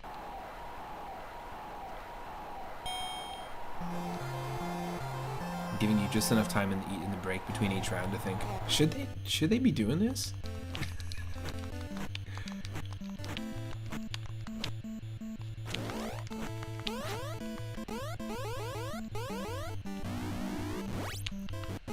But then right before you can finish that thought, they're like, Round 3. Anyone want popcorn?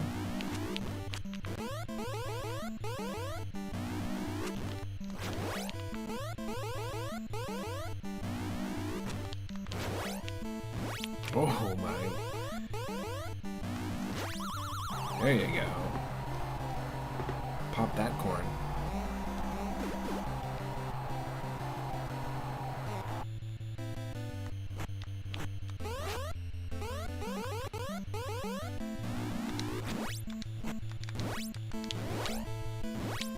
Jeez. No. Please don't do this to me.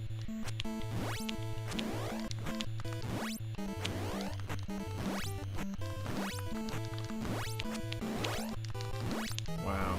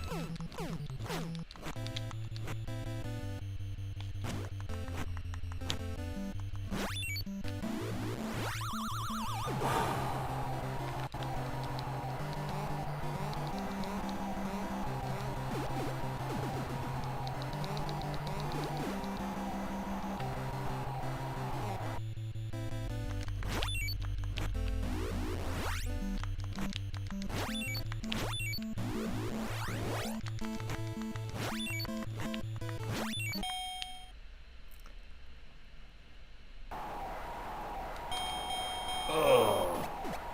Damn. Hey, E Honda, it's your cousin Piston. Remember that sound you've been looking for? Listen to this.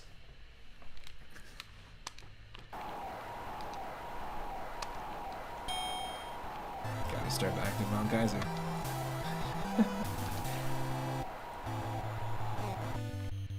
No suggestions on who would play who in the Mike Tyson Punch-Out cinematic universe?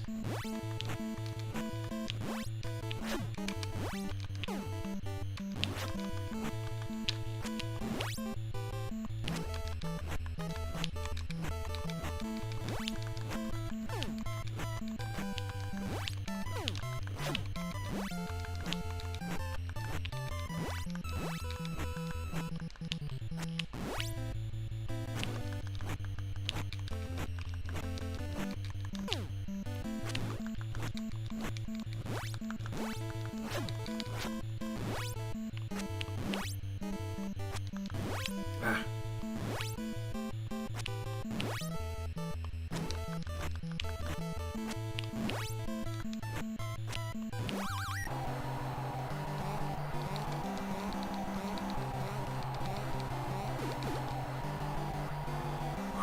Maybe we can save ourselves with this save state moment.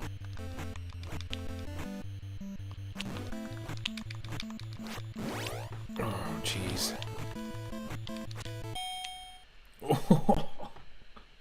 It's still gonna be winner by decision.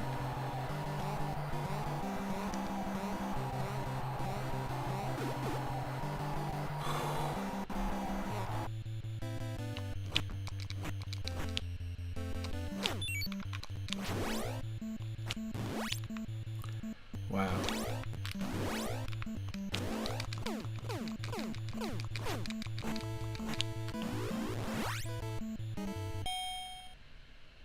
Oh! Did we win? Nah, still. Whew. We had more health. It's rigged. Mario, we had a deal. You ain't get this question, blood. We promised him the question block. He didn't live up to your end of the deal. Ain't happening.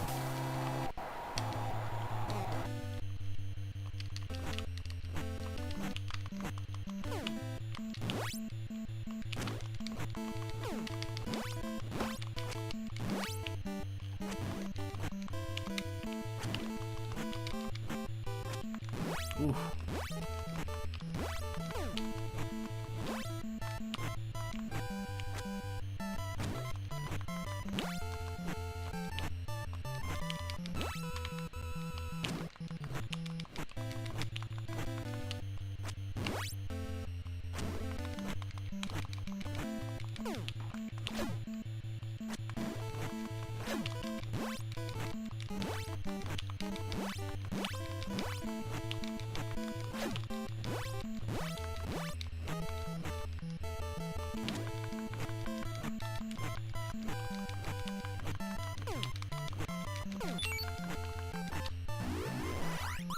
Yes. Yes.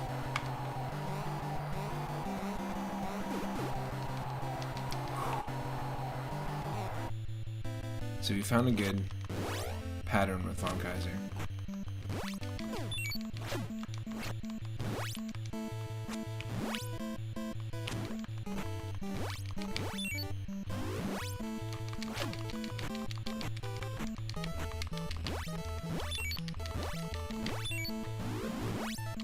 Damn. Got through us twice.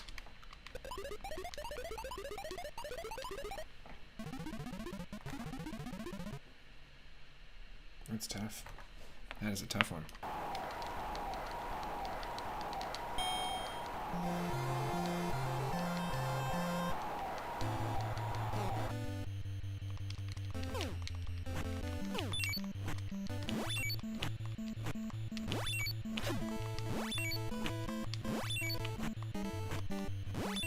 Ooh. That's what I'm talking about.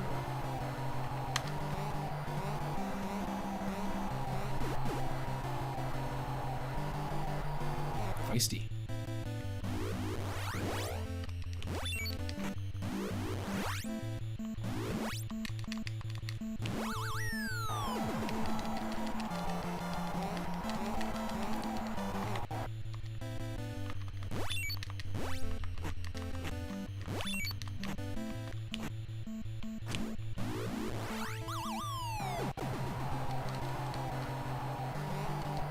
Come on, stay down.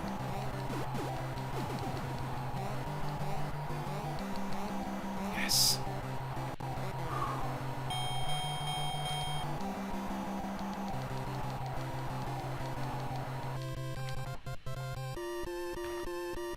Is anyone here watching, or anyone watching on YouTube after the fact, a fan of Little Mac in Super Smash Brothers games? Like, you know, do you regularly use them, or did you like using them as a character?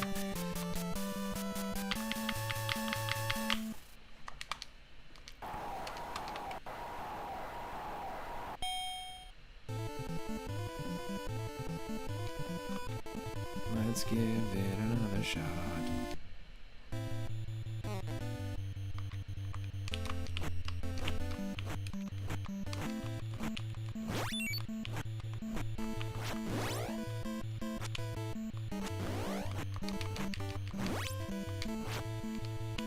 Hey.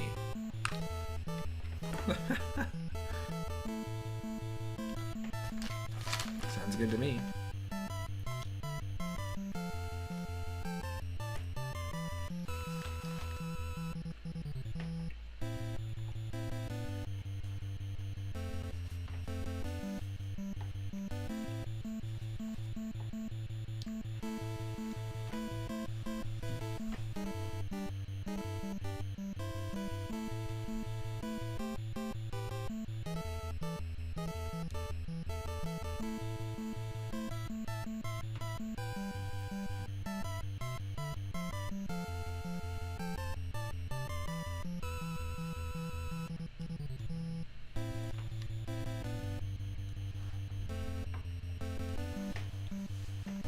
Itorama's saying, I could never do too well with Little Mac and Smash. Glad he's in it though.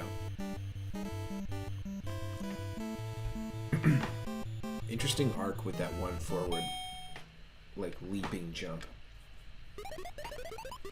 I never got used to it. For me, I always use Samus in every Smash game since the beginning, and also Link, but Toon Link quickly became my favorite because I'm just a big fan of Wind Waker. I would say it's my favorite 3D Zelda game.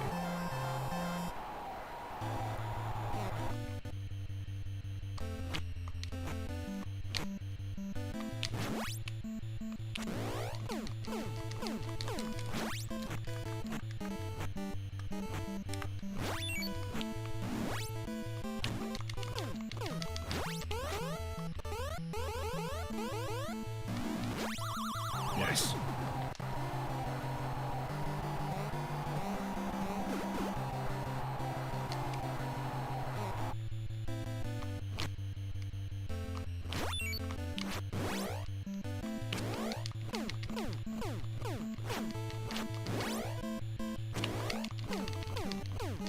found out the pattern.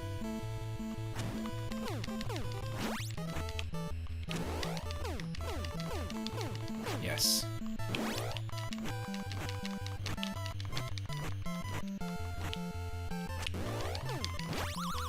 Really hoping the remaster of Twilight Princess will come out sometime soon. Yeah, I haven't played Skyward Sword, and watching someone play Skyward Sword HD really made me want to play it. Whereas when it first came out on the Wii, I just was not that interested in it at all. And Breath of the Wild is still another Zelda game I haven't had a chance to play. Or Super Mario Odyssey I haven't had a chance to play either. I'm definitely using a save state there.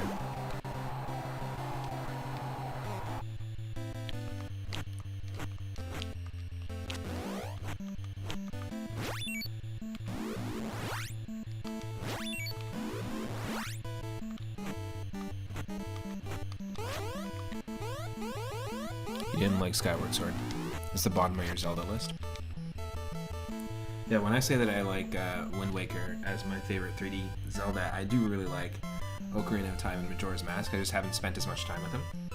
And especially Majora's Mask.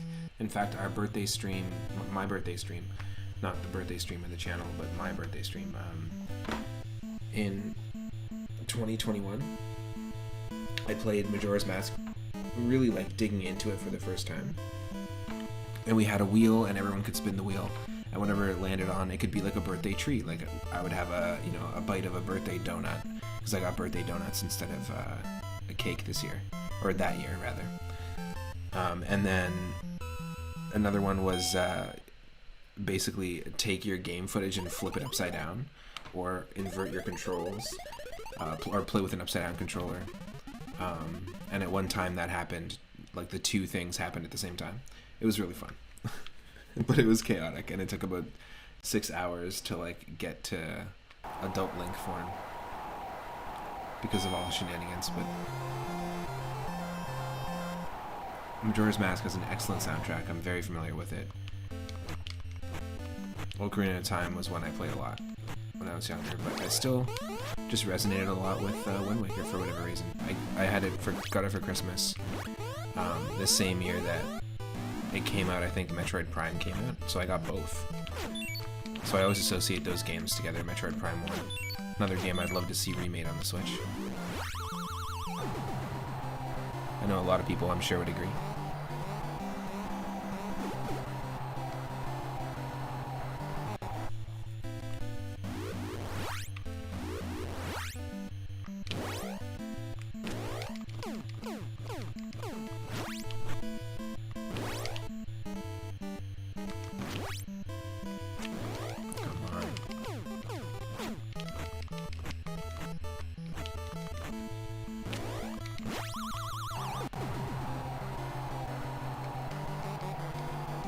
There we go. You just gotta figure out the pattern, right? That's the key. That's the key to the original game. It's the key to the randomizer. We did it. Got that minor circuit. Hell yeah. It's another moment to say thanks to Saber_544 for the raid, Benez256 for the raid, and Horatio_outside. Thank you. Gotta have our training montage.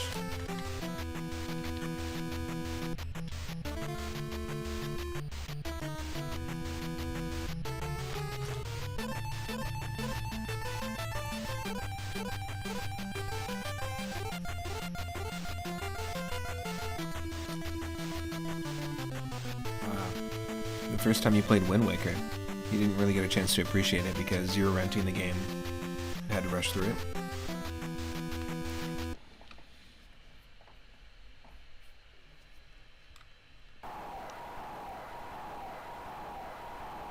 That sucks. But you played the N64 ones a lot. That's...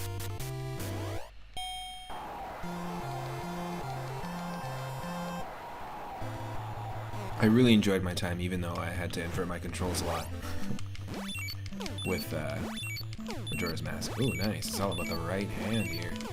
Look at this.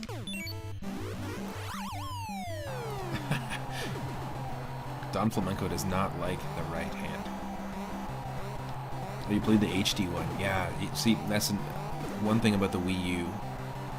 There's a few things on the Wii U that just aren't available on anything else that I'd like to be able to play on the Switch. That'd be neat.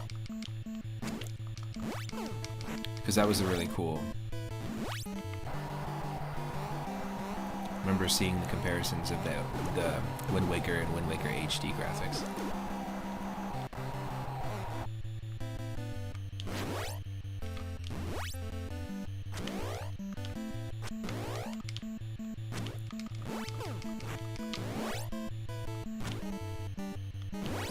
Ooh. Come on.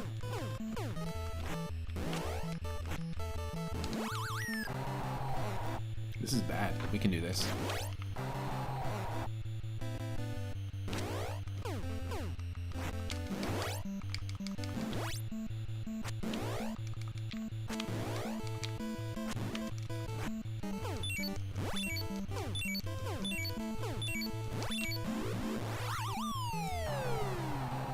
There we go.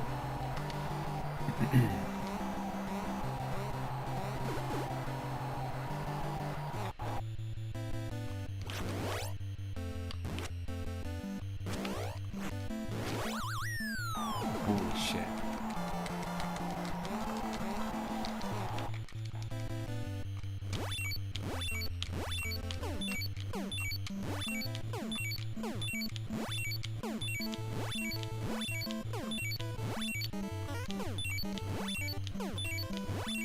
Oh, he has time to taunt, but he doesn't have time to punch. Okay. Sucks for him.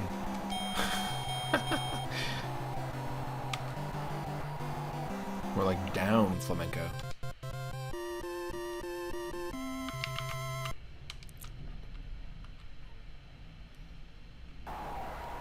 Ooh, I'm not looking forward to this. King Hippo is always tough in the OG one. It's gonna be tough.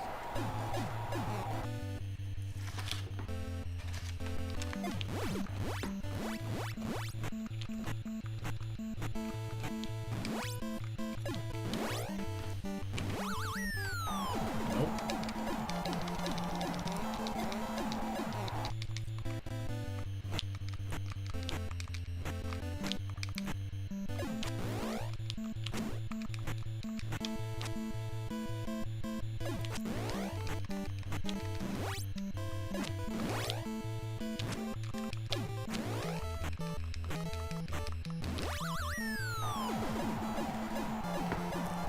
Ooh.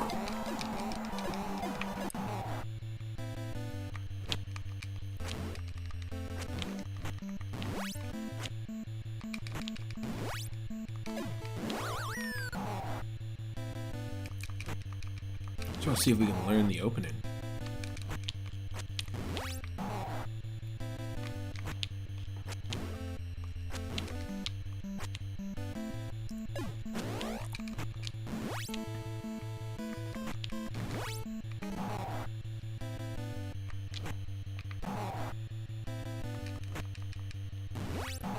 I want to replay Wind Waker, but as King Hippo.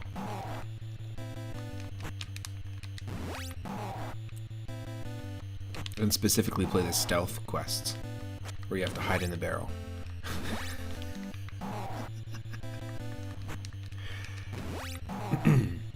Also, Ganondorf should totally be an unlockable fighter in the next Punch-Out game.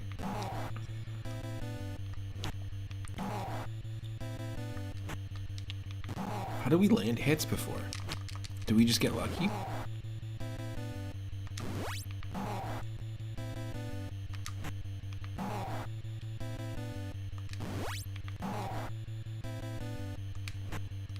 Because we did land hits.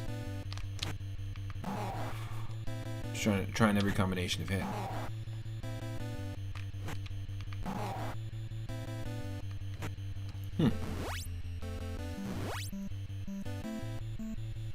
We're just getting Knuckles. Knuckles. Oh, we got TKO'd. You know what? Speaking of Knuckles, that's the perfect transition segue to the next game. Get ready, folks. We're still on the 8-bit train, celebrating 800 followers. Doing a longer stream today because this is my weekend, Wednesday and Thursday. Wednesday's my Saturday, basically. But we've been back to our regular schedule, and we're doing some longer streams. So game number 4 today is going to be something involving Knuckles. Stick around. Take your gloves off.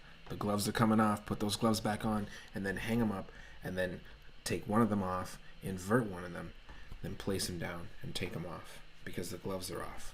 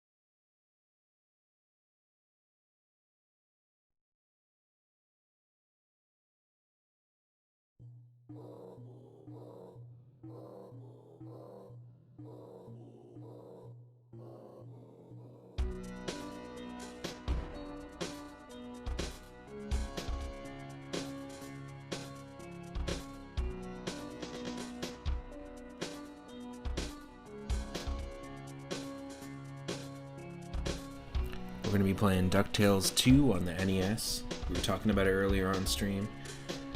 It's the first one I played. The only one I own. And came with my original NES collection from my uncle. It's got some excellent music, but the version we're playing today has 8-bit versions of music directly from Sonic 3 and Sonic & Knuckles. So knuckle up and buckle up. The worst copy ever. Knuckle up and buckle up.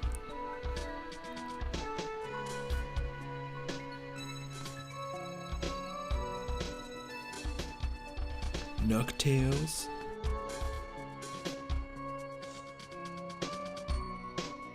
If you haven't played DuckTales or DuckTales 2 before, one, they're fantastic NES platformers by Capcom. They're really tight in control. Which means, in my opinion, I always use that term, like tight controls, as being very precise, which means that they're sensitive, but you can be very precise. So I would say Metroid 1 on NES does not have tight controls, because you can't be as precise. Castlevania 3 has tighter controls than Castlevania 1. So these are very, very, I think most of the Capcom games, even Mega Man, to some extent, you can be quite precise with your movements and where you're going to land and that sort of thing. And I'm a huge fan of DuckTales, the classic cartoon, as well. If you're a fan of animation, my Discord stream is all about animation. I also really love, and cartoons and games and comics and stuff. But I also really love to do cartoon-only streams. I spent a bunch of time curating animations from the 20s to now, the 20s. And I often will watch these playlists. I've been curating them for over 10 years now, and I've been watching these playlists often. So what I started doing is just casually turning them on in Discord, and it's been super fun. We've been learning lots about different voice actors, different classic animation. If you're into that kind of thing, feel free to join. We've got DuckTales 2 up next. Just going to use the washroom, get some more coffee, and continue on.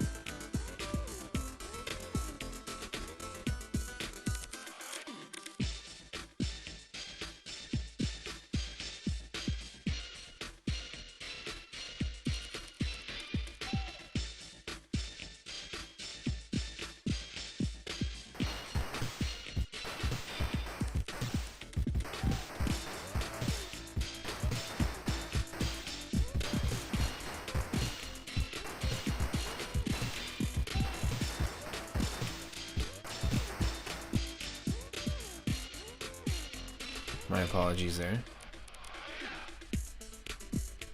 Just trying to deal with some technical stuff here in just one moment.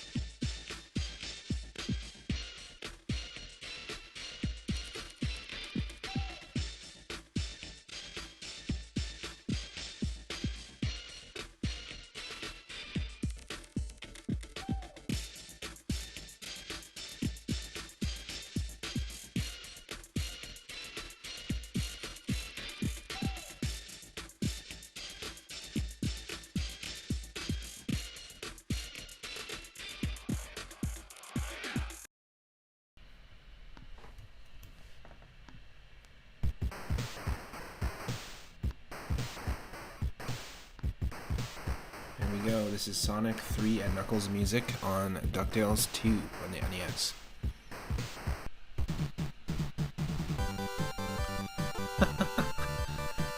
Welcome in, Zombie Paper. Love the emote. We played 8 Eyes earlier today to celebrate 800 followers. We did some Castlevania 3 randomizer, some Mike Tyson's Punch-Out randomizer, and now DuckTales 2 with Sonic music.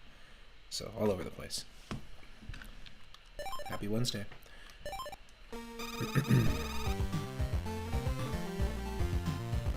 So we got options. Niagara Falls, Scotland. Mew, the island of Mew. Uncle Scrooge. Going to Egypt, that's pretty vanilla. And Bermuda. Let's do Bermuda first. A cargo ship is missing in the Bermuda Triangle. This may be the work of pirates. The ship was carrying the famed jewel, the mermaid's teardrop. Do you want to go there? Yes.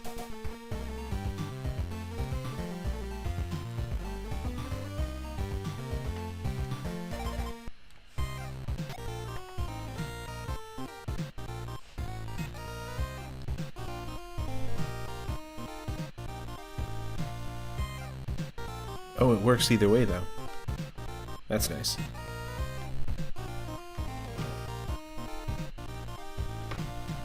Are you tooting your own horn over there, Terry?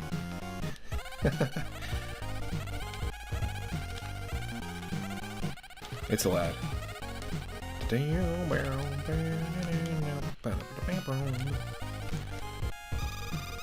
We're stuck, Uncle Scrooge.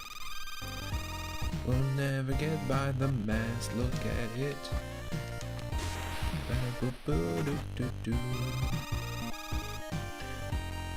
Wow, that was great, let's go. Okay, see ya.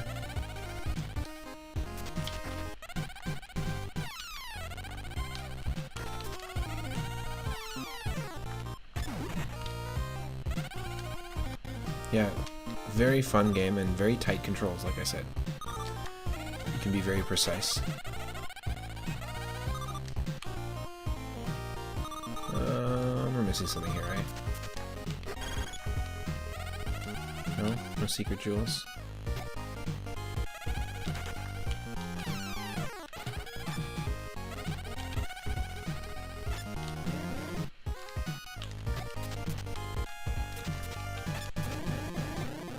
And not that the DuckTales 2 music is not great. It's pretty fantastic. This is just a fun little mod. I like little mods like this, like projects where somebody's not changing too much, but they're just having fun with a classic. And I would listen to this music. I would listen to this music in a playlist, anyways. So I might as well enjoy playing an awesome game at the same time.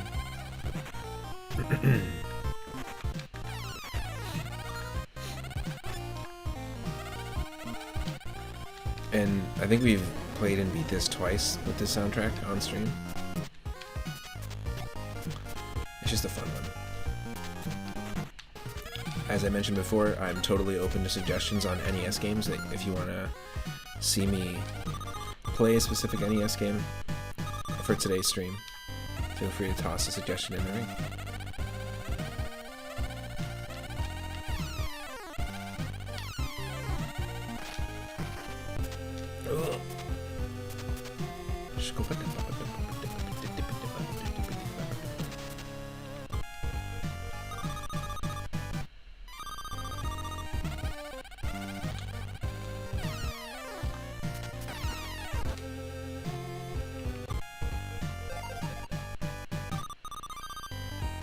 Oh, I've played that one before.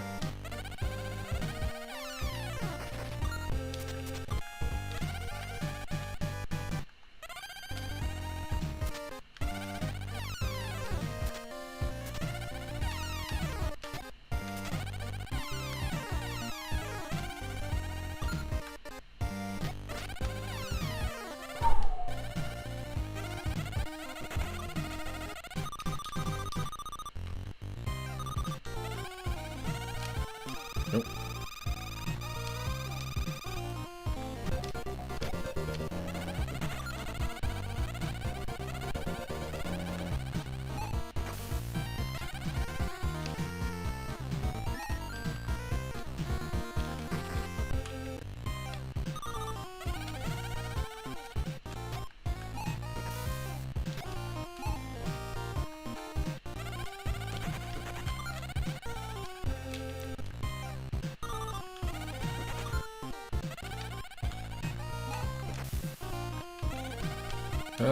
Okay.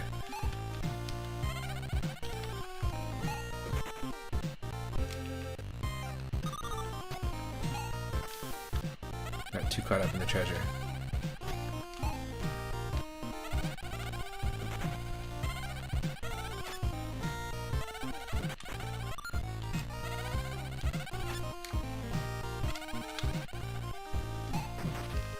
Oh.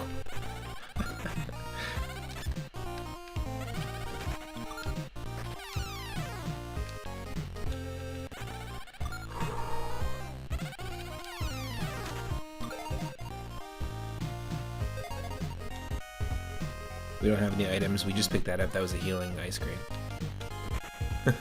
Wish I could use that when I was a kid, to get my parents to buy me ice cream. It's a healing ice cream. Come on. And DuckTales ice cream heals. So that's why I should have it first. I always suggest River City Ransom for ID streams. Ooh, nice. I haven't played that in a while. I haven't played that in a long time. I grew up with Double Dragon 2 being... It's a very difficult game, but that was my sort of gateway into...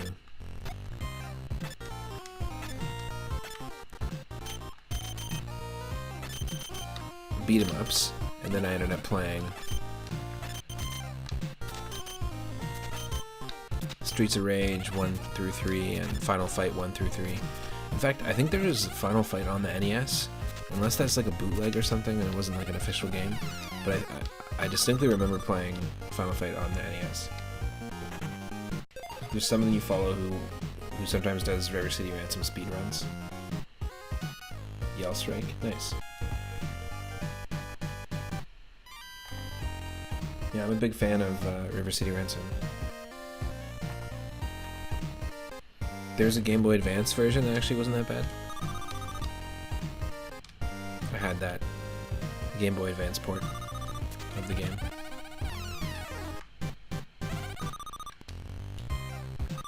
It's super unique. And actually, I recently picked up, like last year, picked up Scott Pilgrim vs. the World, which is a beat 'em up as well. Clearly heavily inspired by River City Ransom. In the controls and the way that you can pick things up in your environment, like trash cans, and attack enemies with them, and also pick up enemies and throw them at opponents.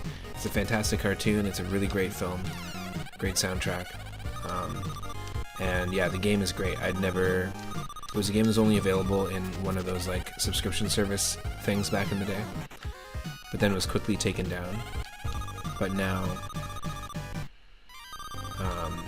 it was available on Switch.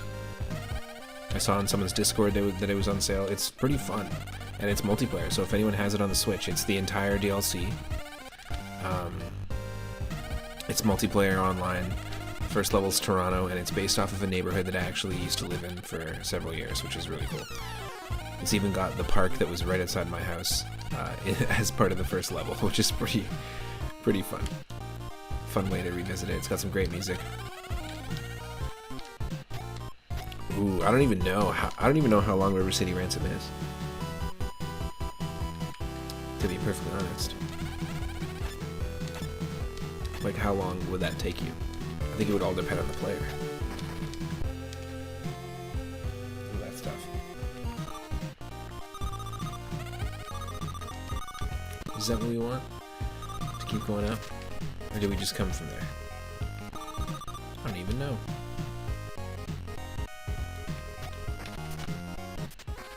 Nope. We want to go up.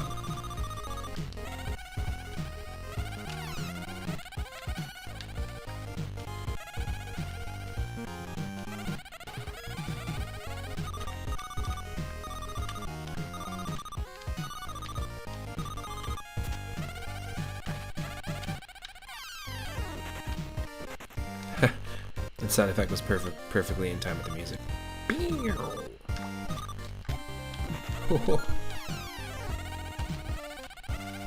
Caffeine Terry, every time I see the name I just want a coffee.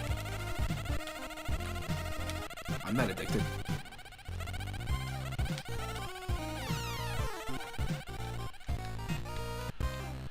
Caffeine, glorious caffeine. Oh, perfect time to spawn it. Health and then not be able to use it.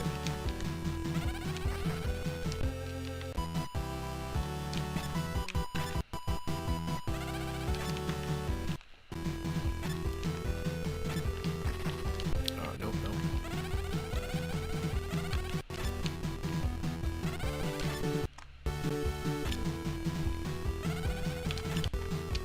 These are some good 8-bit remixes of these songs.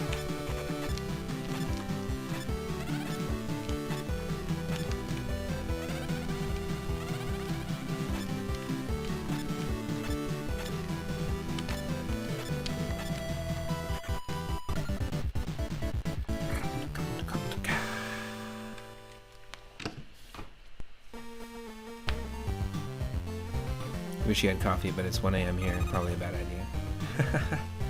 Yeah, maybe not.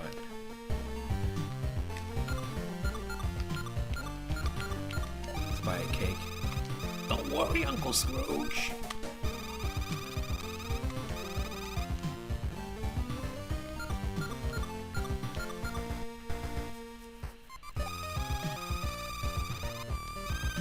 Yes. I'll get an extra continue as well.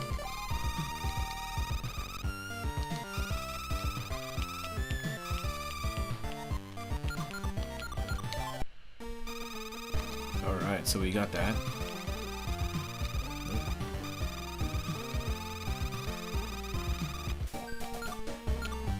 Where should we go next? I'll leave it up to the chat. We can go to Scotland, Niagara Falls, Egypt, or the island of Mew.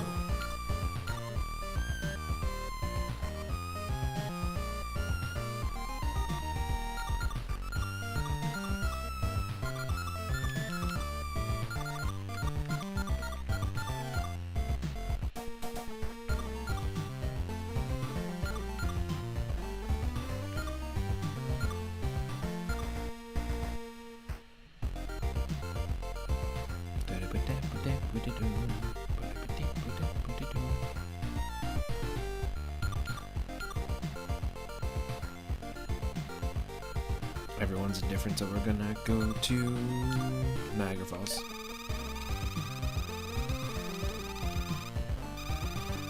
There's a jump from log to log.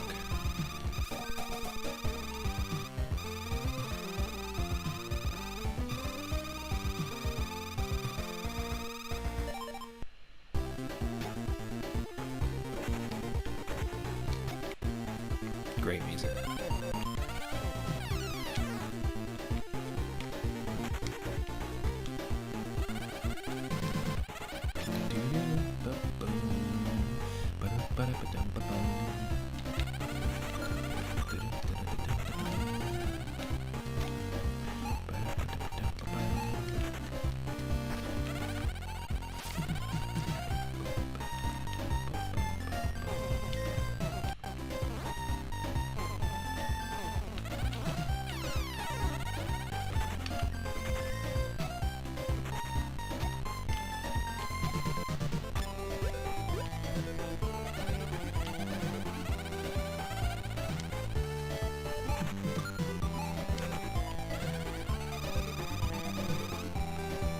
Watch your step, Uncle Scrooge. Gyro's created some rubber rafts for you. To move them, hit the side wall with a golf swing. Yep. I've done it before.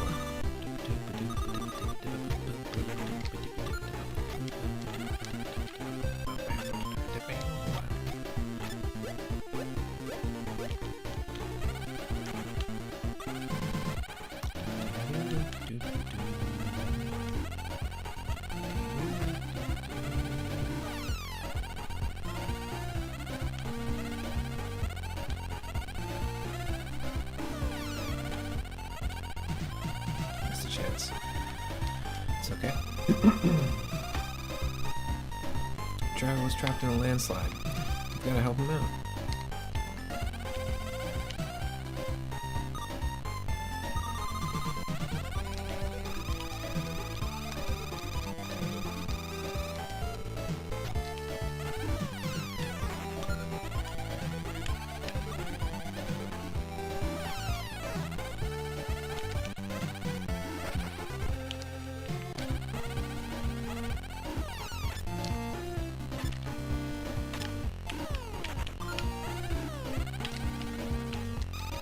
That's what I want to do.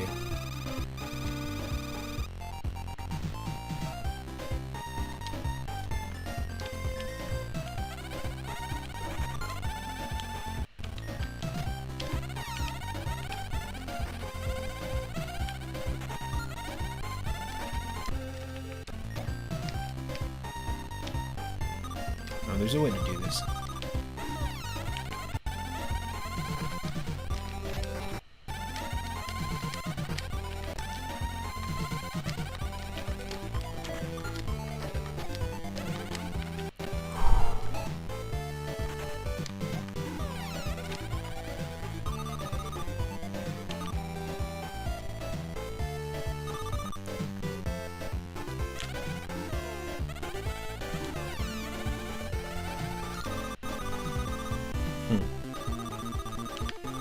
Okay, let's try this. I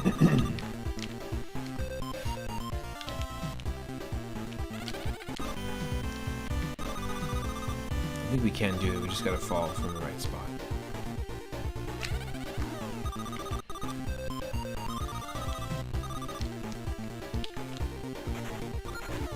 Yes!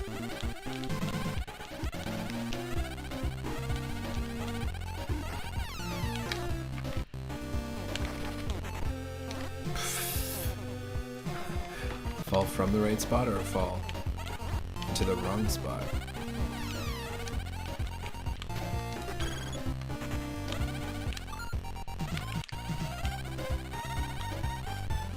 We're not supposed to. Well, I guess we're supposed to end up here at some point. I forget, I'm pretty sure this level's pretty maze-like.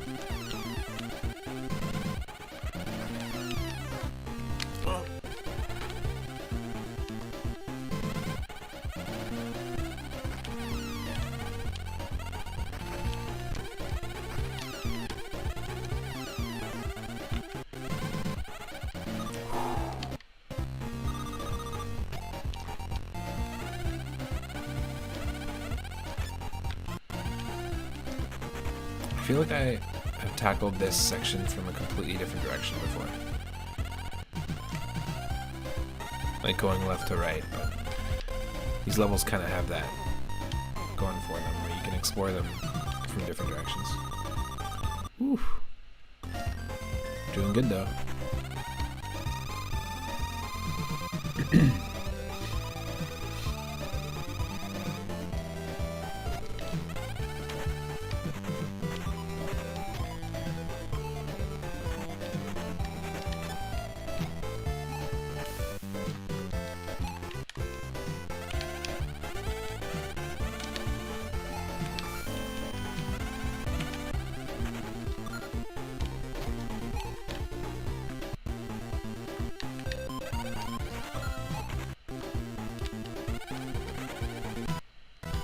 Ah, missed it again. We always have an opportunity for health, but we blew it. This looks like the ghost of Knuckles, I'm not gonna lie. That's why it's always funny that this is Sonic and Knuckles music. He's just pissed. Angry Ghost of Knuckles? I'd play that game. You play as the Angry Ghost.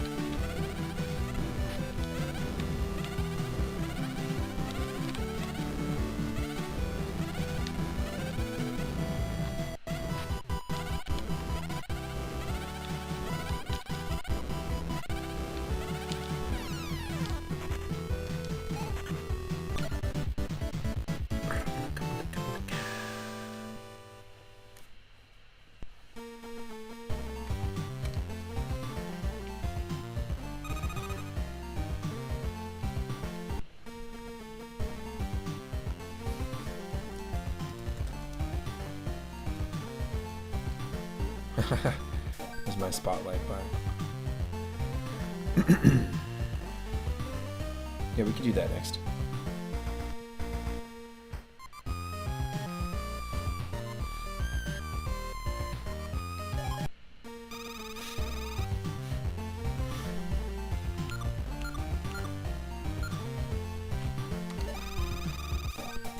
Let's go to the Isle of Mew.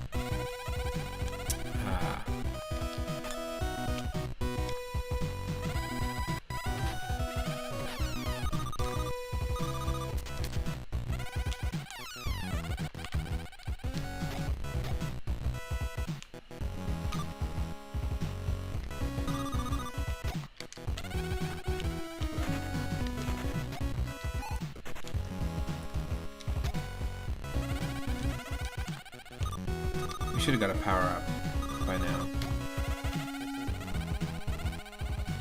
I feel like we did this wrong.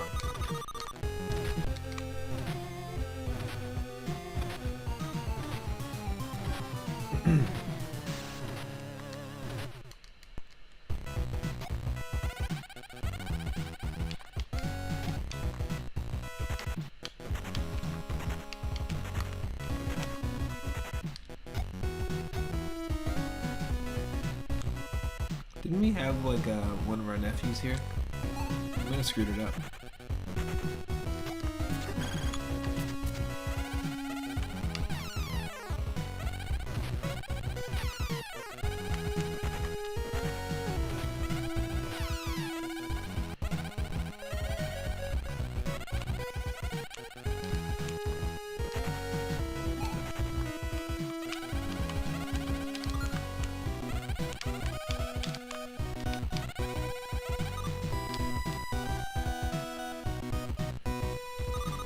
There's the power up.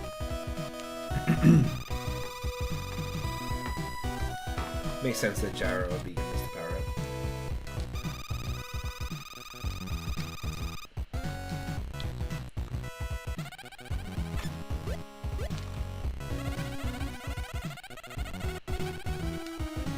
I always love this. Whee!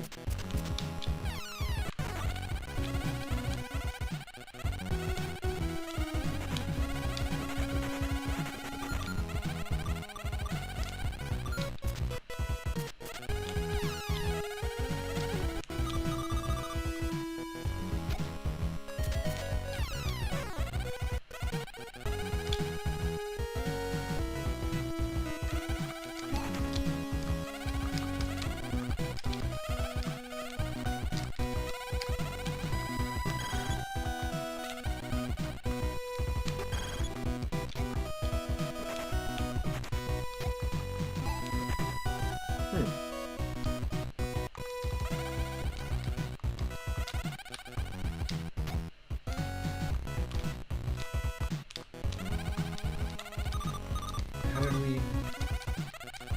did we even like pull that off? If we can't.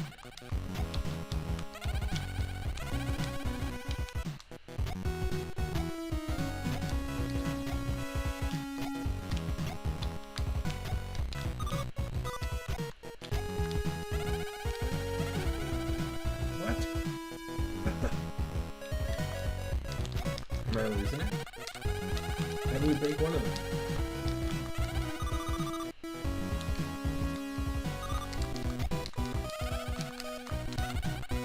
Wow, that's strange.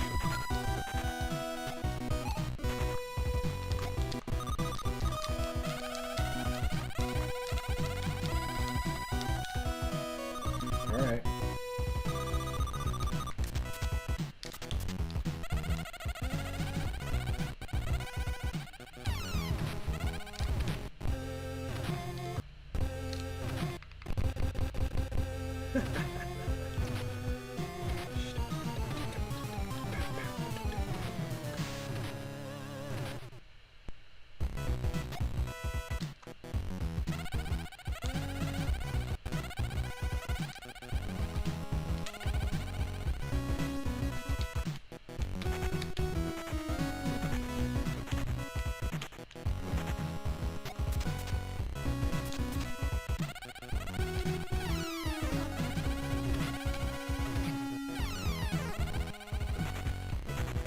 Is that power from gyro not count though? We have to get it again. No. Totally does.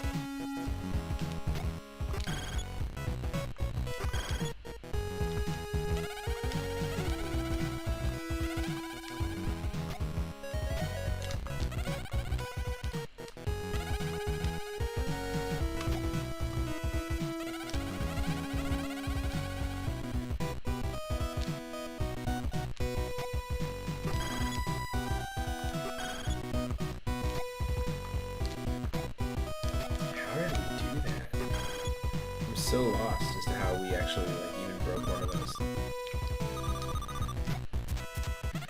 I don't get it.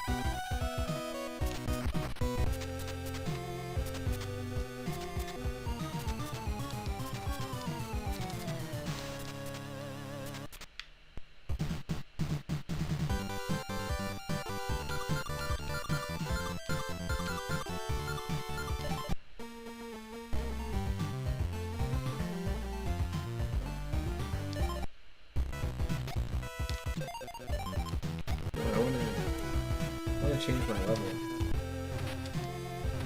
So maybe continuing is not what I want to do. Let's refresh.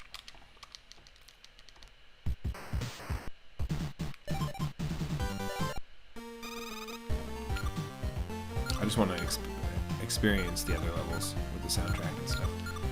We didn't do Scotland yet, so let's go there. This ancient castle is ruled by an evil sorcerer.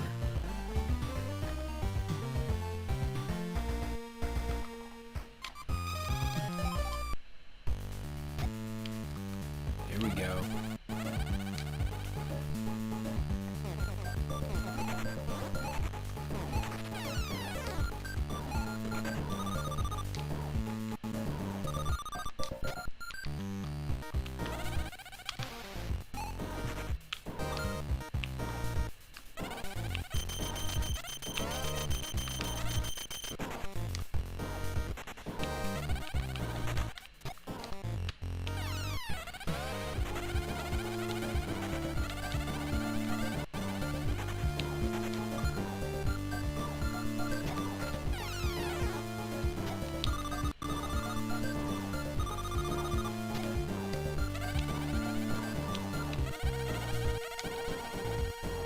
This is very Capcom.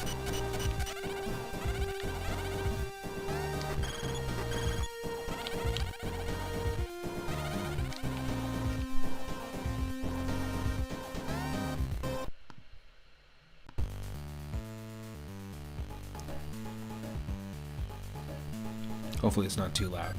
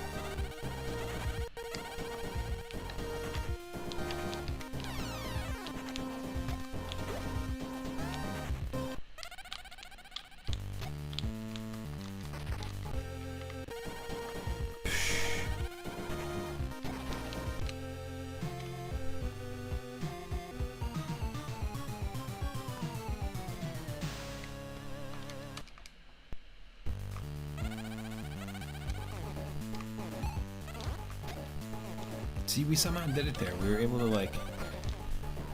start the, I don't know if it's like a glitch or something. We were able to start the cane swing animation, as if we were doing this, but also jump upwards and then swing as we were jumping. I don't know if you're meant to be able to do that, but it's happened a couple of times. It's definitely happened in other playthroughs before.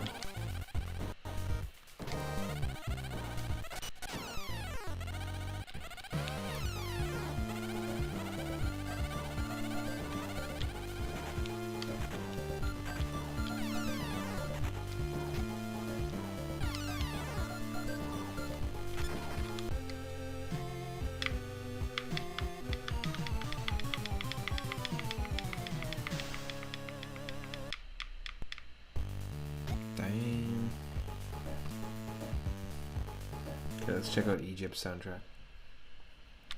This is all about the soundtrack in this. And then I think what we'll do is play some Double Dragon 2. I was talking about it. I know River City Ransom was brought up, but Double Dragon 2 is the first beat 'em up that I played on the NES. Played a lot of it. It's a lot of fun. Even though it's not easy. I screwed up again. Picked the wrong level.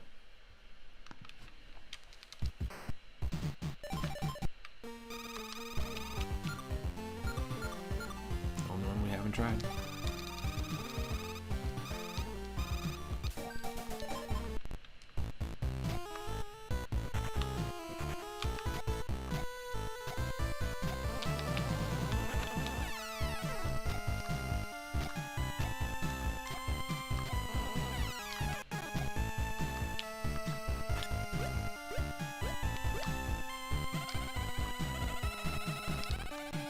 Oh! How's it going? There sure are a lot of traps here. Better be careful. Did you set these traps? See? How did that happen? How could we do that, but not the other thing before? With the stuff and the things.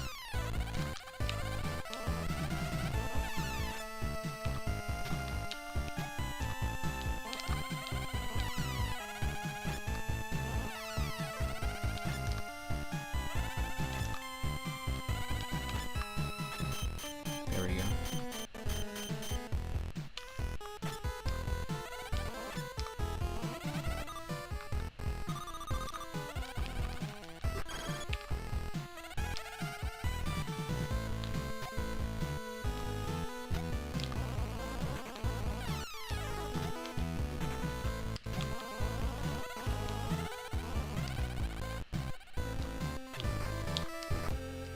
Oops.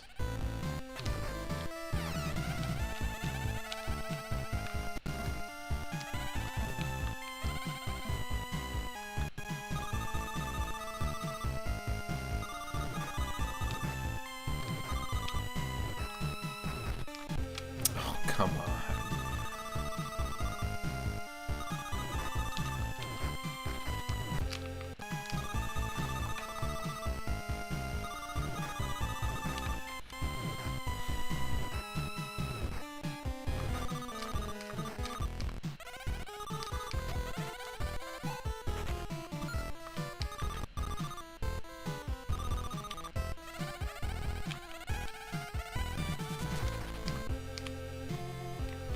I hate snakes.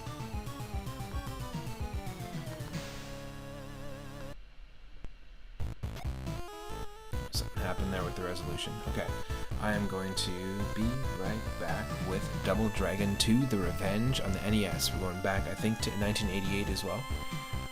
One of my favorites, the first beat 'em up I ever played. What was the first beat 'em up that you played? Specifically side-scrolling beat 'em up. This is the gateway into the Streets of Rage series for me, the Final Fight series for me, and even some of the newer beat 'em ups that I've been playing, like the Game Boy Advance Dragon Ball game, Scott Pilgrim vs. the World, and a few other ones, and the Game Boy Advance River City Ransom, like I was mentioning. If you're watching on YouTube, let me know in the comments or in the chat.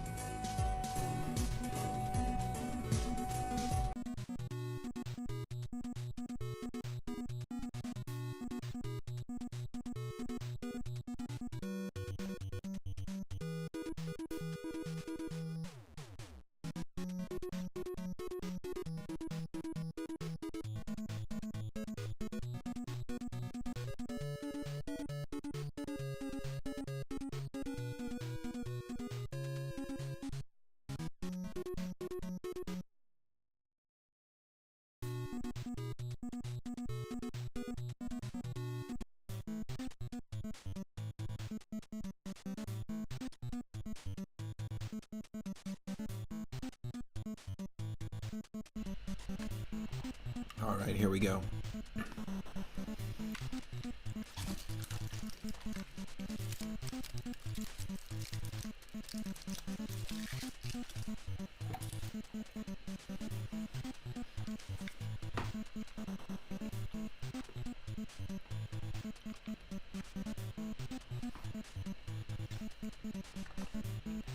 This game came out on many systems. Arcade, Game Boy, NES, Sega Master System.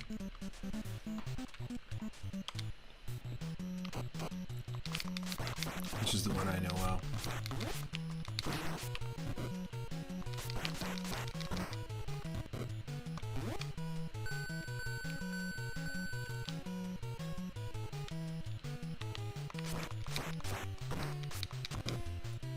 I just took a longer break because my partner's not feeling too well, so just checking in on her. She's doing good now. Resting.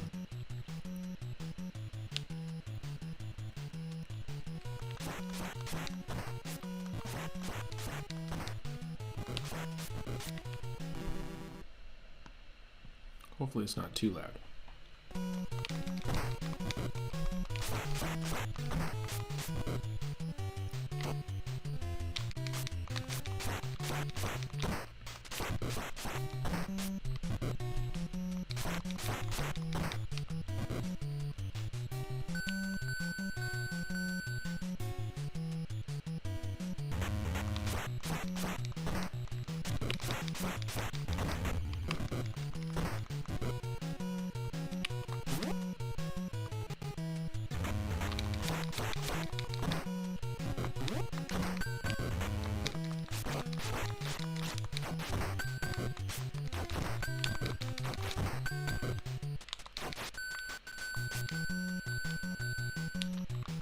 There is a Double Dragon 2 randomizer which shuffles the music and enemies and color palettes around, but it is very glitchy. It's made by the same person who did the Castlevania one, and there's a DuckTales 2 randomizer as well by them.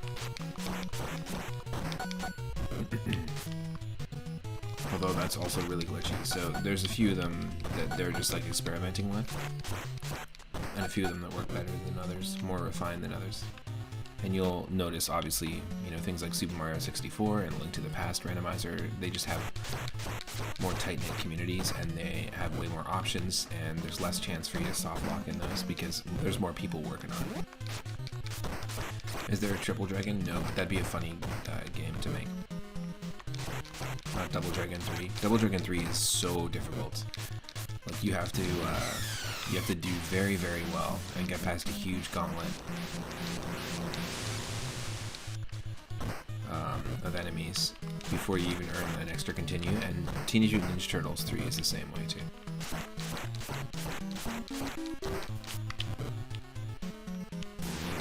I will not play Double Dragon 3. We've played it on stream before, it's very, very tough.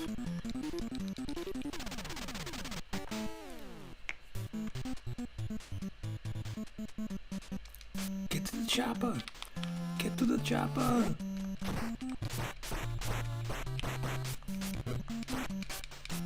Billy, Mac, and Cheese. Bimmy, Jimmy, and Blimmy. Glimmy.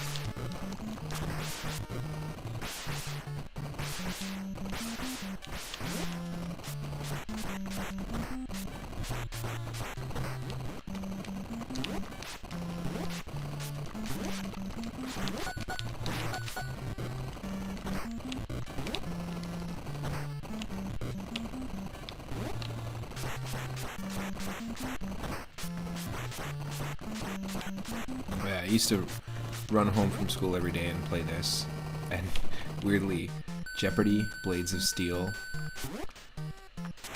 random games. And Yoshi's Cookie.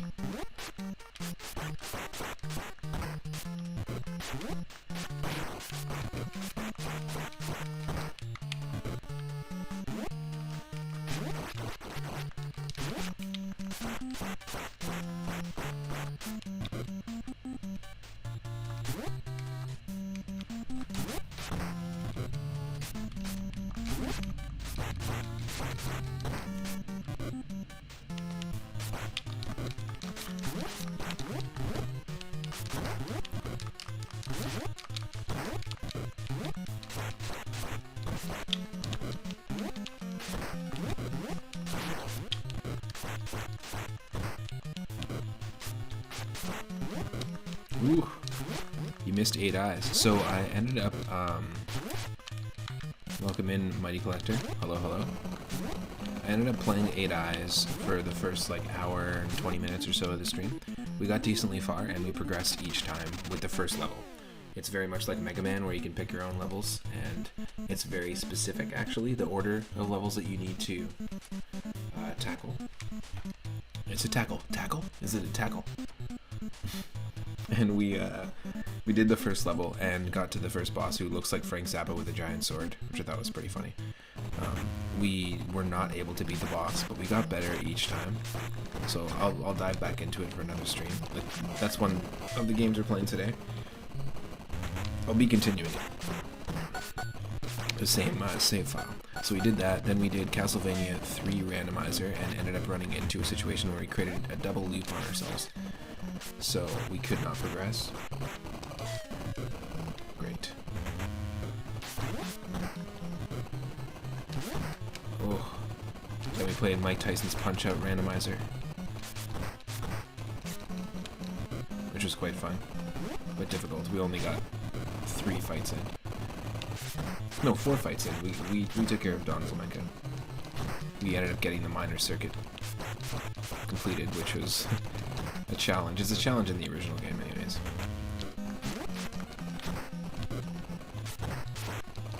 And there was one more we played. DuckTales 2. With Sonic music. Sonic the Hedgehog music. So now we're doing Double Dragon 2, because we were just talking about different games. Zombie Paper brought up River City Ransom, and I was just talking about how this is the very first beat 'em up that I ever played. My gateway to beat 'em up games. And how Double Dragon 3 is so much more difficult and requires you to do so much more before you even get a continue or earn a continue. And I don't think I'm brave enough to take on Double Dragon 3, but Double Dragon 2, really good. There is a randomizer of this, but we're not playing it because it's ultra glitchy and very often just stops halfway through your playthrough or in the middle of nothing. Kinda sucks. Hey, is that our 3rd bot? There it is, there's our 3-up bot moment. We had 3 bots banned in the channel. There you go. 3 bots showed up for the stream. Double Dragon 3, Triple Dragon. Double Dragon 64, more than 60 dragons. Over 60 dragons. You control 64 different characters all at the same time. You still can't beat this one. Double Dragon 3 seems like it might be reasonable in comparison. Ooh, so I don't know.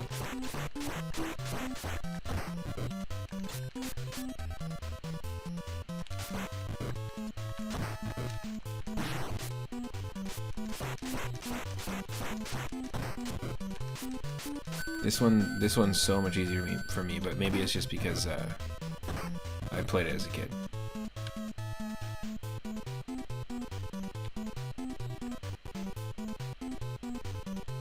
Although I say that and I only have 0 lives right now.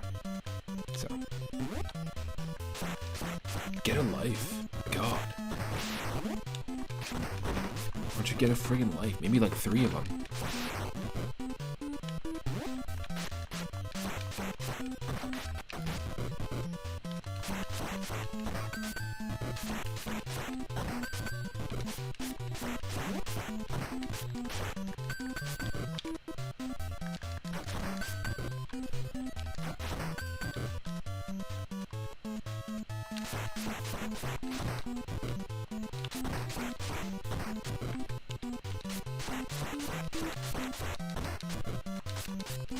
We could probably beat this 2-player for sure.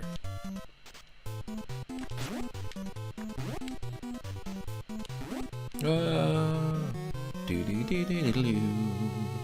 didn't even get pounched. We game overed by falling over. But yeah, you could probably beat this if we were playing 2-player for sure. I've never attempted to play Double Dragon 2 2-player and actually like, try and beat it. I've always just like played 2-player just for fun, for a few levels. But Double Dragon 1 famously doesn't have 2-player. You can't play multiplayer on Double Dragon 1 on the NES. I always thought that was very strange. It's in the name. Double. Double.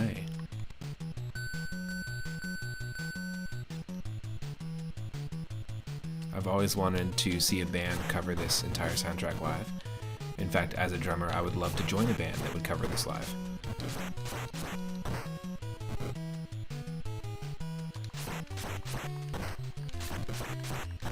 100% would do it. You think 2-player wouldn't help you?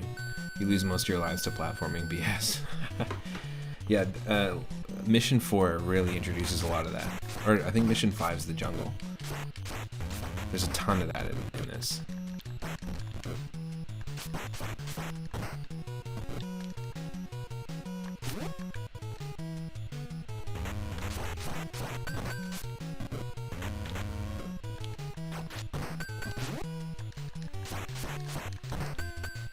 Get out of here.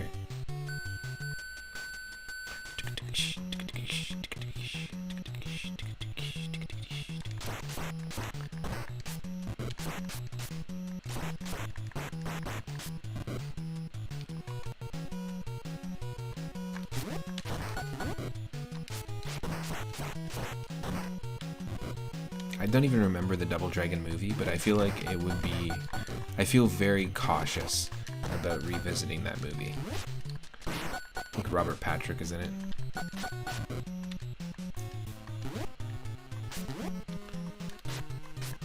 What do you think? You tell me. What do you think you would want? I'm always open to people's suggestions for channel point redeems because we have lots of people who are approaching pretty high numbers for channel points. And I mean, we've been doing this for 2 years now, so it makes sense. What do people want to see? And it doesn't have to be for 300,000. Is there anything specific you'd like to see as a channel point redeem? We do cartoon streams over in Discord, so maybe it can be related to that. It can be related to the Discord in some way. It could be related to, maybe it's a channel point redeem if you want to do like a movie screening or something. I don't know. Who knows? You come up with the idea and let me know. I'm always open to suggestions.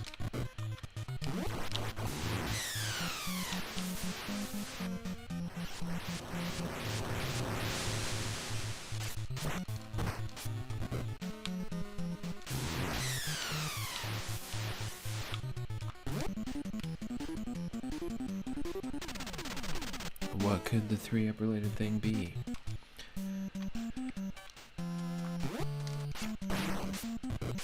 What could the 3-up related thing be?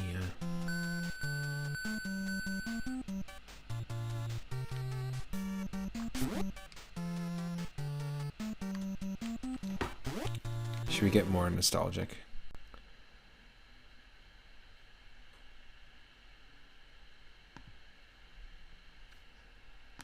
And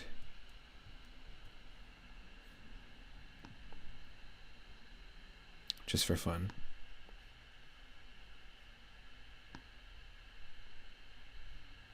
We can add VHS wiggle.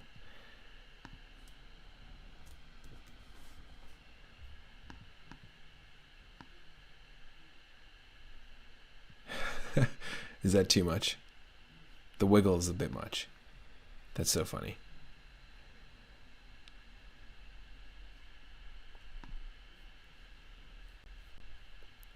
Okay, how about we do this, and then you have to spend 300,000 channel points to have it stop. I'm gonna leave it, but not the wiggle.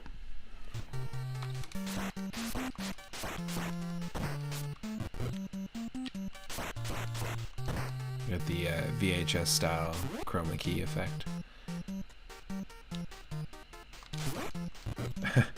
That'll be a long stream. Well, I'm not sleeping. It'll just end up being 300,000 points to just make me sleep. Go to sleep.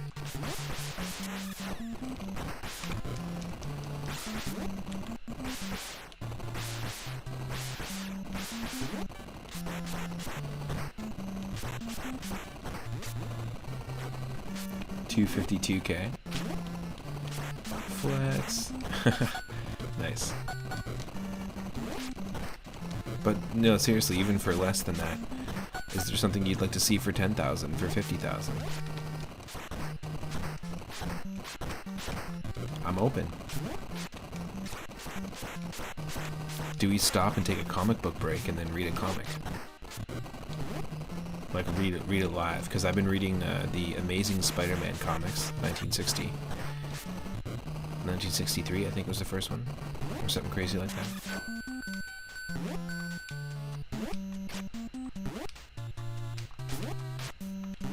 Or we can just read an issue of a comic at random, like a random comic, and then maybe that'll be a good way to be introduced to new comics. That could be pretty fun.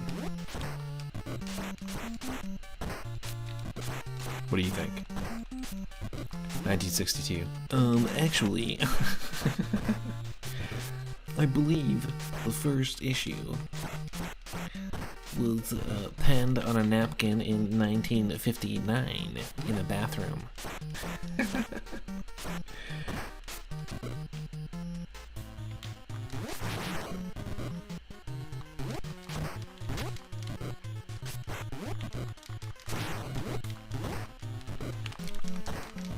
Nope.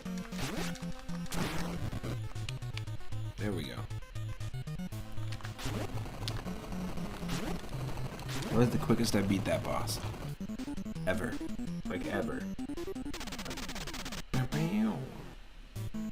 I like the idea of a comic, though.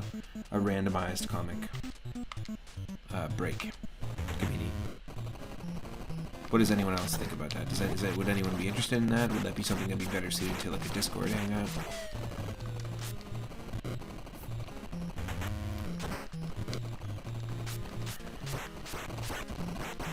And then people could join in and do voices or something. Oh, I have knowledge to share.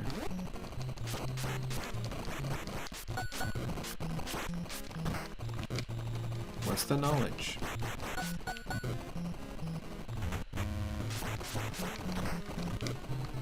I'm gonna eat your brain and gain your knowledge.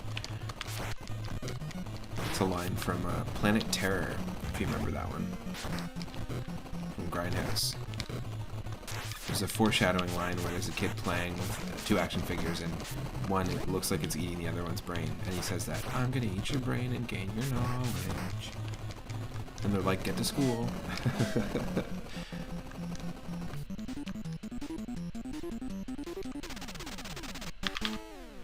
Yeah, it's so good.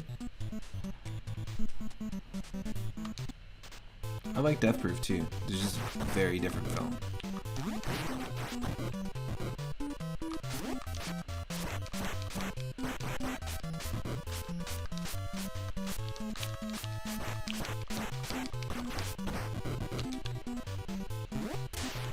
Oop.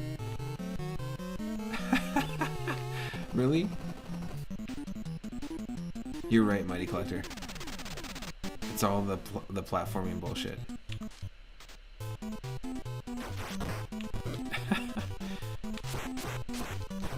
It's never the enemies. Death Proof should have gone first. It was weird going from high octane movie to a chill out movie. Oh, I thought it was first. And it ended with Planet Terror.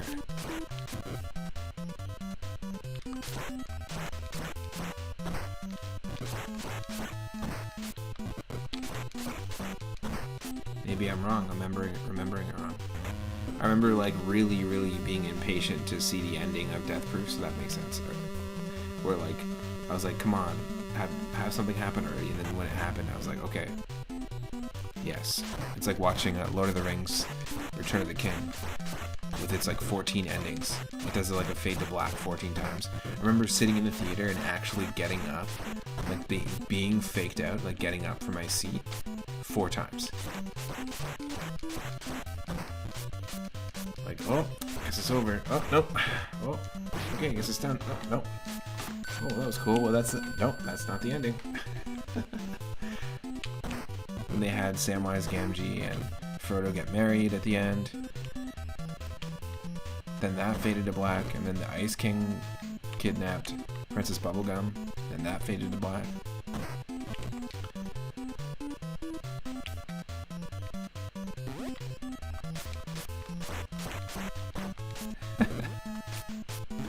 Still haven't seen either of them. You wonder how to watch the way they were shown in the theater. Oh, I don't know. I'm sure there's a way to do it. I'm sure there's like a way to, in fact, I'm pretty sure there was a DVD compilation that was like the setup exactly how they did in theater with like the trailers in the middle.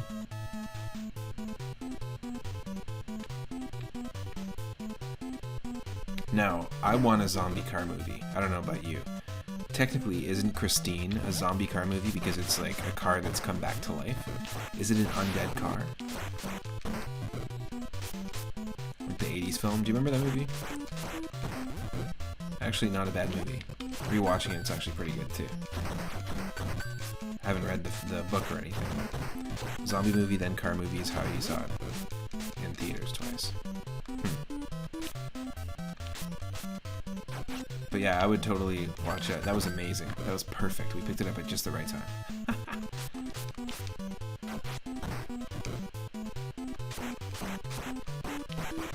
We did the perfect duck. It's totally unintentional. Stay tuned and I'll teach you how to cook the perfect duck. Totally unintentionally. You'll go for a right hook and a left hook. And by the end of it, you'll have the perfect roast duck. After these messages. Not today. Again.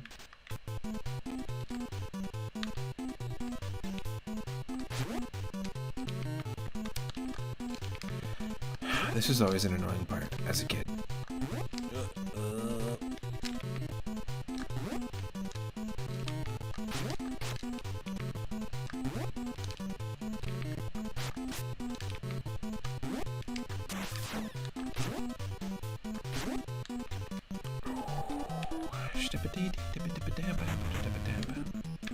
Wow. Haven't seen your clip from this room? You just fell through the floor somehow. We almost did that there. Like we almost like soared right past like the platform we're supposed to land. I haven't seen your clip though. Feel free to share it. Yeah, this stage. This stage always was the brick wall for me as a kid. So difficult. I don't know if you can tell, but that glove that's pointing when to go next, like pointing to the right, I have those emotes in our Discord space. I don't know if you've seen them before or if you could recognize them. But we have a left and a right pointing one from this game. Gotta have nods to all my classics that I grew up with.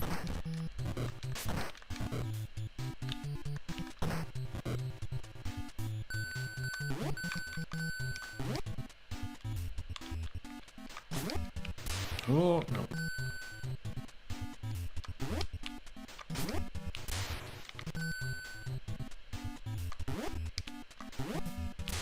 Wow.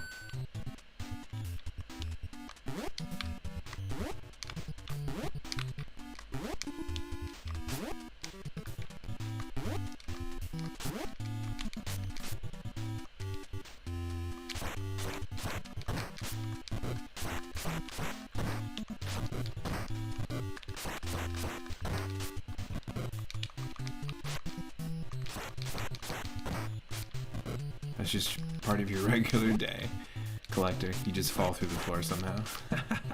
Just always clipping through the floor. So literally you have a clip. A clip of you clipping.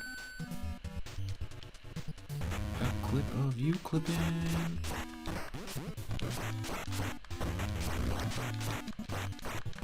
Perfect. The sidestep from the fire bomb. Oh, and then George Lopez kicks us in the stomach. Thanks.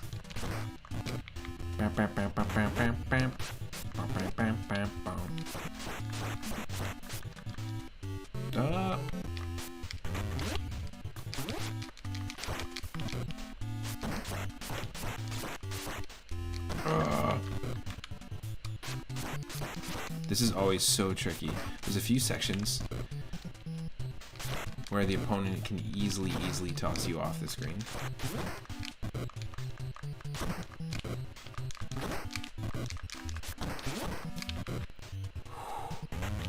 Second one. Okay, I sometimes phase from one reality to another reality, from 3 Up Moon to Rush or Mind Scan.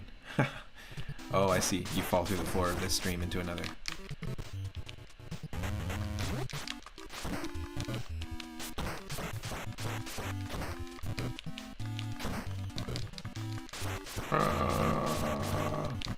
Come on.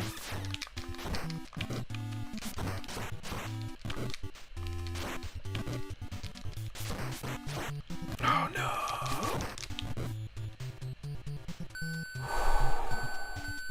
Now we're in Moon Doom mode. Unintentional one-hit KO mode.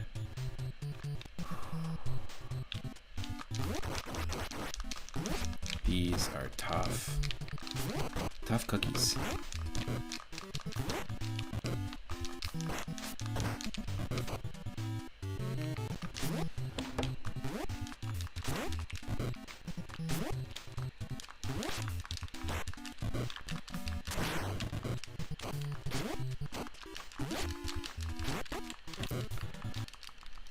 Come on.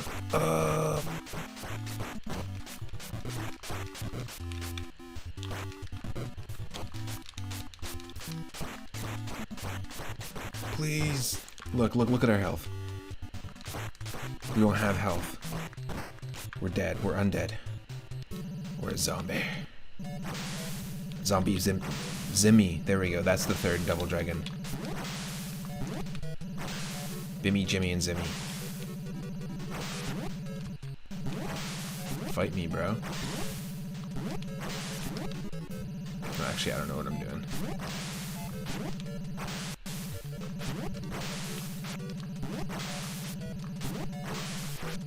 Oh.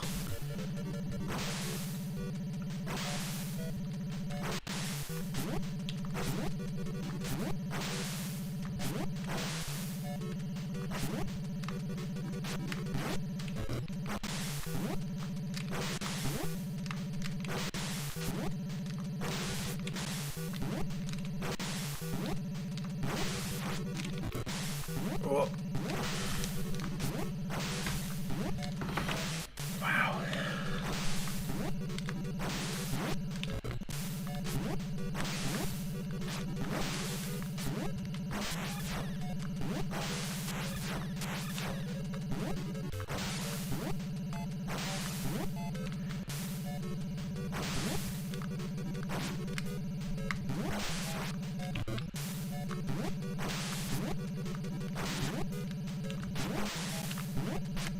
Oh, yo.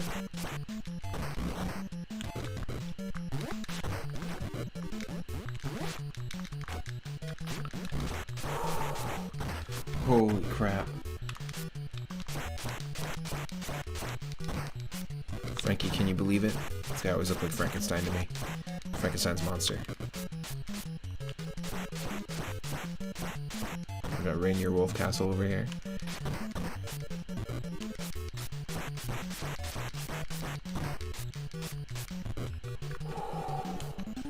Yes! That was always one of the toughest things to do as a kid. Holy crap. Oh, Mansion of Terror. Sorry, I didn't mean to be loud. Wow.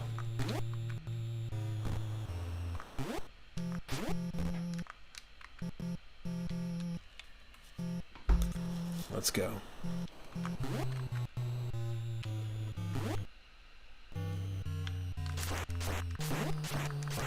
I got a full heal as well. It's the best thing that could have happened.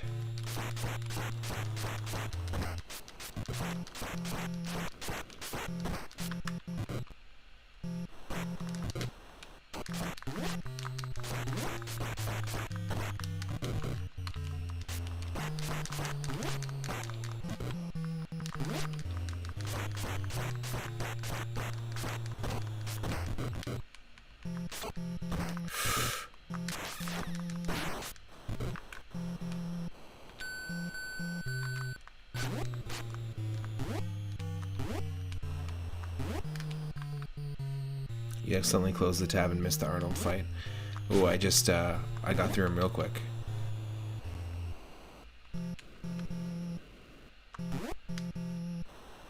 For those big guys, besides, no, actually all of them. For those big, like, double wide enemies, they're actually fairly easy. Oh, great. They're actually fairly easy to handle if you stand right in the middle of them and punch to the right. I've found. Oh wow, okay. Here's the platforming stuff.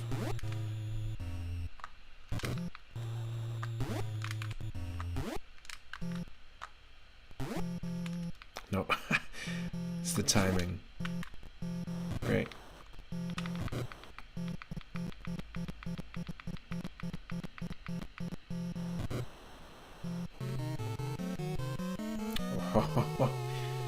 Mission 5, and then that happens. Yikes.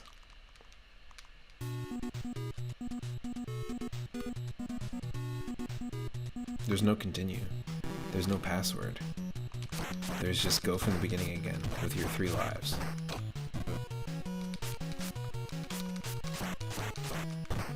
That's the tough thing. Oh. That's wild. I'm going to switch to something else, but this is a toughie. Still a great game, though. Big fan. Do recommend.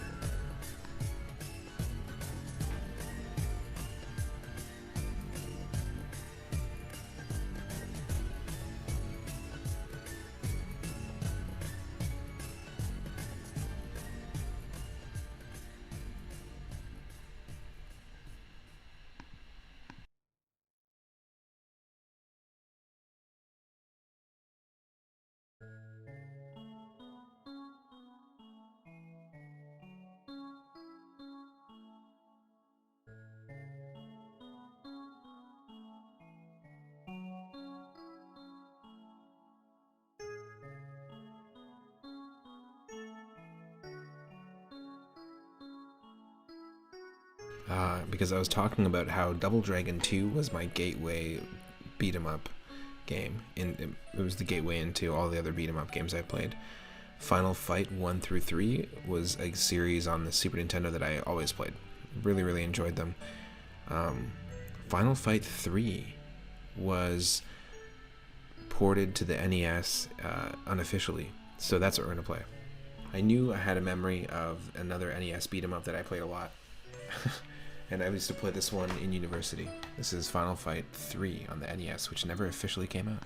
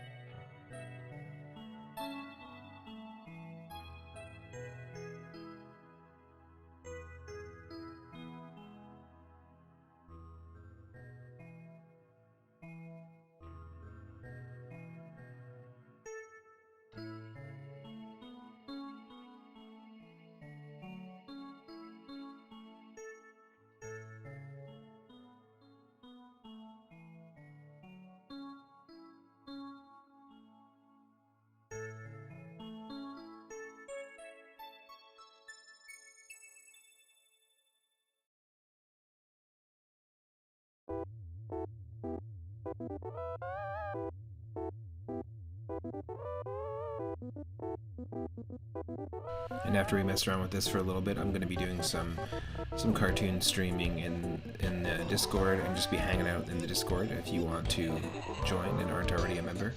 And then eventually we will be tomorrow doing a stream at 10 a.m. Pacific. Potentially even a little earlier. Maybe we'll do an early morning stream, and we'll likely do a retro roulette. Maybe play a little bit more of 8 Eyes. And in the evening, if my partner's feeling better, we'll play Mario Golf. My partner and I have done like 6 or 7 streams where we played Mario Golf 64. I'm really in the N64 vibe right now, and we're both really kind of missing playing it, so we'll do that. Maybe we'll play some Tetris, because we played some Tetris Battle Gaiden streams as well. It's a fantastic Super Famicom Tetris game that is very focused on 2-player, and you can do all sorts of really cool maneuvers. It's got a really good soundtrack, and you can basically, it's very like battle focused. You can attack the opponents kind of like Puyo Puyo Pop or Dr. Robotnik's Bean Machine. So that's the plan for the next couple of days for the extended weekend. Stick around for some Final Fight 3, and then I'll be hanging in the Discord with some classic cartoons and just hanging in general. And I think, yeah, keep brainstorming on ideas for, 300,000 channel point reward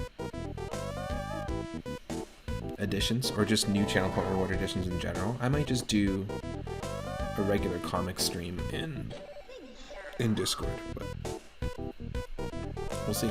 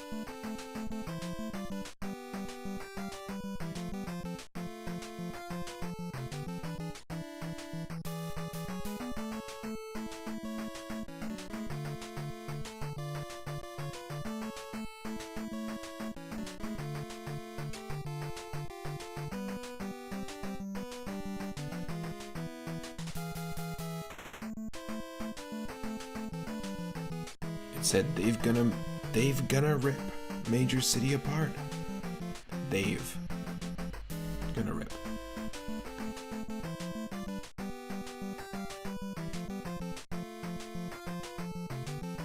They have gonna rip.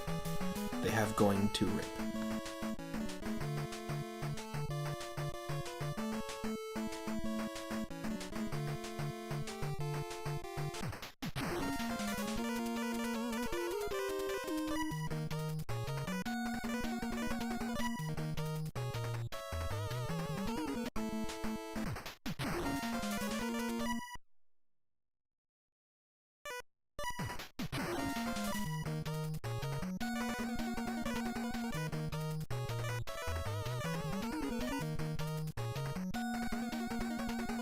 I have no idea what automatic 2-player was, but let's try hard mode, because I've played this normal before, not on stream, but just before. Final Fight 3, the finalist fight. Final Fantasy 15, 16, what are they on now? There's as many Final Fantasies as there are Land Before Time movies. We have to play as Hagar, come on. The mayor. I'm the mayor. Hugger, it says at the top. He just likes to hug people. So yeah, this is an unlicensed game. It's a bootleg game. Obviously, it's just one of those like bootleg games that was meant to just cash in on the fact that Final Fight 3 had just come out on Super Nintendo or arcade. But it's actually pretty good.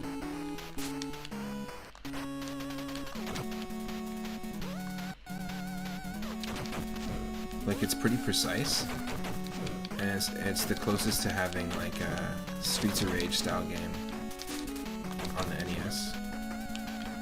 Like, you can do the double tap forward, which is a super important thing. You can dash towards enemies.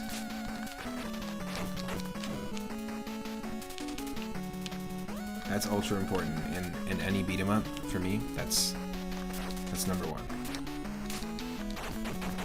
Number two, you need a baseball stadium stage. And number three, that baseball stadium stage needs to also feature aliens that look sort of like xenomorphs, like just, you know, legally distinct enough from a xenomorph or alien queen from the Alien movies. That's the number two requirement. And I would say number three requirement would be the ability to pick up your opponents and throw them at your other opponents. Like Scott Pilgrim vs. the World and River City Ransom we were talking about earlier.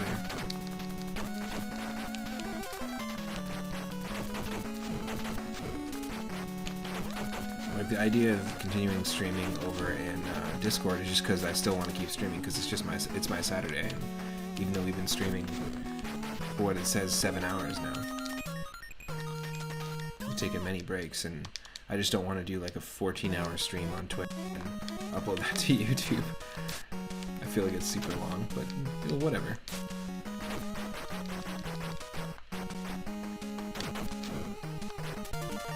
I really dug the cartoon stream yesterday.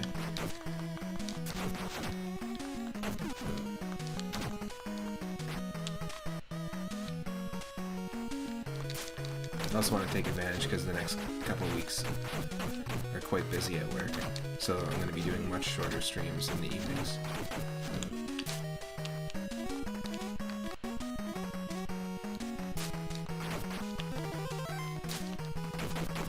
Yeah, it doesn't feel janky at all, which like a lot of these unlicensed games did. I mean, I didn't know for a long time that my version of Pac-Man was unlicensed, and my version of, well, RBI Baseball 2 and RBI Baseball 3 were games that I had in my original NES collection. And I didn't know those were unlicensed. I was just like, oh, they have like cool black cartridges that look like Corvettes. They're like futuristic cartridges. They almost look a little more like a Sega Genesis cartridge.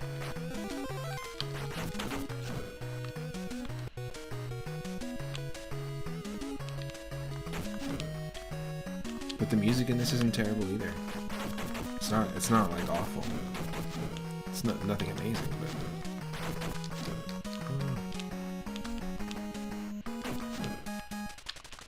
I would recommend checking it out if you are a fan of beat 'em ups and NES games.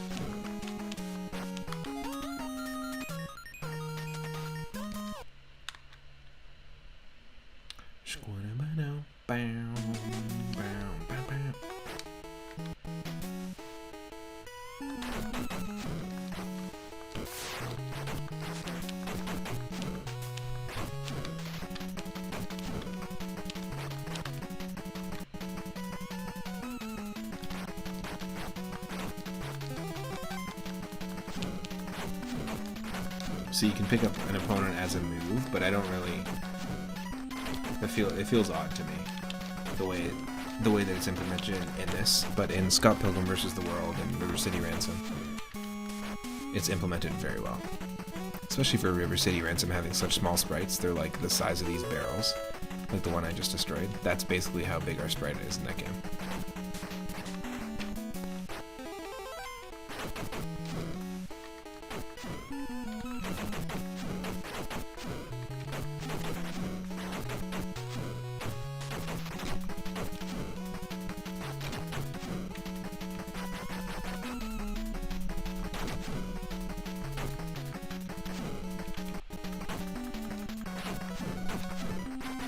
Is that supposed to be us picking up the opponent and then breaking their back on our knee? Bane and Batman style? That's funny. It was a very shoddy attempt at that animation. Hey, look! It's Waluigi, he just doesn't have his purple outfit.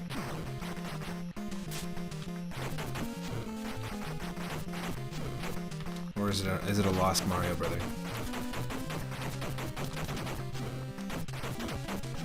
Yeah, the other ones are not.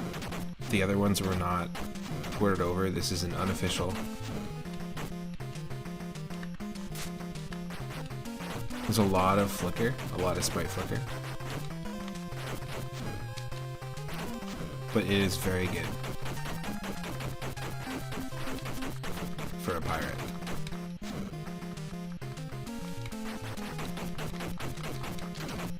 Can't tell if I'm actually doing damage.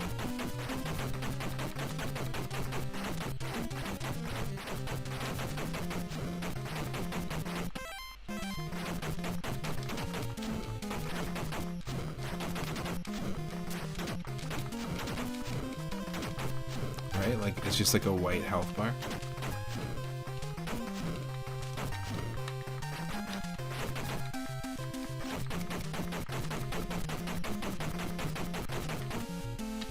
This is where things get a little janky.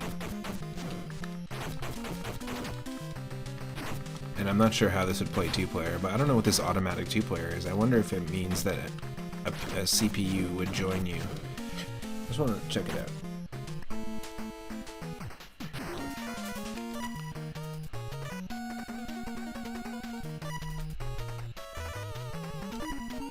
Okay, I'll be Lucia. Yep. That's amazing. Name me one beat 'em up that lets you play two-player co-op through the game with the CPU controlling the opponent. Is that a thing?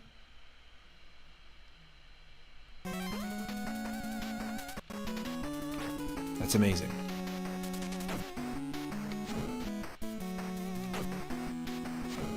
Thanks.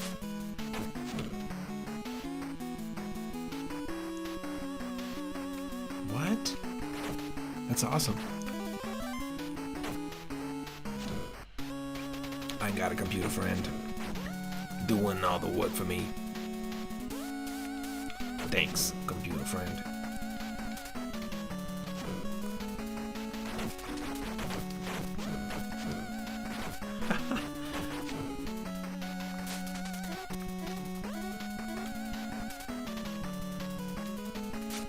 How smart is the AI?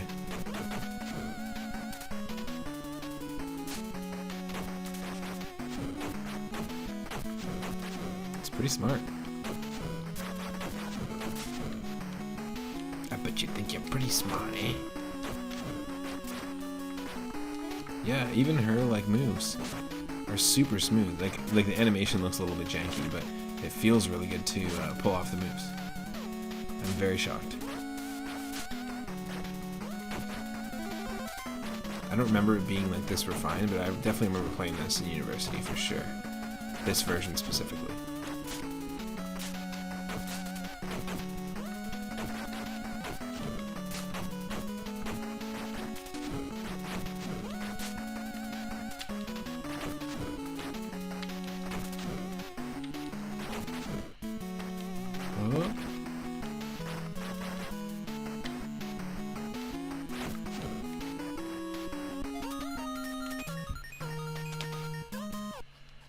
Okay, let's see if we can take out this Mario brother.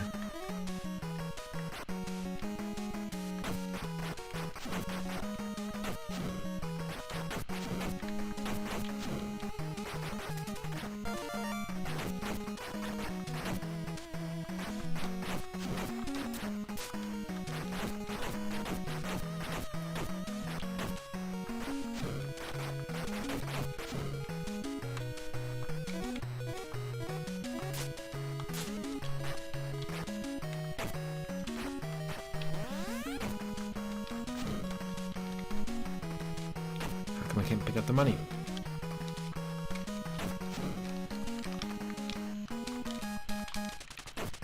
I weirdly can't jump right now. It's odd. Or attack.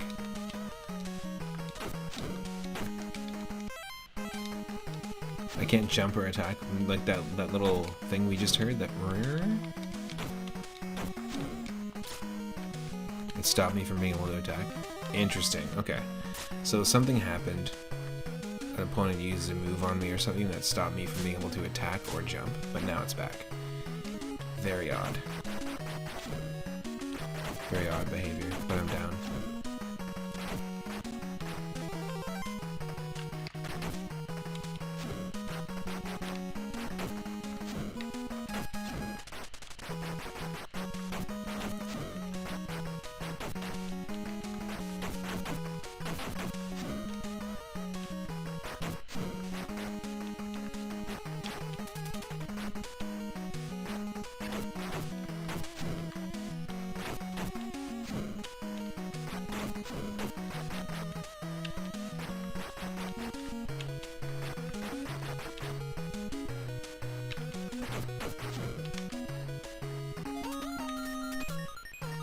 The music, the fanfare reminds me of Scott Pilgrim vs. the World.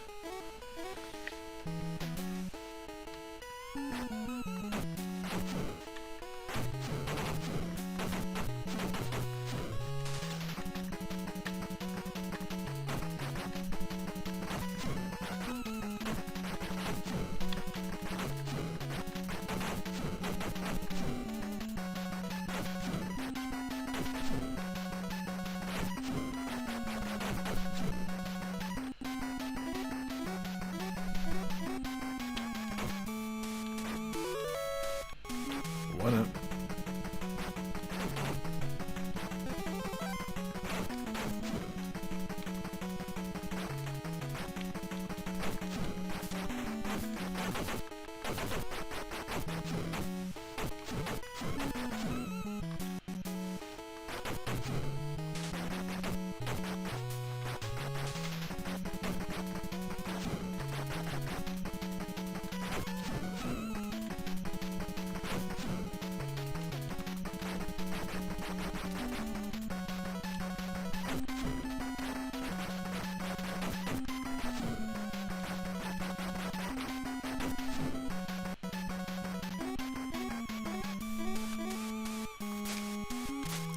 Very odd CPU behavior.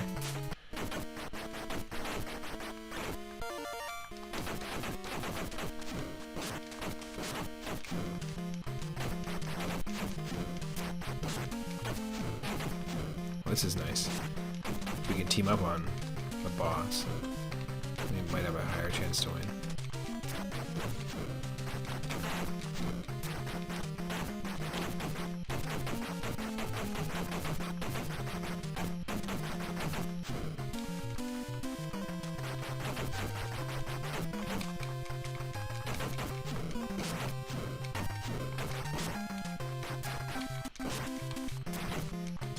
I just can't tell if we're doing damage. I definitely know we are because the animation, he's falling over and he's flashing too, so the animation is telling us that, but the HP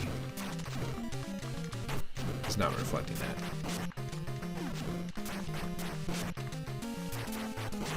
Come on.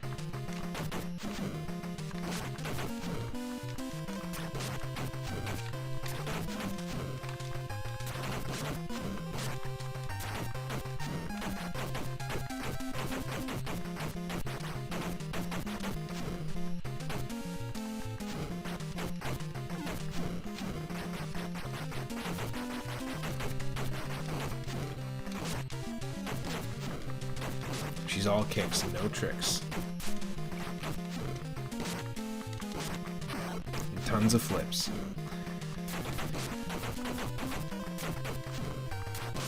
There we go. Okay, we finally broke through whatever shield he had. Come on, Dave. Go to sleep.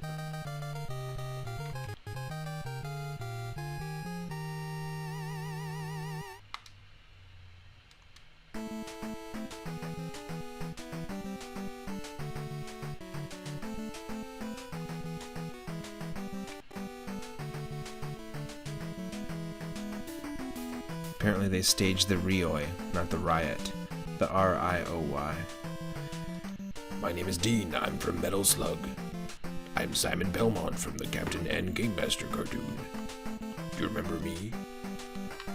My name is Waka from Final Fantasy. Okay. That's enough.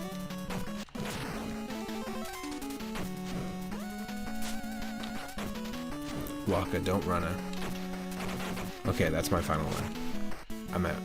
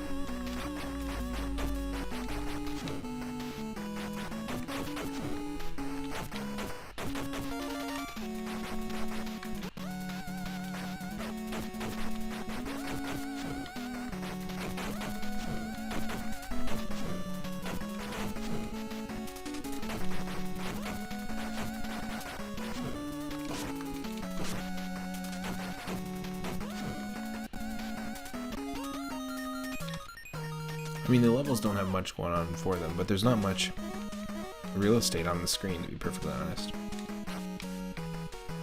And they did a pretty damn good job, considering.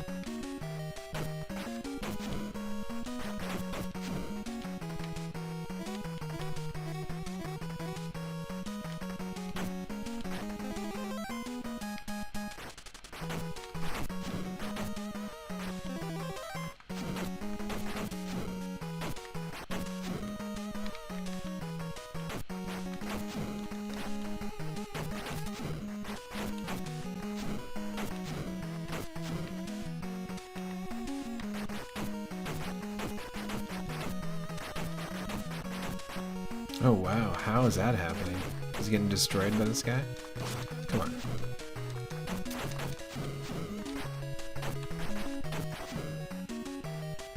Heal up, Hagar, come on. Maybe the PC doesn't know how to heal.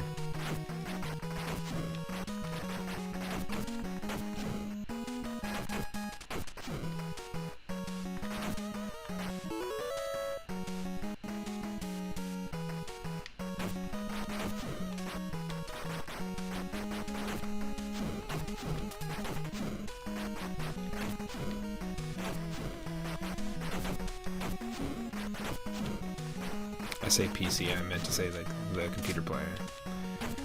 Not PC. CPU. The bot. That bot. The mayor bot.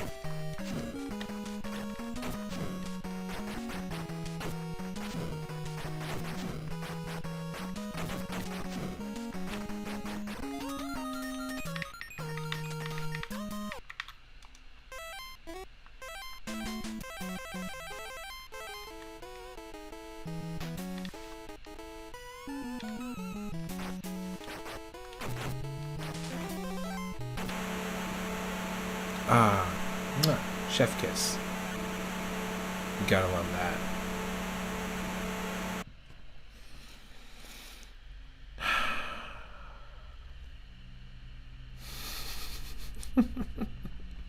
Okay, I'm gonna switch over to Discord. I'm gonna wind down for the night. We'll probably have some classic cartoons. Think Saturday morning cartoon style, but just on shuffle. And you can just pop in at your leisure if you want. If you're not a member of the Discord, feel free to join. I want to say thank you to every single person who's been hanging out today. We played a ton of really cool NES games, including 8 Eyes, which we will continue. And I know we will beat Frank Zappa. We will steal his sword. That is one of the goals. I want to say thanks to everyone who recently followed. Oh Noise, Babylon Zool, Caffeine Terry, Heart of Mithril, Garrett CRW, Swimmer Bruno, Puzzle Better, Dan Van Dam, Black Moon Rose, and our number 800 follower, which was Soul the Seeker. Also, thank you to Soul the Seeker, Prismatic Rhythm, Eternal Symmetry, Dan Van Dam, Dragon Gem, Saber544, Benez256, and Horatio Outside for the raids. Thanks to Moose Bones and Henny Blank for the continued subs. I really appreciate it, all the people who support the channel every day, and we do this every single day from 5 p.m. Pacific onward. You can always catch me here. Tomorrow being my weekend, I'm going to be streaming at 10 a.m. Pacific, maybe a bit earlier. So maybe I'll catch you there, or I'll catch you in the Discord. Stick around, we're going to raid someone, and I think we're going to raid our good friend Rush Pirate, who was hanging out here earlier, and I was talking about earlier. It was the first person we did a shout out to, so stick around and we will land over in Rush Pirate's stream for a fun Wednesday evening. Take care. If you're watching on YouTube, I will see you in the next part, the next stream. Bye-bye.